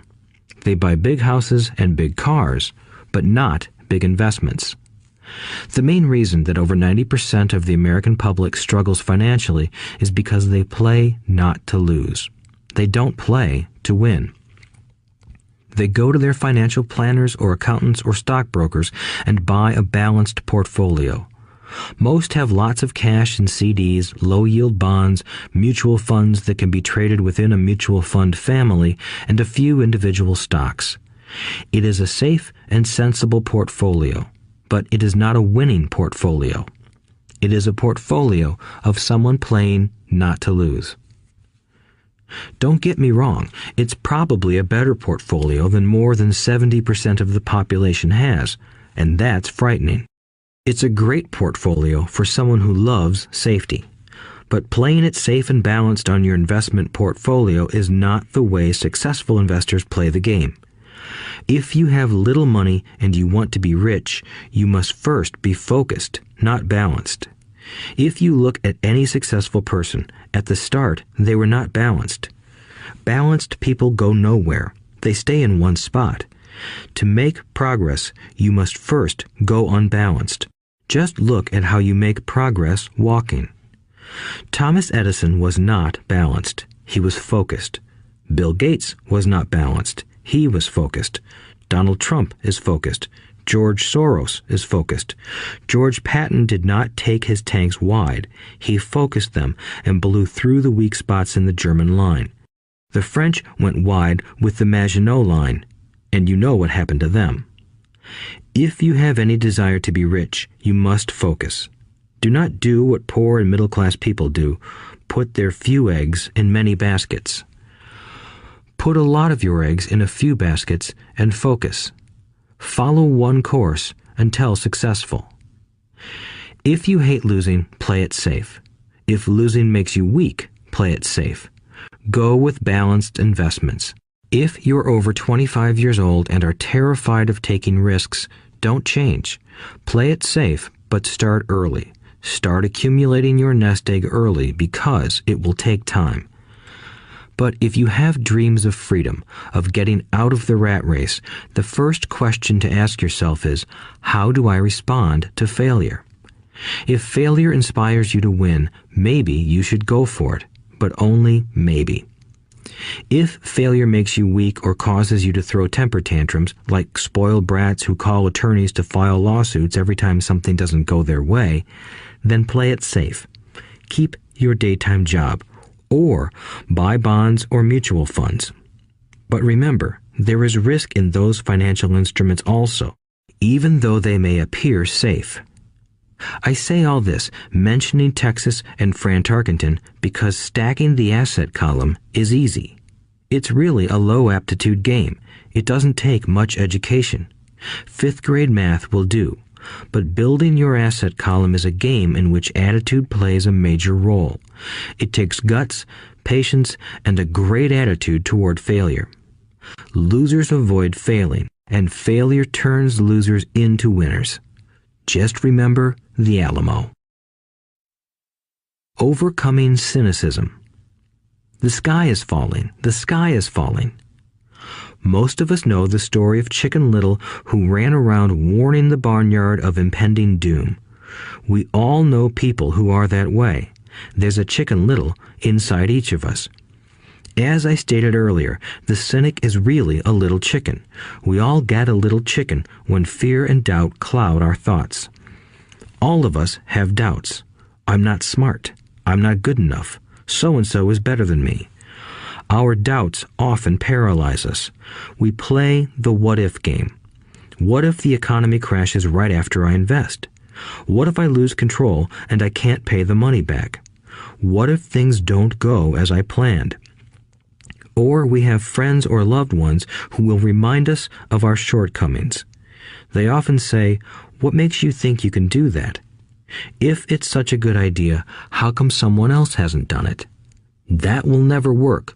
You don't know what you're talking about." These words of doubt often get so loud that we fail to act. A horrible feeling builds in our stomach. Sometimes we can't sleep. We fail to move forward.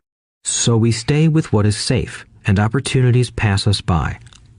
We watch life passing by as we sit immobilized with a cold knot in our body. We have all felt this at one time in our lives, some more than others. Peter Lynch of Fidelity Magellan Mutual Fund fame refers to warnings about the sky falling as noise, and we all hear it. Noise is either created inside our heads or comes from outside, often from friends, family, co-workers, and the media. Lynch recalls the time during the 1950s when the threat of nuclear war was so prevalent in the news that people began building fallout shelters and storing food and water. If they had invested that money wisely in the market, instead of building a fallout shelter, they'd probably be financially independent today. When violence breaks out in a city, gun sales go up all over the country. A person dies from rare hamburger meat in the state of Washington, and the Arizona Health Department orders restaurants to have all beef cooked well done. A drug company runs a TV commercial in February showing people catching the flu. Colds go up as well as sales of cold medicine. Most people are poor because when it comes to investing, the world is filled with Chicken Littles running around yelling, "The sky is falling, the sky is falling." And Chicken Littles are effective because every one of us is a little chicken. It often takes great courage to not let rumors and talk of doom and gloom affect your doubts and fears. But a savvy investor knows that the seemingly worst of times is actually the best of times to make money. When everyone else is too afraid to act, they pull the trigger and are rewarded. Some time ago, a friend named Richard came from Boston to visit Kim and me in Phoenix. He was impressed with what we had done through stocks and real estate. The Phoenix real estate prices were depressed. We spent 2 days showing him what we thought were excellent opportunities for cash flow and capital appreciation. Kim and I are not real estate agents. We are strictly investors. After identifying a unit in a resort community, we called an agent who sold it to him that afternoon. The price was a mere $42,000 for a 2-bedroom townhome. Similar units were going for $65,000. He had found a bargain. Excited, he bought it and returned to Boston. 2 weeks later, the agent called to say that our friend had backed out. I called immediately to find out why. All he said was that he talked to his neighbor, and his neighbor told him it was a bad deal. He was paying too much. I asked Richard if his neighbor was an investor. Richard said he was not. When I asked why he listened to him, Richard got defensive and simply said he wanted to keep looking. The real estate market in Phoenix turned, and a few years later, that little unit was renting for $1,000 a month, $2,500 in the peak winter months. The unit was worth $95,000. All Richard had to put down was $5,000, and he would have had a start at getting out of the rat race. Today, he still has done nothing. Richard's backing out did not surprise me. It's called buyer's remorse, and it affects all of us. The little chicken won, and a chance at freedom was lost. In another example, I hold a small portion of my assets in tax lien certificates instead of CDs. I earn 16% per year on my money, which certainly beats the interest rates banks offer on CDs. The certificates are secured by real estate and enforced by state law, which is also better than most banks. The formula they're bought on makes them safe. They just lack liquidity. So I look at them as 2 to 7 year CDs. Almost every time I tell someone that I hold my money this way, especially if they have money in CDs, they will tell me it's risky. They tell me why I should not do it. When I ask them where they get their information, they say from a friend or an investment magazine. They've never done it, and they're telling someone who's doing it why they shouldn't. The lowest yield I look for is 16%, but people who are filled with doubt are willing to accept a far lower return. Doubt is expensive. My point is that it's those doubts and cynicism that keep most people poor and playing it safe. The real world is simply waiting for you to get rich. Only a person's doubts keep them poor. As I said, getting out of the rat race is technically easy. It doesn't take much education, but those doubts are cripplers for most people. Cynics never win, said Rich Dad. Unchecked doubt and fear creates a cynic. Cynics criticize and winners analyze was another of his favorite sayings. Rich Dad explained that criticism blinded while analysis opened eyes. Analysis allowed winners to see that critics were blind and to see opportunities that everyone else missed. And finding what people miss is key to any success. Real estate is a powerful investment tool for anyone seeking financial independence or freedom. It is a unique investment tool. Yet every time I mention real estate as a vehicle, I often hear, "I don't want to fix toilets." That's what Peter Lynch calls noise. That's what my rich dad would say is the cynic talking, someone who criticizes and does not analyze, someone who lets their doubts and fears close their mind instead of open their eyes. So when someone says, "I don't want to fix toilets, I want to fire back," what makes you think I want to? They're saying a toilet is more important than what they want. I talk about freedom from the rat race, and they focus on toilets. That is the thought pattern that keeps most people poor. They criticize instead of analyze. I don't once hold the key to your success, Rich Dad would say, because I too do not want to fix toilets. I shop hard for a property manager who does fix toilets. And by finding a great property manager who runs houses or apartments, well, my cash flow goes up. But more importantly, a great property manager allows me to buy a lot more real estate since I don't have to fix toilets. A great property manager is key to success in real estate. Finding a good manager is more important to me than the real estate. A great property manager often hears of great deals before real estate agents do, which makes them even more valuable. That is what Rich Dad meant by, I don't once hold the key to your success. Because I do not want to fix toilets either, I figured out how to buy more real estate and expedite my getting out of the rat race. The people who continue to say, I don't want to fix toilets, often deny themselves the use of this powerful investment vehicle. Toilets are more important than their freedom. In the stock market, I often hear people say, I don't want to lose money. Well, what makes them think I or anyone else likes losing money?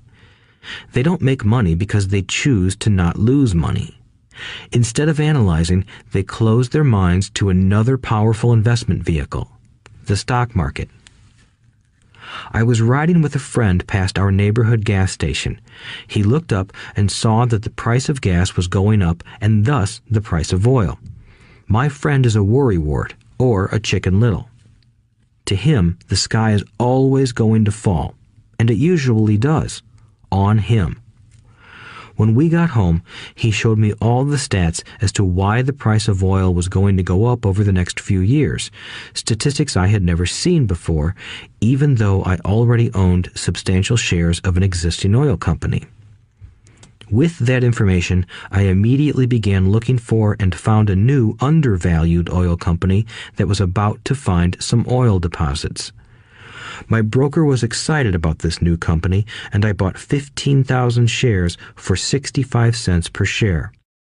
3 months later, this same friend and I drove by the same gas station, and sure enough, the price per gallon had gone up nearly 15%.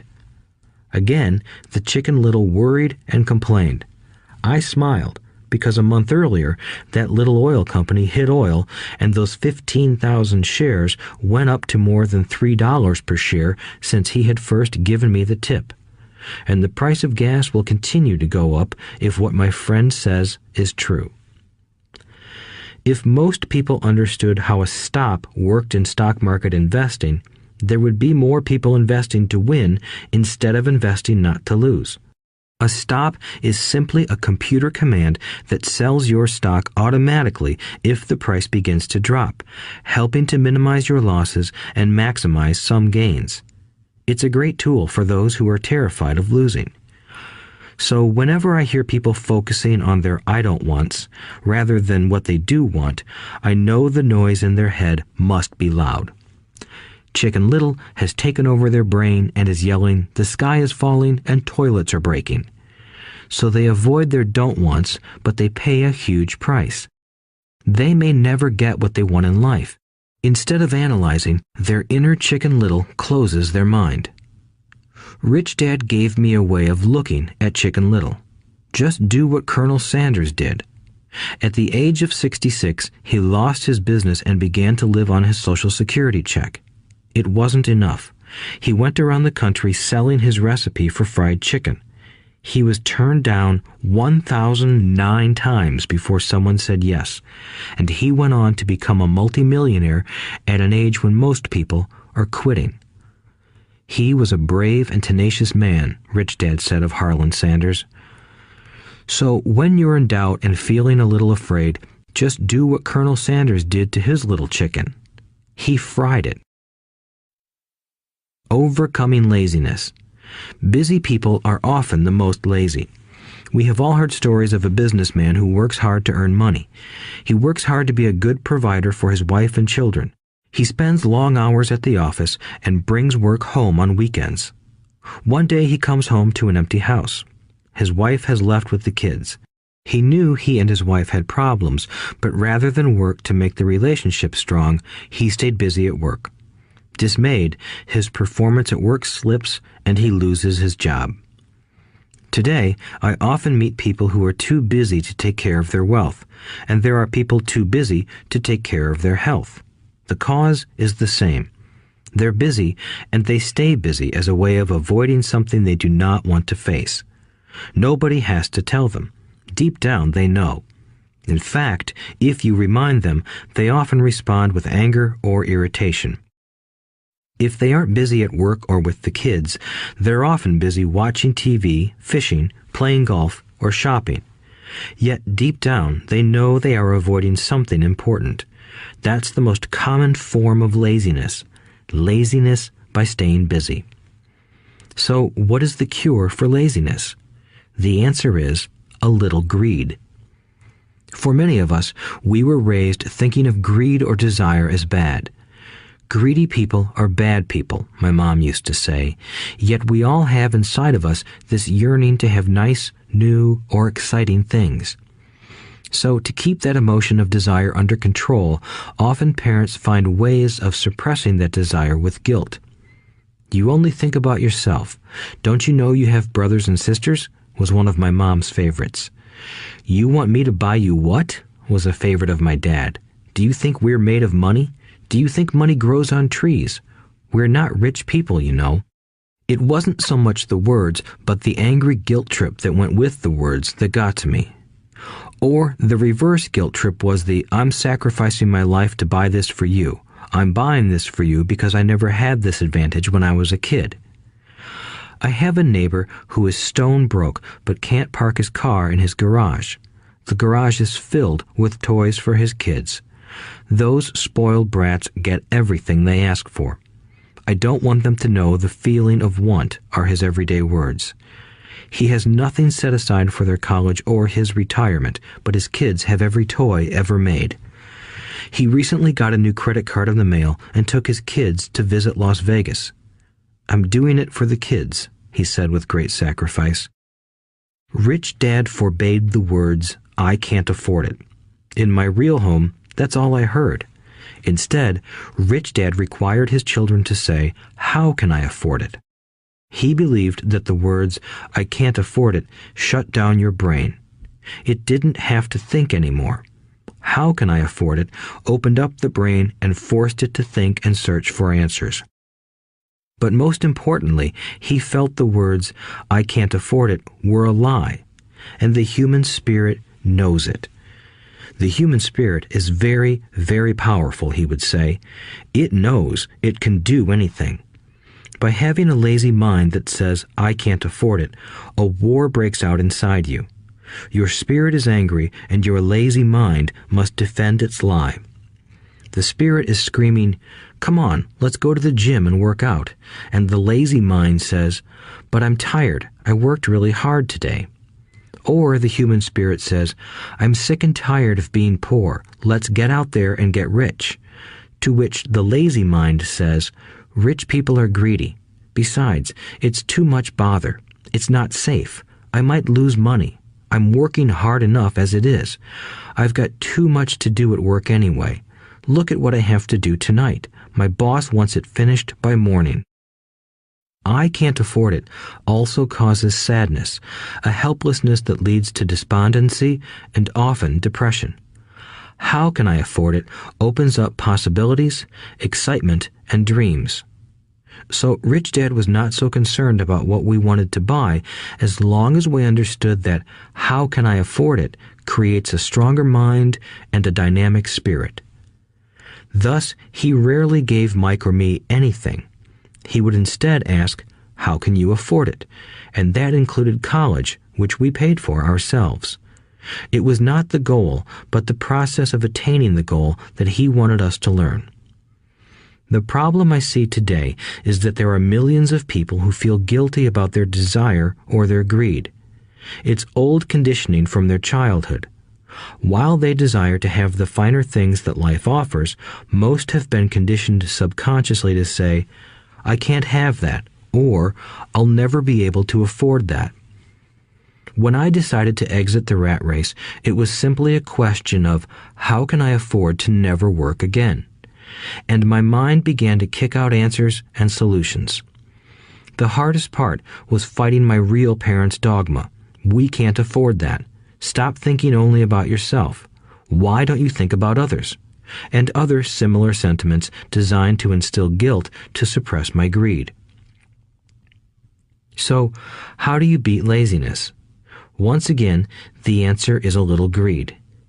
It's that radio station WIIFM, which stands for What's in it for me? A person needs to sit down and ask, what would my life be like if I never had to work again? What would I do if I had all the money I needed? Without that little greed, the desire to have something better, progress is not made. Our world progresses because we all desire a better life. New inventions are made because we desire something better. We go to school and study hard because we want something better. So whenever you find yourself avoiding something you know you should be doing, then the only thing to ask yourself is, what's in it for me? Be a little greedy. It's the best cure for laziness. Too much greed, however, as anything in excess can be, is not good. But just remember what Michael Douglas said in the movie Wall Street. Greed is good. Rich Dad said it differently. Guilt is worse than greed, for guilt robs the body of its soul. I think Eleanor Roosevelt said it best. Do what you feel in your heart to be right, for you'll be criticized anyway. You'll be damned if you do, and damned if you don't. Overcoming bad habits. Our lives are a reflection of our habits more than our education.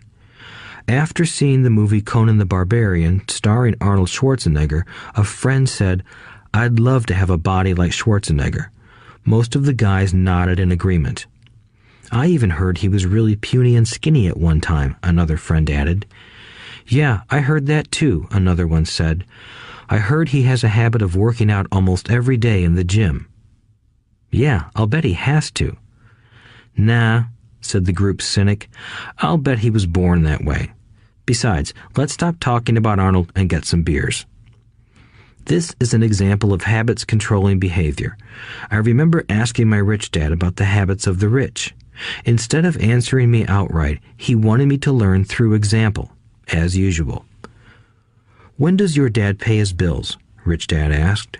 "The first of the month," I said. "Does he have anything left over?" he asked. "Very little," I said. "That's the main reason he struggles," said Rich Dad. "He has bad habits. Your dad pays everyone else first. He pays himself last, but only if he has anything left over." "Which he usually doesn't," I said. "But he has to pay his bills, doesn't he? You're saying he shouldn't pay his bills?" "Of course not," said Rich Dad. "I firmly believe in paying my bills on time.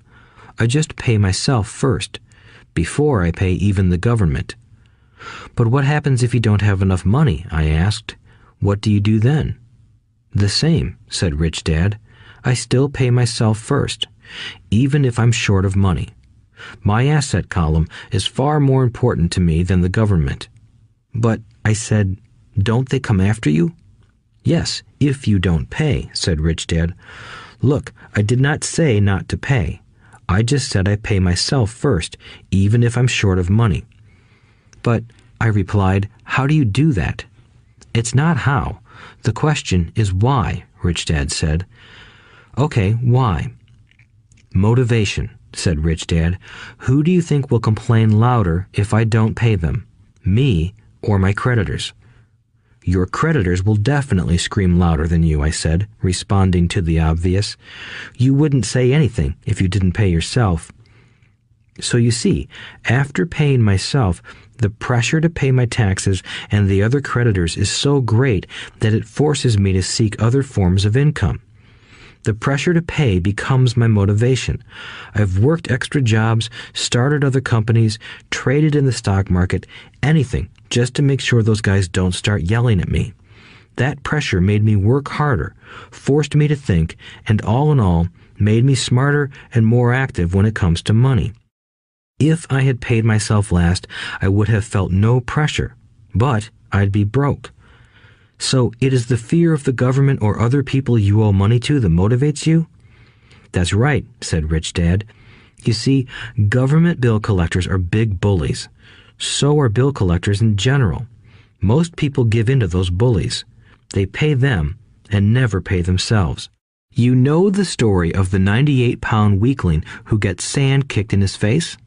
I nodded. I see that ad for weightlifting and bodybuilding lessons in the comic books all the time.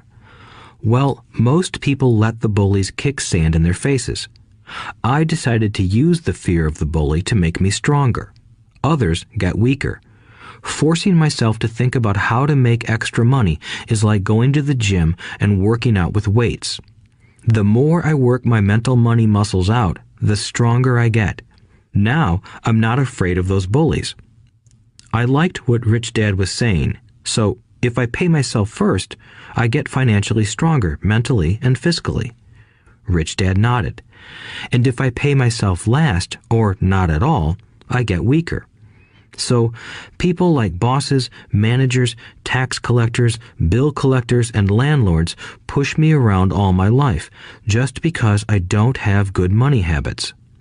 Rich Dad nodded, just like the 98-pound weakling. Overcoming arrogance. What I know makes me money. What I don't know loses me money. Every time I have been arrogant, I have lost money. Because when I'm arrogant, I truly believe that what I don't know is not important, Rich Dad would often tell me. I have found that many people use arrogance to try to hide their own ignorance. It often happens when I am discussing financial statements with accountants or even other investors. They try to bluster their way through the discussion. It is clear to me that they don't know what they're talking about. They're not lying, but they are not telling the truth. There are many people in the world of money, finances, and investments who have absolutely no idea what they're talking about. Most people in the money industry are just spouting off sales pitches like used car salesmen. When you know you are ignorant in a subject, start educating yourself by finding an expert in the field or a book on the subject. Chapter 8. Getting Started. There is gold everywhere. Most people are not trained to see it. I wish I could say acquiring wealth was easy for me, but it wasn't. So in response to the question, how do I start, I offer the thought process I go through on a day-to-day basis. It really is easy to find great deals.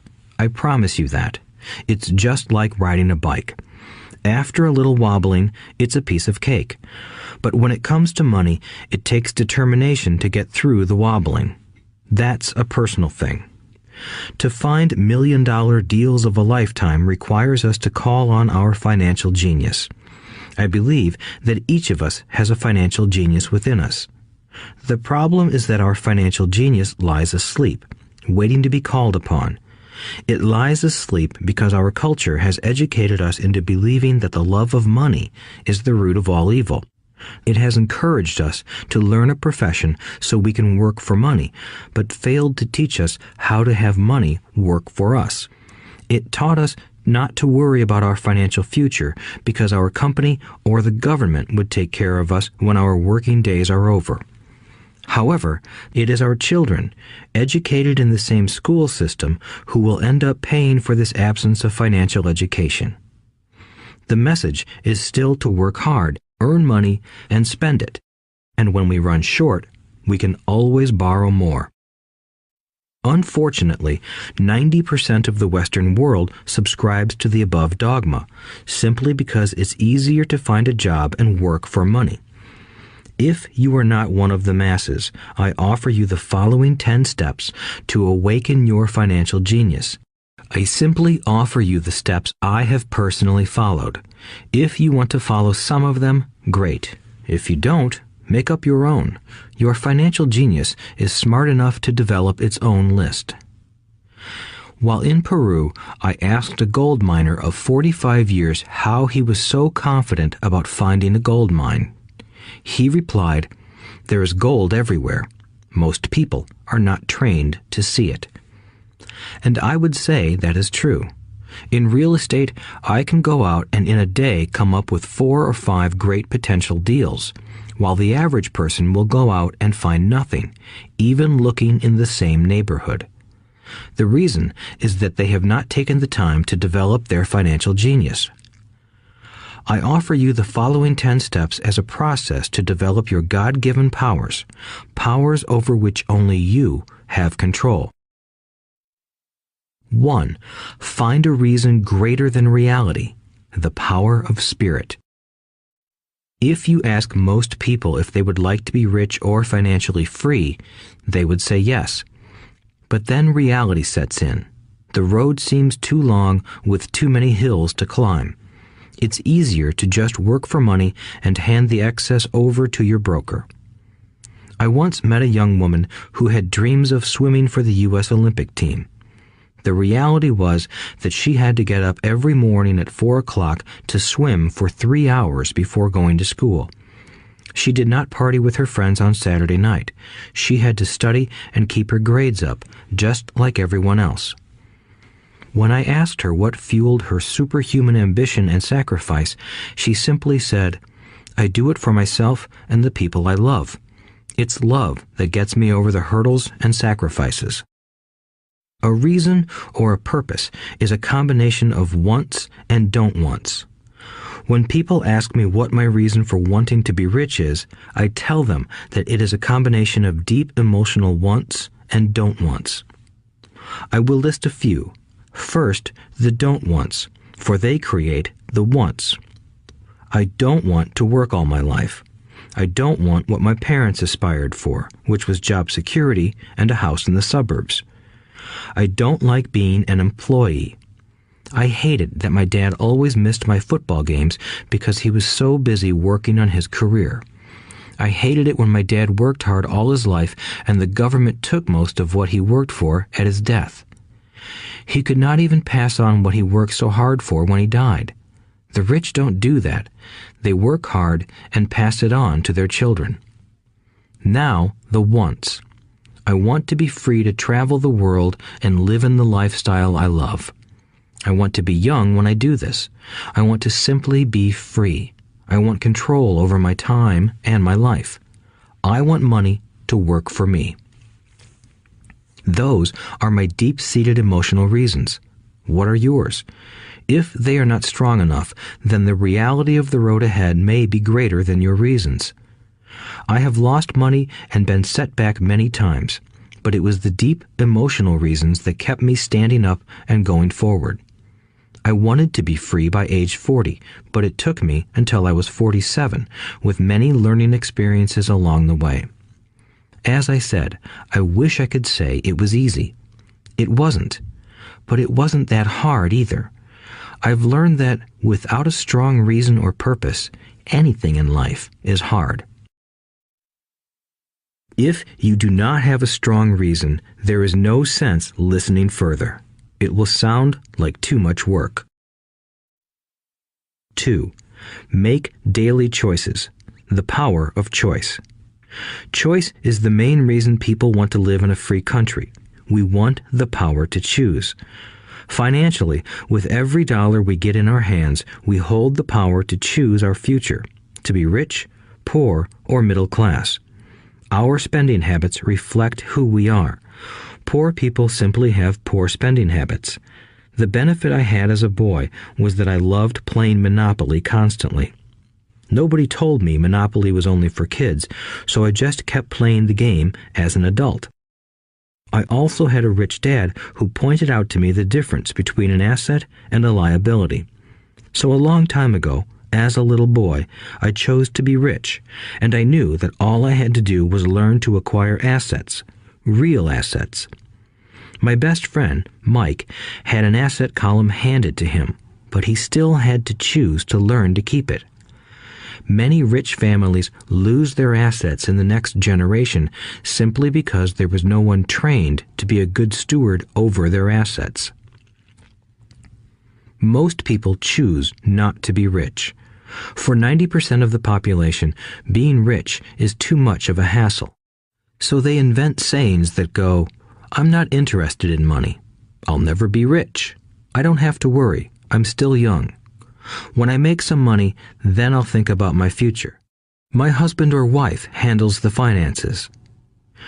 The problem with those statements is that they rob the person who chooses to think such thoughts of two things. One is time, which is your most precious asset. The second is learning. Having no money should not be an excuse to not learn, but that is a choice we all make daily.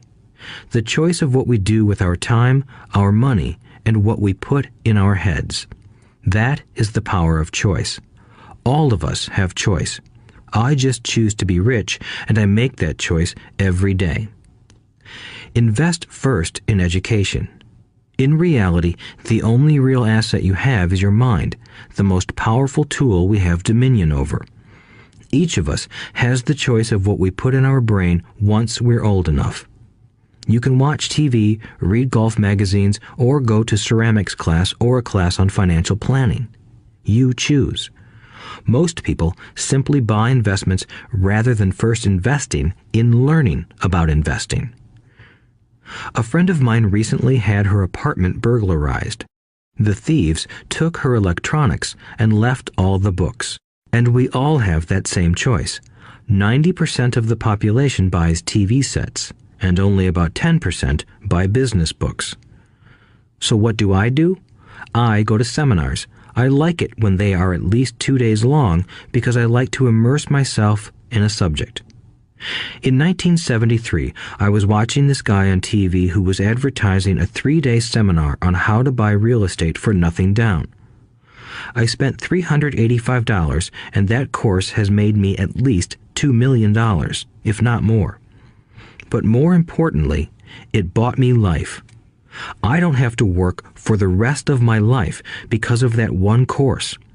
I go to at least 2 such courses every year. I love CDs and audiobooks. The reason? I can easily review what I just heard.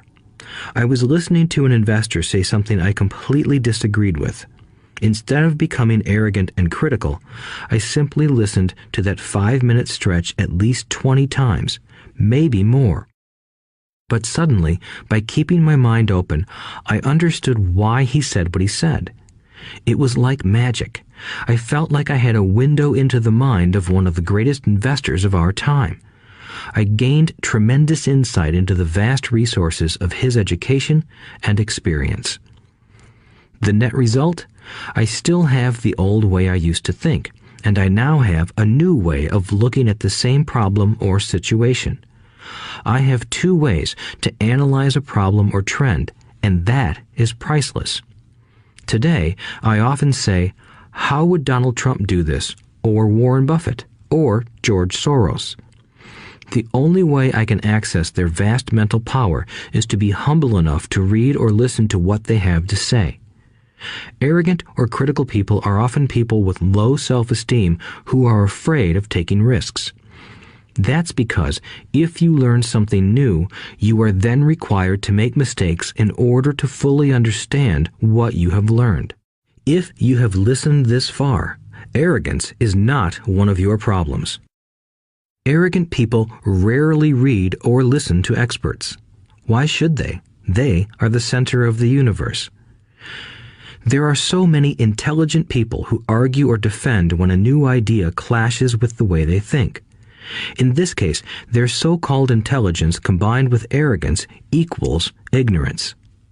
Each of us knows people who are highly educated or believe they are smart, but their balance sheet paints a different picture. A truly intelligent person welcomes new ideas, for new ideas can add to the synergy of other accumulated ideas. Listening is more important than talking. If that were not true, God would not have given us 2 ears and only 1 mouth. Too many people think with their mouth instead of listening in order to absorb new ideas and possibilities. They argue instead of asking questions. I take a long view on my wealth. I do not subscribe to the get-rich-quick mentality most lottery players or casino gamblers have. I may go in and out of stocks, but I am long on education. If you want to fly an airplane, I advise taking lessons first. I am always shocked at people who buy stocks or real estate but never invest in their greatest asset, their mind. Just because you bought a house or two does not make you an expert at real estate. 3. Choose friends carefully. The power of association. First of all, I do not choose my friends by their financial statements. I have friends who have actually taken a vow of poverty, as well as friends who earn millions every year. The point is that I learn from all of them. Now, I will admit that there are people I have actually sought out because they had money. But I was not after their money. I was seeking their knowledge. In some cases, these people who had money have become dear friends. I've noticed that my friends with money talk about money. They don't do it to brag. They're interested in the subject. So I learn from them, and they learn from me. My friends who are in dire financial straits do not like talking about money, business, or investing. They often think it rude or unintellectual. So I also learn from my friends who struggle financially. I find out what not to do. I have several friends who have generated over $1 billion in their short lifetimes. The 3 of them report the same phenomenon. Their friends who have no money have never come to them to ask them how they did it, but they do come asking for one of 2 things, or both, a loan or a job. Warning: don't listen to poor or frightened people. I have such friends, and while I love them dearly, they are the Chicken Littles of life. To them, when it comes to money, especially investments, it's always, the sky is falling, the sky is falling. They can always tell you why something won't work. The problem is that people listen to them. But people who blindly accept doom and gloom information are also Chicken Littles. As that old saying goes, birds of a feather flock together. If you watch business channels on TV, they often have a panel of so-called experts. One expert will say the market is going to crash, and the other will say it's going to boom. If you're smart, you listen to both. Keep your mind open, because both have valid points. Unfortunately, most poor people listen to Chicken Little. I have had many close friends try to talk me out of a deal or an investment. Not long ago, a friend told me he was excited because he found a 6% certificate of deposit. I told him I earned 16% from the state government. The next day, he sent me an article about why my investment was dangerous. I have received 16% for years now, and he still receives 6%. I would say that one of the hardest things about wealth building is to be true to yourself and to be willing to not go along with the crowd. This is because, in the market, it is usually the crowd that shows up late that is slaughtered. If a great deal is on the front page, it's too late in most instances. Look for a new deal. As we used to say as surfers, there is always another wave. People who hurry and catch a wave late usually are the ones who wipe out. Smart investors don't time the markets. If they miss a wave, they search for the next one and get themselves in position. This is hard for most investors because buying what is not popular is frightening. Timid investors are like sheep going along with the crowd. Or their greed gets them in when wise investors have already taken their profits and moved on. Wise investors buy an investment when it's not popular. They know their profits are made when they buy, not when they sell. They wait patiently. As I said, they do not time the market. Just like a surfer, they get in position for the next big swell. It's all insider trading. There are forms of insider trading that are illegal, and there are forms of insider trading that are legal. But either way, it's insider trading. The only distinction is, how far away from the inside are you? The reason you want to have rich friends is because that is where the money is made. It's made on information. You want to hear about the next boom, get in and get out before the next bust. I'm not saying do it illegally, but the sooner you know, the better your chances are for profits with minimal risk. That is what friends are for, and that is financial intelligence. 4. Master a formula and then learn a new one. The power of learning quickly. In order to make bread, every baker follows a recipe, even if it's only held in their head. The same is true for making money. Most of us have heard the saying, "You are what you eat." I have a different slant. I say, "You become what you study." In other words, be careful what you learn, because your mind is so powerful that you become what you put in your head. For example, if you study cooking, you then tend to cook. If you don't want to be a cook anymore, then you need to study something else. When it comes to money, the masses generally have one basic formula they learned in school, and it's this: work for money. The predominant formula I see in the world is that every day millions of people get up, go to work, earn money, pay bills, balance checkbooks, buy some mutual funds, and go back to work. That is the basic formula, or recipe. If you're tired of what you're doing, or you're not making enough, it's simply a case of changing the formula via which you make money. Years ago, when I was 26, I took a weekend class called How to Buy Real Estate Foreclosures. I learned a formula. The next trick was to have the discipline to actually put into action what I had learned. That is where most people stop. For 3 years, while working for Xerox, I spent my spare time learning to master the art of buying foreclosures. I've made several $1,000,000 using that formula. So, after I mastered that formula, I went in search of other formulas. For many of the classes, I did not directly use the information I learned, but I always learned something new.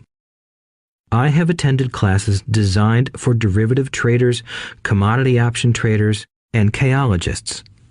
I was way out of my league, being in a room full of people with doctorates in nuclear physics and space science. Yet, I learned a lot that made my stock and real estate investing more meaningful and lucrative. Most junior colleges and community colleges have classes on financial planning and buying traditional investments. They are good places to start, but I always search for a faster formula. That is why, on a fairly regular basis, I make more in a day than many people will make in their lifetime. Another side note, in today's fast-changing world, it's not so much what you know anymore that counts, because often what you know is old. It is how fast you learn. That skill is priceless. It's priceless in finding faster formulas, recipes, if you will, for making dough. Working hard for money is an old formula born in the day of cavemen. 5. Pay yourself first. The power of self-discipline. If you cannot get control of yourself, do not try to get rich. It makes no sense to invest, make money, and blow it. It is the lack of self-discipline that causes most lottery winners to go broke soon after winning millions. It is the lack of self-discipline that causes people who get a raise to immediately go out and buy a new car or take a cruise. It is difficult to say which of the 10 steps is the most important, but of all the steps, this step is probably the most difficult to master if it is not already a part of your makeup.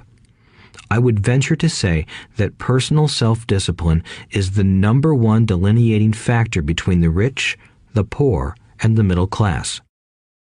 Simply put, people who have low self-esteem and low tolerance for financial pressure can never be rich. As I have said, a lesson learned from my rich dad was that the world will push you around. The world pushes people around, not because other people are bullies, but because the individual lacks internal control and discipline. People who lack internal fortitude often become victims of those who have self-discipline. In the entrepreneur classes I teach, I constantly remind people to not focus on their product, service, or widget, but to focus on developing management skills. The 3 most important management skills necessary to start your own business are management of 1. Cash flow, 2. People, 3. Personal time. I would say the skills to manage these three apply to anything, not just entrepreneurs. The three matter in the way you live your life as an individual or as part of a family, a business, a charitable organization, a city, or a nation. Each of these skills is enhanced by the mastery of self-discipline. I do not take the saying, "pay yourself first," lightly.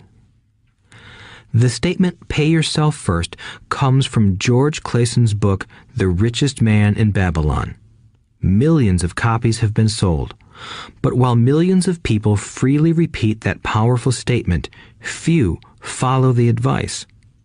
As I said, financial literacy allows one to read numbers, and numbers tell the story. By looking at a person's income statement and balance sheet, I can readily see if people who spout the words, "pay yourself first," actually practice what they preach. In reality, each month, many allocate money to their asset column before they pay their monthly expenses. Although millions of people have read Clayson's book and understand the words, "pay yourself first," in reality, they pay themselves last. Now, I can hear the howls from those of you who sincerely believe in paying your bills first, and I can hear all the responsible people who pay their bills on time. I am not saying be irresponsible and not pay your bills. All I am saying is do what the book says, which is pay yourself first. If you can truly begin to understand the power of cash flow, you will soon realize why 90% of people work hard all their lives and need government support like Social Security when they are no longer able to work. Kim and I have had many bookkeepers, accountants, and bankers who have had a major problem with this way of looking at pay yourself first. The reason is that these financial professionals actually do what the masses do. They pay themselves last. There have been times in my life when, for whatever reason, cash flow was far less than my bills. I still paid myself first. My accountant and bookkeeper screamed in panic. "They're going to come after you. The IRS is going to put you in jail. You're going to ruin your credit rating. They'll cut off the electricity." I still paid myself first. Why, you ask? Because that's what the story, The Richest Man in Babylon, was all about. The power of self-discipline and the power of internal fortitude. As my rich dad taught me the first month I worked for him, most people allow the world to push them around. A bill collector calls and you pay or else. A sales clerk says, "Oh, just put it on your charge card." Your real estate agent tells you, "Go ahead. The government allows you a tax deduction on your home." That is what the book is really about. Having the guts to go against the tide and get rich. You may not be weak, but when it comes to money, many people get wimpy. I am not saying be irresponsible. The reason I don't have high credit card debt and doodad debt is because I pay myself first. The reason I minimize my income is because I don't want to pay it to the government. That is why my income comes from my asset column through a Nevada corporation. If I work for money, the government takes it.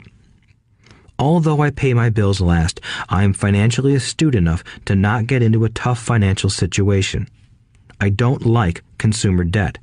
I actually have liabilities that are higher than 99% of the population, but I don't pay for them. Other people pay for my liabilities. They're called tenants. So rule number 1 in paying yourself first is don't get into debt in the first place. Although I pay my bills last, I set it up to have only small, unimportant bills that are due. When I occasionally come up short, I still pay myself first. I let the creditors and even the government scream. I like it when they get tough. Why? Because those guys do me a favor. They inspire me to go out and create more money. So I pay myself first, invest the money, and let the creditors yell. I generally pay them right away anyway. Kim and I have excellent credit. We just don't cave into pressure and spend our savings or liquidate stocks to pay for consumer debt. That is not too financially intelligent. To successfully pay yourself first, keep the following in mind. 1. Don't get into large debt positions that you have to pay for. Keep your expenses low. Build up assets first, then buy the big house or nice car. Being stuck in the rat race is not intelligent. 2. When you come up short, let the pressure build and don't dip into your savings or investments. Use the pressure to inspire your financial genius to come up with new ways of making more money and then pay your bills.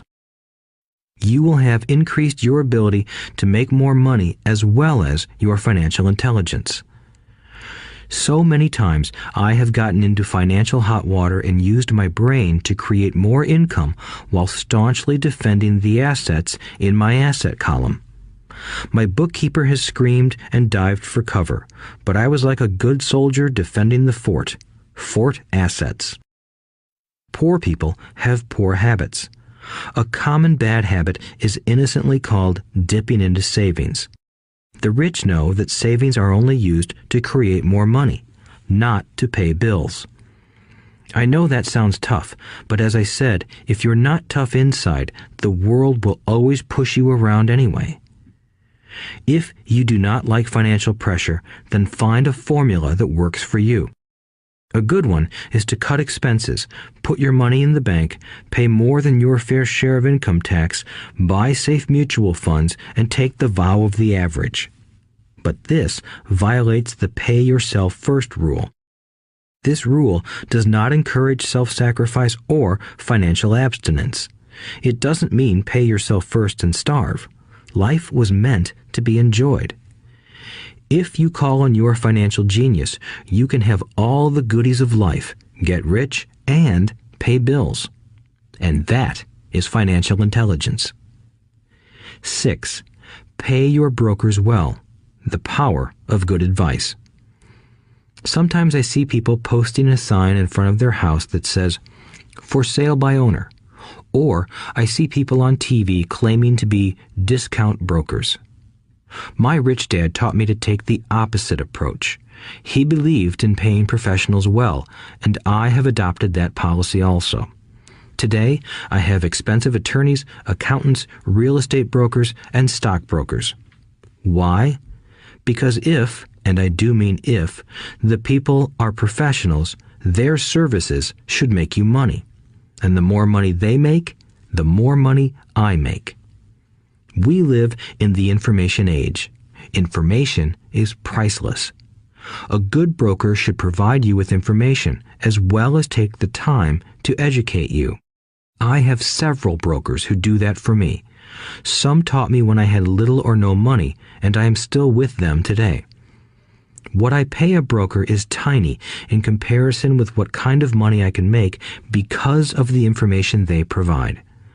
I love it when my real estate broker or stockbroker makes a lot of money because that usually means I made a lot of money. A good broker saves me time in addition to making me money. Like when I bought the vacant land for $9,000 and sold it immediately for over $25,000 so I could buy my Porsche quicker. A broker is my eyes and ears in the market. They're there every day, so I do not have to be. I'd rather play golf. People who sell their house on their own must not value their time much. Why would I want to save a few bucks when I could use that time to make more money or spend it with those I love? What I find funny is that so many poor and middle-class people insist on tipping restaurant help 15 to 20%, even for bad service, but complain about paying a broker 3 to 7%. They enjoy tipping people in the expense column and stiffing people in the asset column. That is not financially intelligent. Keep in mind that not all brokers are created equal. Unfortunately, most brokers are only salespeople. They sell, but they themselves own little or no real estate. There is a tremendous difference between a broker who sells houses and a broker who sells investments. The same is true for stock, bond, mutual fund, and insurance, brokers who call themselves financial planners. When I interview any paid professional, I first find out how much property or stocks they personally own and what percentage they pay in taxes. And that applies to my tax attorney as well as my accountant. I have an accountant who minds his own business. His profession is accounting, but his business is real estate. I used to have an accountant who was a small business accountant, but he had no real estate. I switched because we did not love the same business. Find a broker who has your best interests at heart. Many brokers will spend the time educating you, and they could be the best asset you find. Just be fair, and most of them will be fair to you. If all you can think about is cutting their commissions, then why should they want to help you? It's just simple logic. As I said earlier, one of the management skills is the management of people. Many people only manage people they feel smarter than and they have power over. Many middle managers remain middle managers, failing to get promoted because they know how to work with people below them, but not with people above them. The real skill is to manage and reward the people who are smarter than you in some technical area. That is why companies have a board of directors. You should have one too. That is financial intelligence. 7. Be an Indian giver. The power of getting something for nothing. When the first European settlers came to America, they were taken aback by a cultural practice some American Indians had. For example, if a settler was cold, the Indian would give the person a blanket. Mistaking it for a gift, the settler was often offended when the Indian asked for it back. The Indians also got upset when they realized that settlers did not want to give it back. That is where the term Indian giver came from, a simple cultural misunderstanding. In the world of the asset column, being an Indian giver is vital to wealth. The sophisticated investor's first question is, how fast do I get my money back? They also want to know what they get for free, also called a piece of the action. That is why the ROI, or return on investment, is so important. For example, I found a small condominium that was in foreclosure a few blocks from where I lived. The bank wanted $60,000 and I submitted a bid for $50,000, which they took simply because, along with my bid, was a cashier's check for $50,000. They realized I was serious. Most investors would say, "Aren't you tying up a lot of cash? Would it not be better to get a loan on it?" The answer is, not in this case. My investment company uses this condominium as a vacation rental in the winter months when the snowbirds come to Arizona. It rents for $2,500 a month for 4 months out of the year. For rental during the off-season, it rents for only $1,000 a month. I had my money back in about 3 years. Now I own this asset, which pumps money out for me, month in and month out. The same is done with stocks.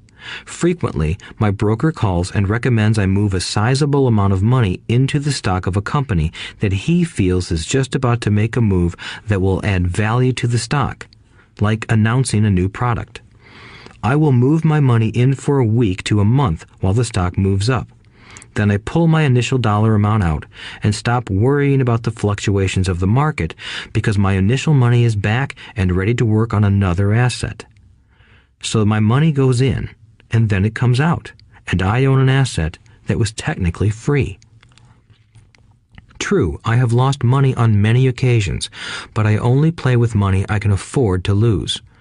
I would say, on an average 10 investments, I hit home runs on 2 or 3, while 5 or 6 do nothing, and I lose on 2 or 3.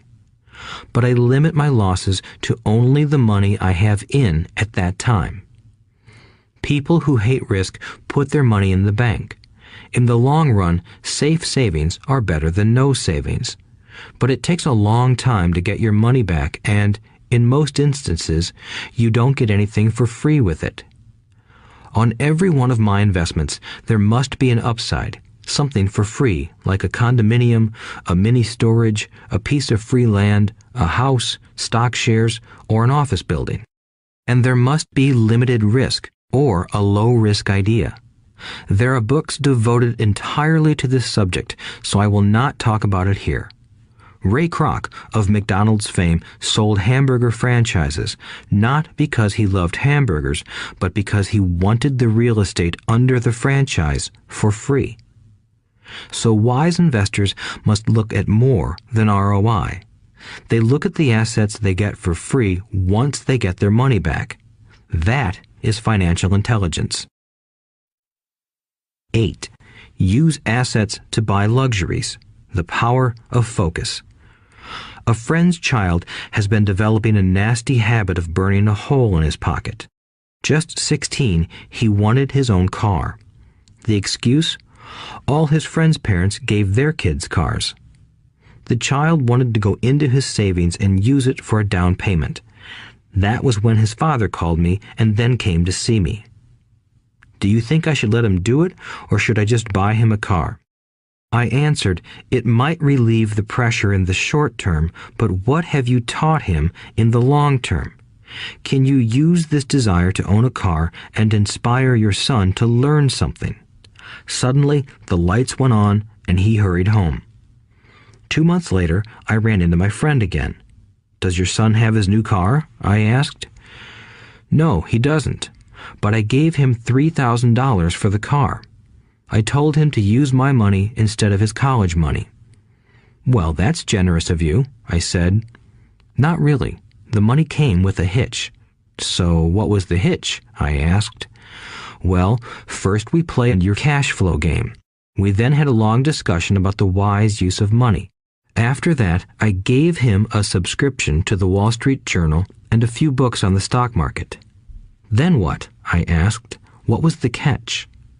I told him that $3,000 was his, but he could not directly buy a car with it. He could use it to find a stockbroker and buy and sell stocks.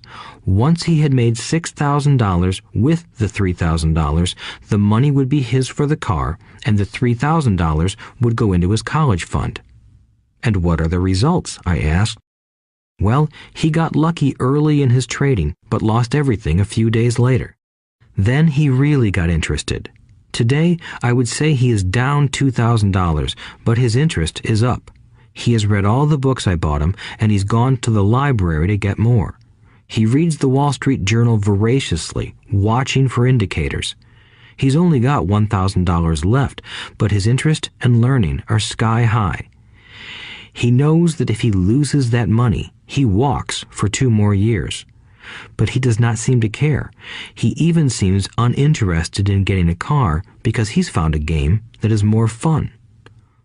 What happens if he loses all the money? I asked. We'll cross that bridge when we get to it. I'd rather have him lose everything now than wait till he's our age to risk losing everything. And besides, that is the best $3,000 I've ever spent on his education. What he is learning will serve him for life, and he seems to have gained a new respect for the power of money. As I said earlier, if a person cannot master the power of self-discipline, it is best not to try to get rich. I say this because although the process of developing cash flow from an asset column is easy in theory, what's hard is the mental fortitude to direct money to the correct use. Due to external temptations, it is much easier in today's consumer world to simply blow money out the expense column. With weak mental fortitude, that money flows into the paths of least resistance. That is the cause of poverty and financial struggle. The following example illustrates the financial intelligence needed to direct money to make more money. If we give 100 people $10,000 at the start of the year, I believe that at the end of the year, 80 would have nothing left. In fact, many would have created greater debt by making a down payment on a new car, refrigerator, electronics, or a holiday. 16 would have increased that $10,000 by 5 to 10%. 4 would have increased it to $20,000 or into the millions. We go to school to learn a profession so we can work for money. It is my opinion that it's just as important to learn how to have money work for you. I love my luxuries as much as anyone else. The difference is I don't buy them on credit. It's the keep up with the Joneses trap. When I wanted to buy a Porsche, the easy road would have been to call my banker and get a loan. Instead of choosing to focus in the liability column, I chose to focus in the asset column. As a habit, I use my desire to consume to inspire and motivate my financial genius to invest. Too often today, we focus on borrowing money to get the things we want instead of focusing on creating money. One is easier in the short term, but harder in the long term. It's a bad habit that we as individuals and as a nation have gotten into. Remember, the easy road often becomes hard, and the hard road often becomes easy. The earlier you can train yourself and those you love to be masters of money, the better. Money is a powerful force. Unfortunately, people use the power of money against themselves. If your financial intelligence is low, money will run all over you. It will be smarter than you. If money is smarter than you, you will work for it all your life. To be the master of money, you need to be smarter than it. Then money will do as it is told. It will obey you. Instead of being a slave to it, you will be the master of it. That is financial intelligence. 9. Choose heroes. The power of myth. When I was a kid, I greatly admired Willie Mays, Hank Aaron, and Yogi Berra. They were my heroes, and I wanted to be just like them. I treasured their baseball cards. I knew their stats, the RBIs, the ERAs, their batting averages, how much they got paid, and how they came up from the minor leagues. As a 9-year-old kid, when I stepped up to bat or played first base or catcher, I wasn't me. I pretended I was a famous baseball player. It's one of the most powerful ways we learn, and we often lose that as adults. We lose our heroes. Today, I watch young kids playing basketball near my home. On the court, they're not little Johnny. They're pretending to be their favorite basketball hero. Copying or emulating heroes is true power learning. I have new heroes as I grow older. I have golf heroes, and I copy their swings and do my best to read everything I can about them. I also have heroes such as Donald Trump, Warren Buffett, Peter Lynch, George Soros, and Jim Rogers. I know their stats just like I knew the ERAs and RBIs of my childhood baseball heroes. I follow what Warren Buffett invests in, and I read anything I can about his point of view on the market and how he chooses stocks. And I read about Donald Trump, trying to find out how he negotiates and puts deals together. Just as I was not me when I was up to bat, when I'm in the market or I'm negotiating a deal, I am subconsciously acting with the bravado of Trump. Or, when analyzing a trend, I look at it as though Warren Buffett were doing it. By having heroes, we tap into a tremendous source of raw genius. But heroes do more than simply inspire us. Heroes make things look easy. Making it look easy convinces us to want to be just like them. If they can do it, so can I. When it comes to investing, too many people make it sound hard. Instead, find heroes who make it look easy. 10. Teach and you shall receive. The power of giving. Both of my dads were teachers. My rich dad taught me a lesson I have carried all my life, the necessity of being charitable or giving. My educated dad gave a lot of his time and knowledge, but almost never gave away money. He usually said that he would give when he had some extra money, but of course, there was rarely any extra. My rich dad gave money as well as education. He believed firmly in tithing. If you want something, you first need to give, he would always say. When he was short of money, he gave money to his church or to his favorite charity. If I could leave one single idea with you, it is that idea. Whenever you feel short or in need of something, give what you want first, and it will come back in buckets. That is true for money, a smile, love, or friendship. I know it is often the last thing a person may want to do, but it has always worked for me. I trust that the principle of reciprocity is true, and I give what I want. I want money, so I give money, and it comes back in multiples. I want sales, so I help someone else sell something, and sales come to me.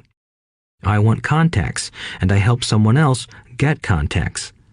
Like magic, contacts come to me. I heard a saying years ago that went, "God does not need to receive, but humans need to give." My rich dad would often say, poor people are more greedy than rich people. He would explain that if a person was rich, that person was providing something that other people wanted. In my life, whenever I have felt needy or short of money or short of help, I simply went out or found in my heart what I wanted and decided to give it first. And when I gave, it always came back. It reminds me of the story of the guy sitting with firewood in his arms on a cold, freezing night. He is yelling at the pot-bellied stove, "When you give me some heat, then I'll put some wood in you." And when it comes to money, love, happiness, sales, and contacts, all one needs to remember is to give first.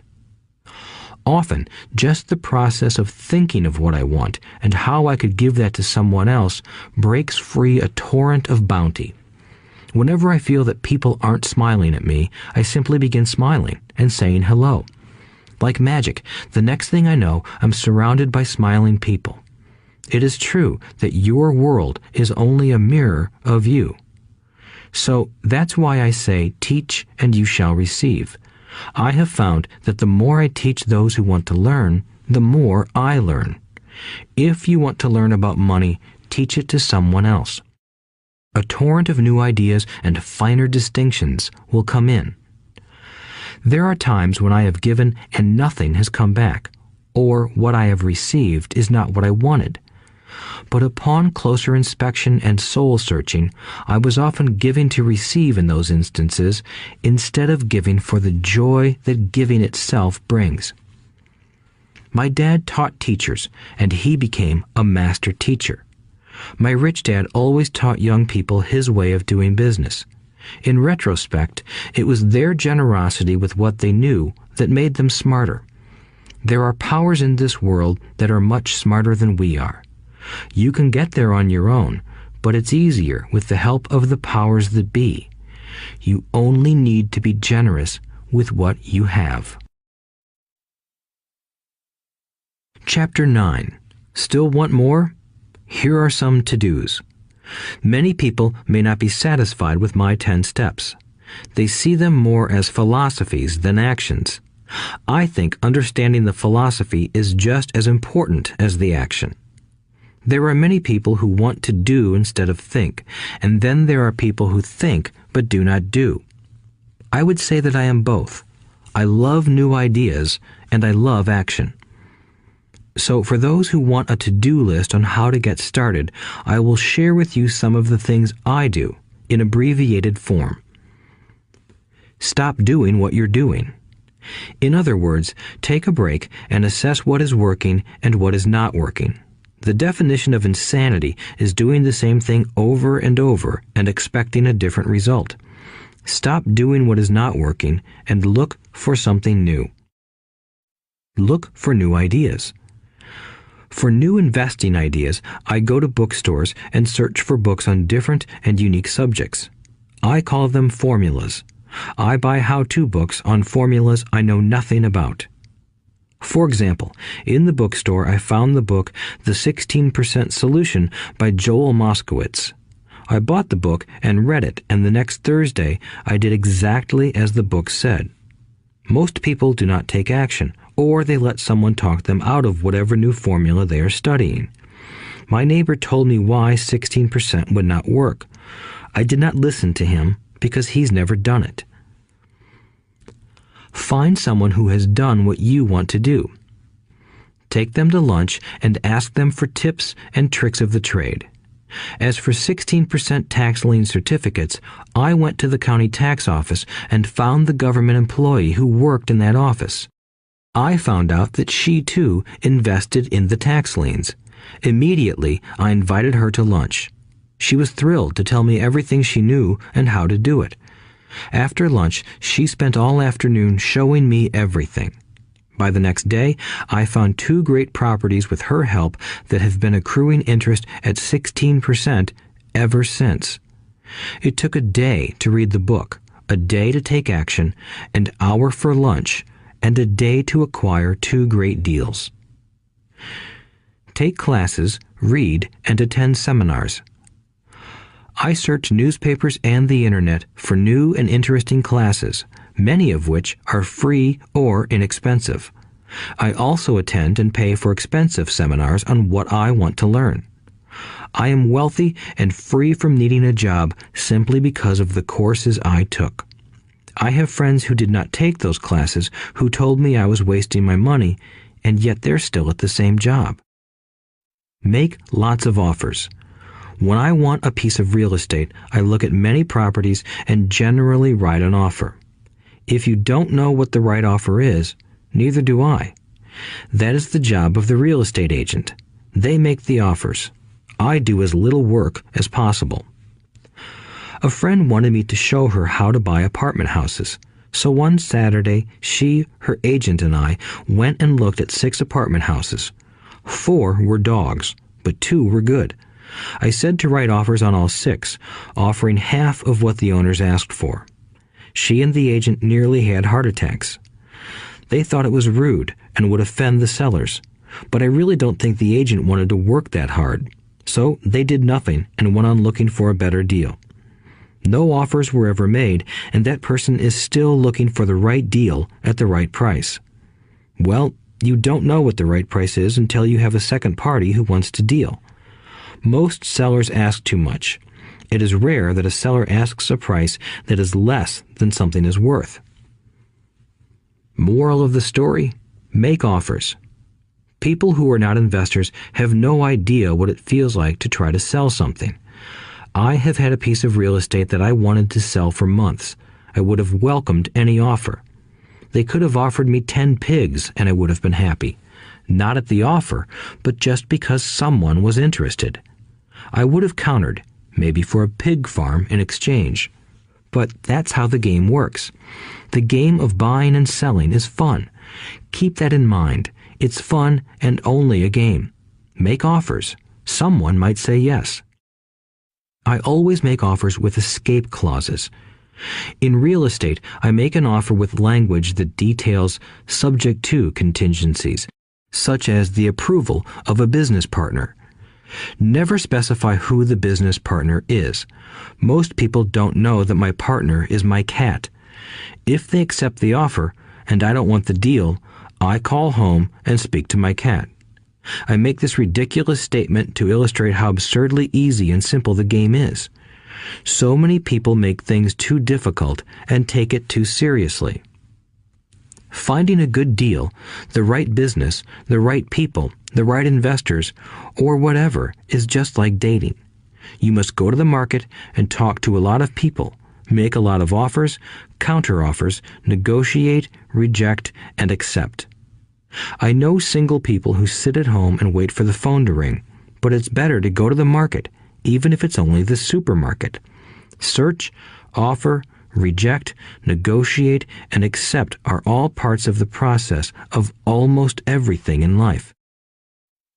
Jog, walk, or drive a certain area once a month for 10 minutes. I have found some of my best real estate investments doing this. I will jog a certain neighborhood for a year and look for change.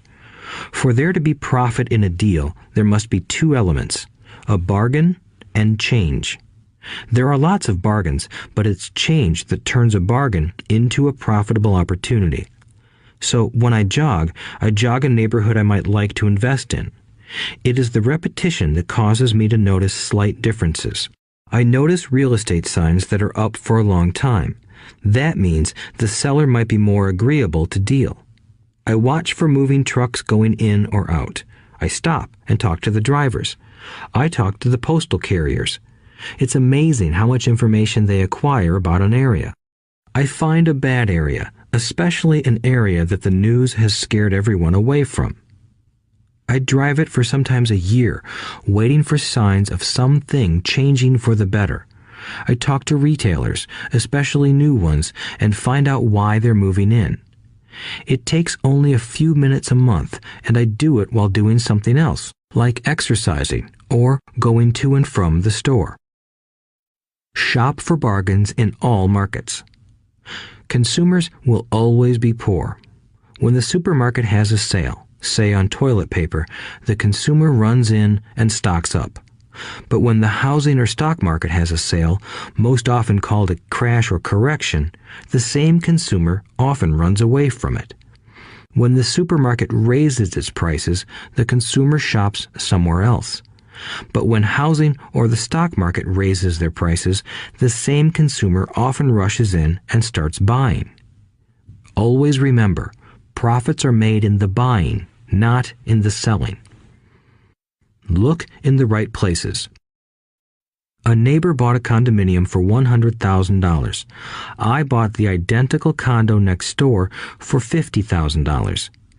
He told me he's waiting for the price to go up. I told him that profit is made when you buy, not when you sell.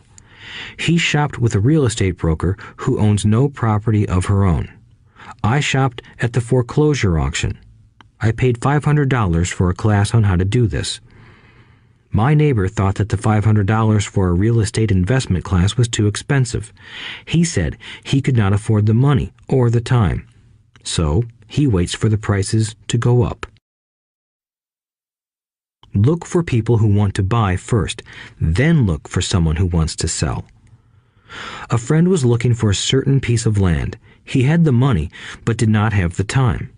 I found a large piece of land, larger than what my friend wanted to buy, tied it up with an option, called my friend, and he said he wanted a piece of it. So I sold the piece to him and then bought the land. I kept the remaining land as mine for free. Moral of the story: buy the pie and cut it in pieces. Most people look for what they can afford, so they look too small. They buy only a piece of the pie, so they end up paying more for less. Small thinkers don't get the big breaks. If you want to get richer, think big. Think big. Retailers love giving volume discounts simply because most business people love big spenders. So even if you're small, you can always think big. When my company was in the market for computers, I called several friends and asked them if they were ready to buy also. We then went to different dealers and negotiated a great deal because we wanted to buy so many. I have done the same with stocks. Small people remain small because they think small, act alone, or don't act at all. Learn from history. All the big companies on the stock exchange started out as small companies. Colonel Sanders did not get rich until after he lost everything in his 60s. Bill Gates was one of the richest men in the world before he was 30.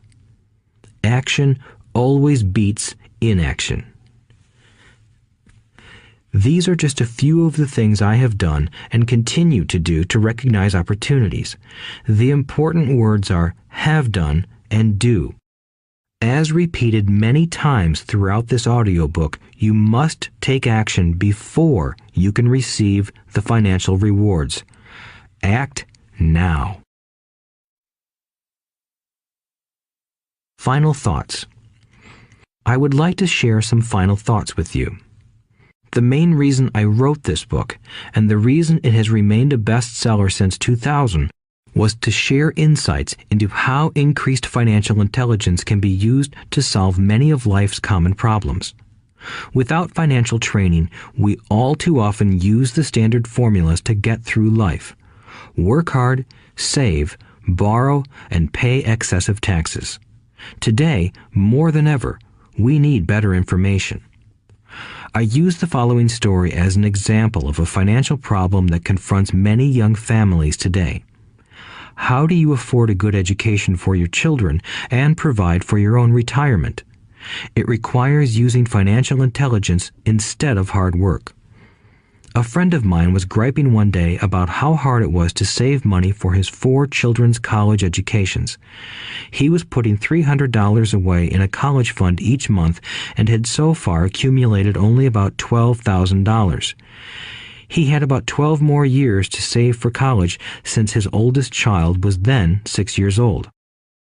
At the time, the real estate market in Phoenix was terrible. People were giving houses away. I suggested to my friend that he buy a house with some of the money in his college fund. The idea intrigued him, and we began to discuss the possibility. His primary concern was that he did not have credit with the bank to buy another house since he was so overextended. I assured him that there were other ways to finance a property rather than through the bank. We looked for a house for 2 weeks, a house that would fit all our criteria. There were plenty to choose from, so shopping was fun. Finally, we found a 3-bedroom, 2-bath home in a prime neighborhood. The owner had been downsized and needed to sell that day because he and his family were moving to California where another job waited. The owner wanted $102,000, but we offered only $79,000. He took it immediately and agreed to carry back the loan with a 10% down payment. All my friend had to come up with was $7,900. As soon as the owner moved, my friend put the house up for rent. After all expenses were paid, including the mortgage, he put $125 in his pocket each month. His plan was to keep the house for 12 years and let the mortgage get paid down faster by applying the extra $125 to the principal each month. We figured that in 12 years, a large portion of the mortgage would be paid off and he could possibly be clearing $800 a month by the time his first child went to college. He could also sell the house if it had appreciated in value. 3 years later, the real estate market greatly improved in Phoenix, and he was offered $156,000 for the same house by the tenant who lived in it. Again, he asked me what I thought. I advised that he sell it, using a 1031 tax-deferred exchange. Suddenly, he had nearly $80,000 to operate with. I called another friend in Austin, Texas, who then moved this tax-deferred capital gain into a mini storage facility. Within 3 months, he began receiving checks for a little less than $1,000 a month, which he then poured back into the college fund.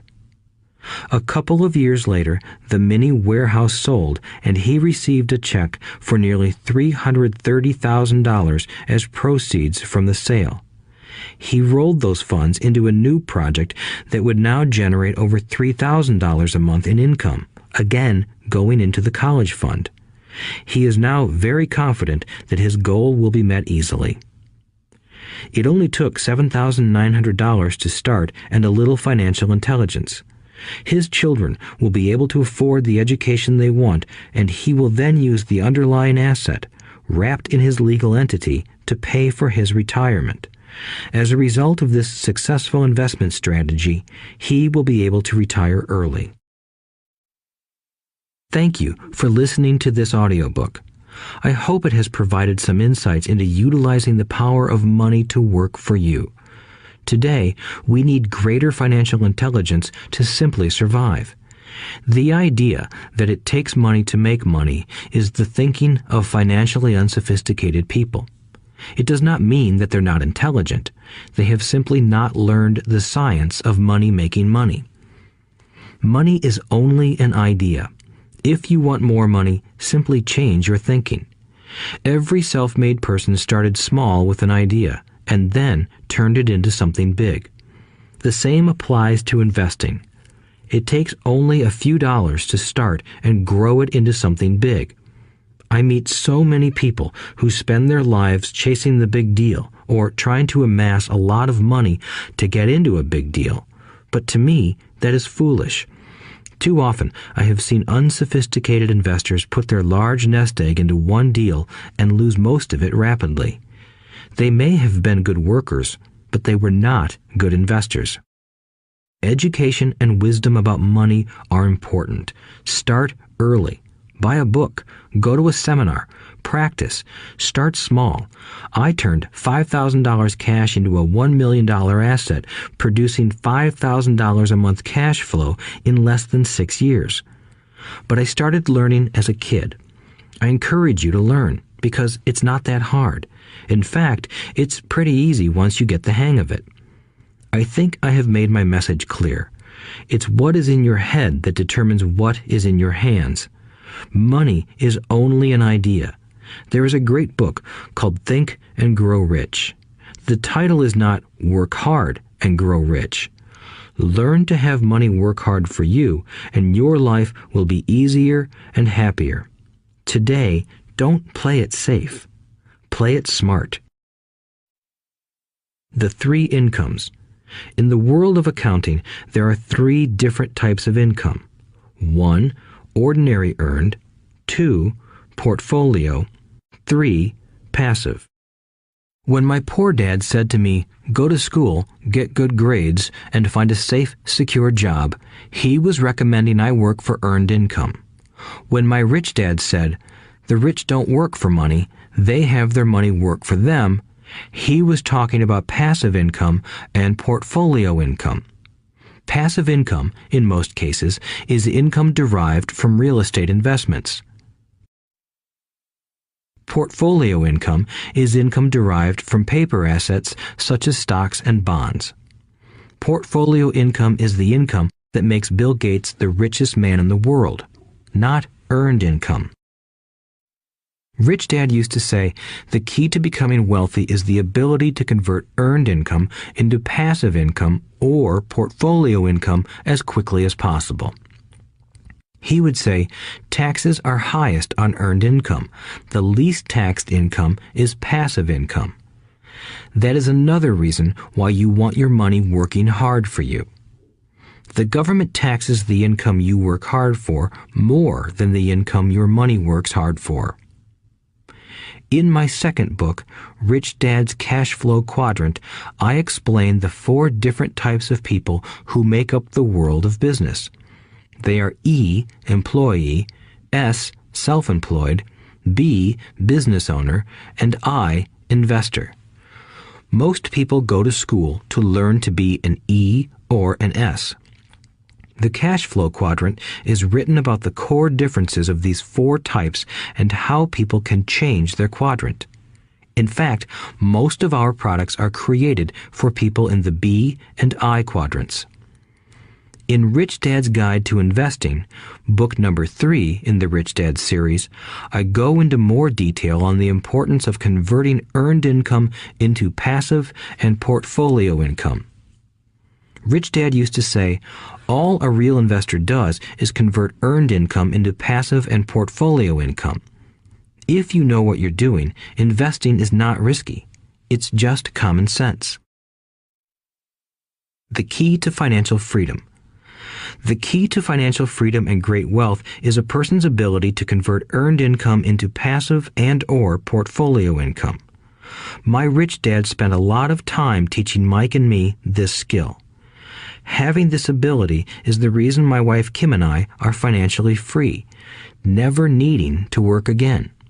We continue to work because we choose to.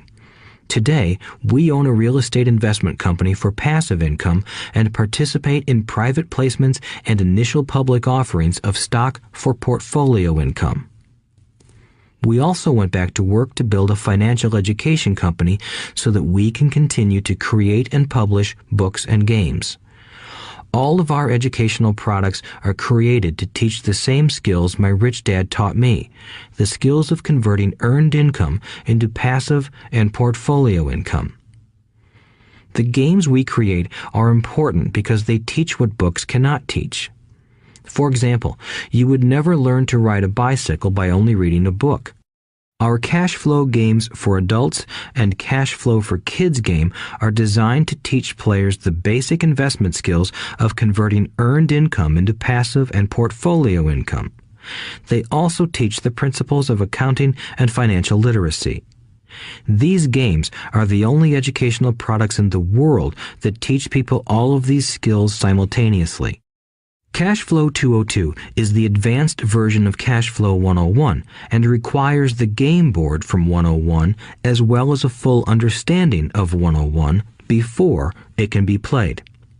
Cash Flow 101 and Cash Flow for Kids teach the principles of fundamental investing.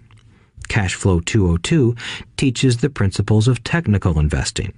Technical investing involves advanced trading techniques such as short selling, call options, put options, and straddles.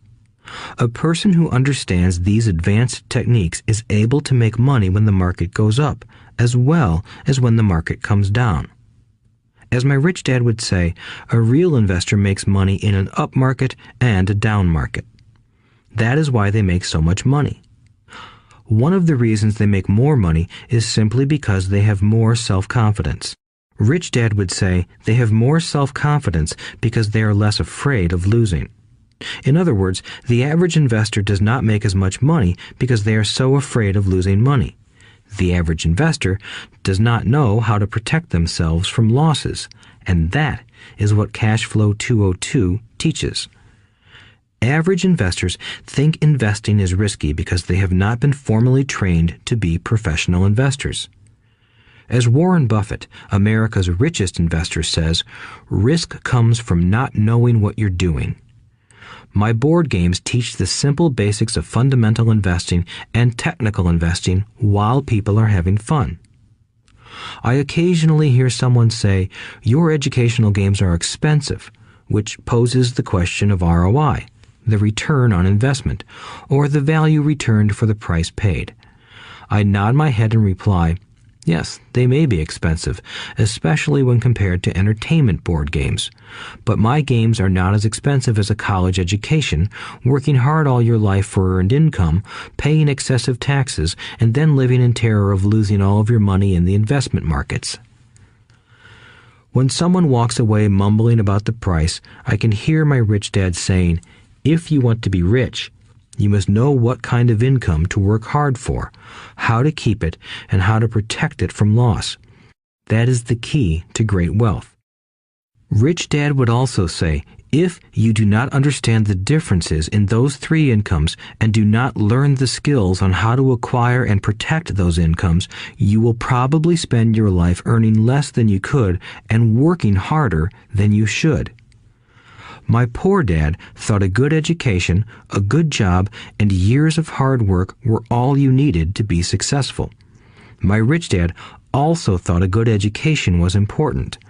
But to him, it was also important that Mike and I know the differences in the three incomes and what kind of income to work hard for.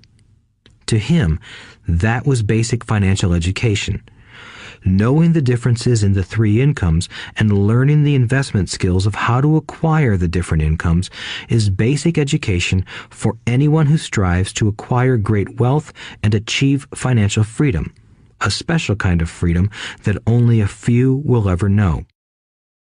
As Rich Dad states in lesson number 1, the rich do not work for money. They know how to have money work hard for them. Rich Dad said, earned income is money you work for, and passive and portfolio income is money working for you.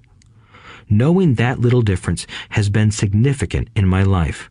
Or, as Robert Frost ends his poem, and that has made all the difference. Take action.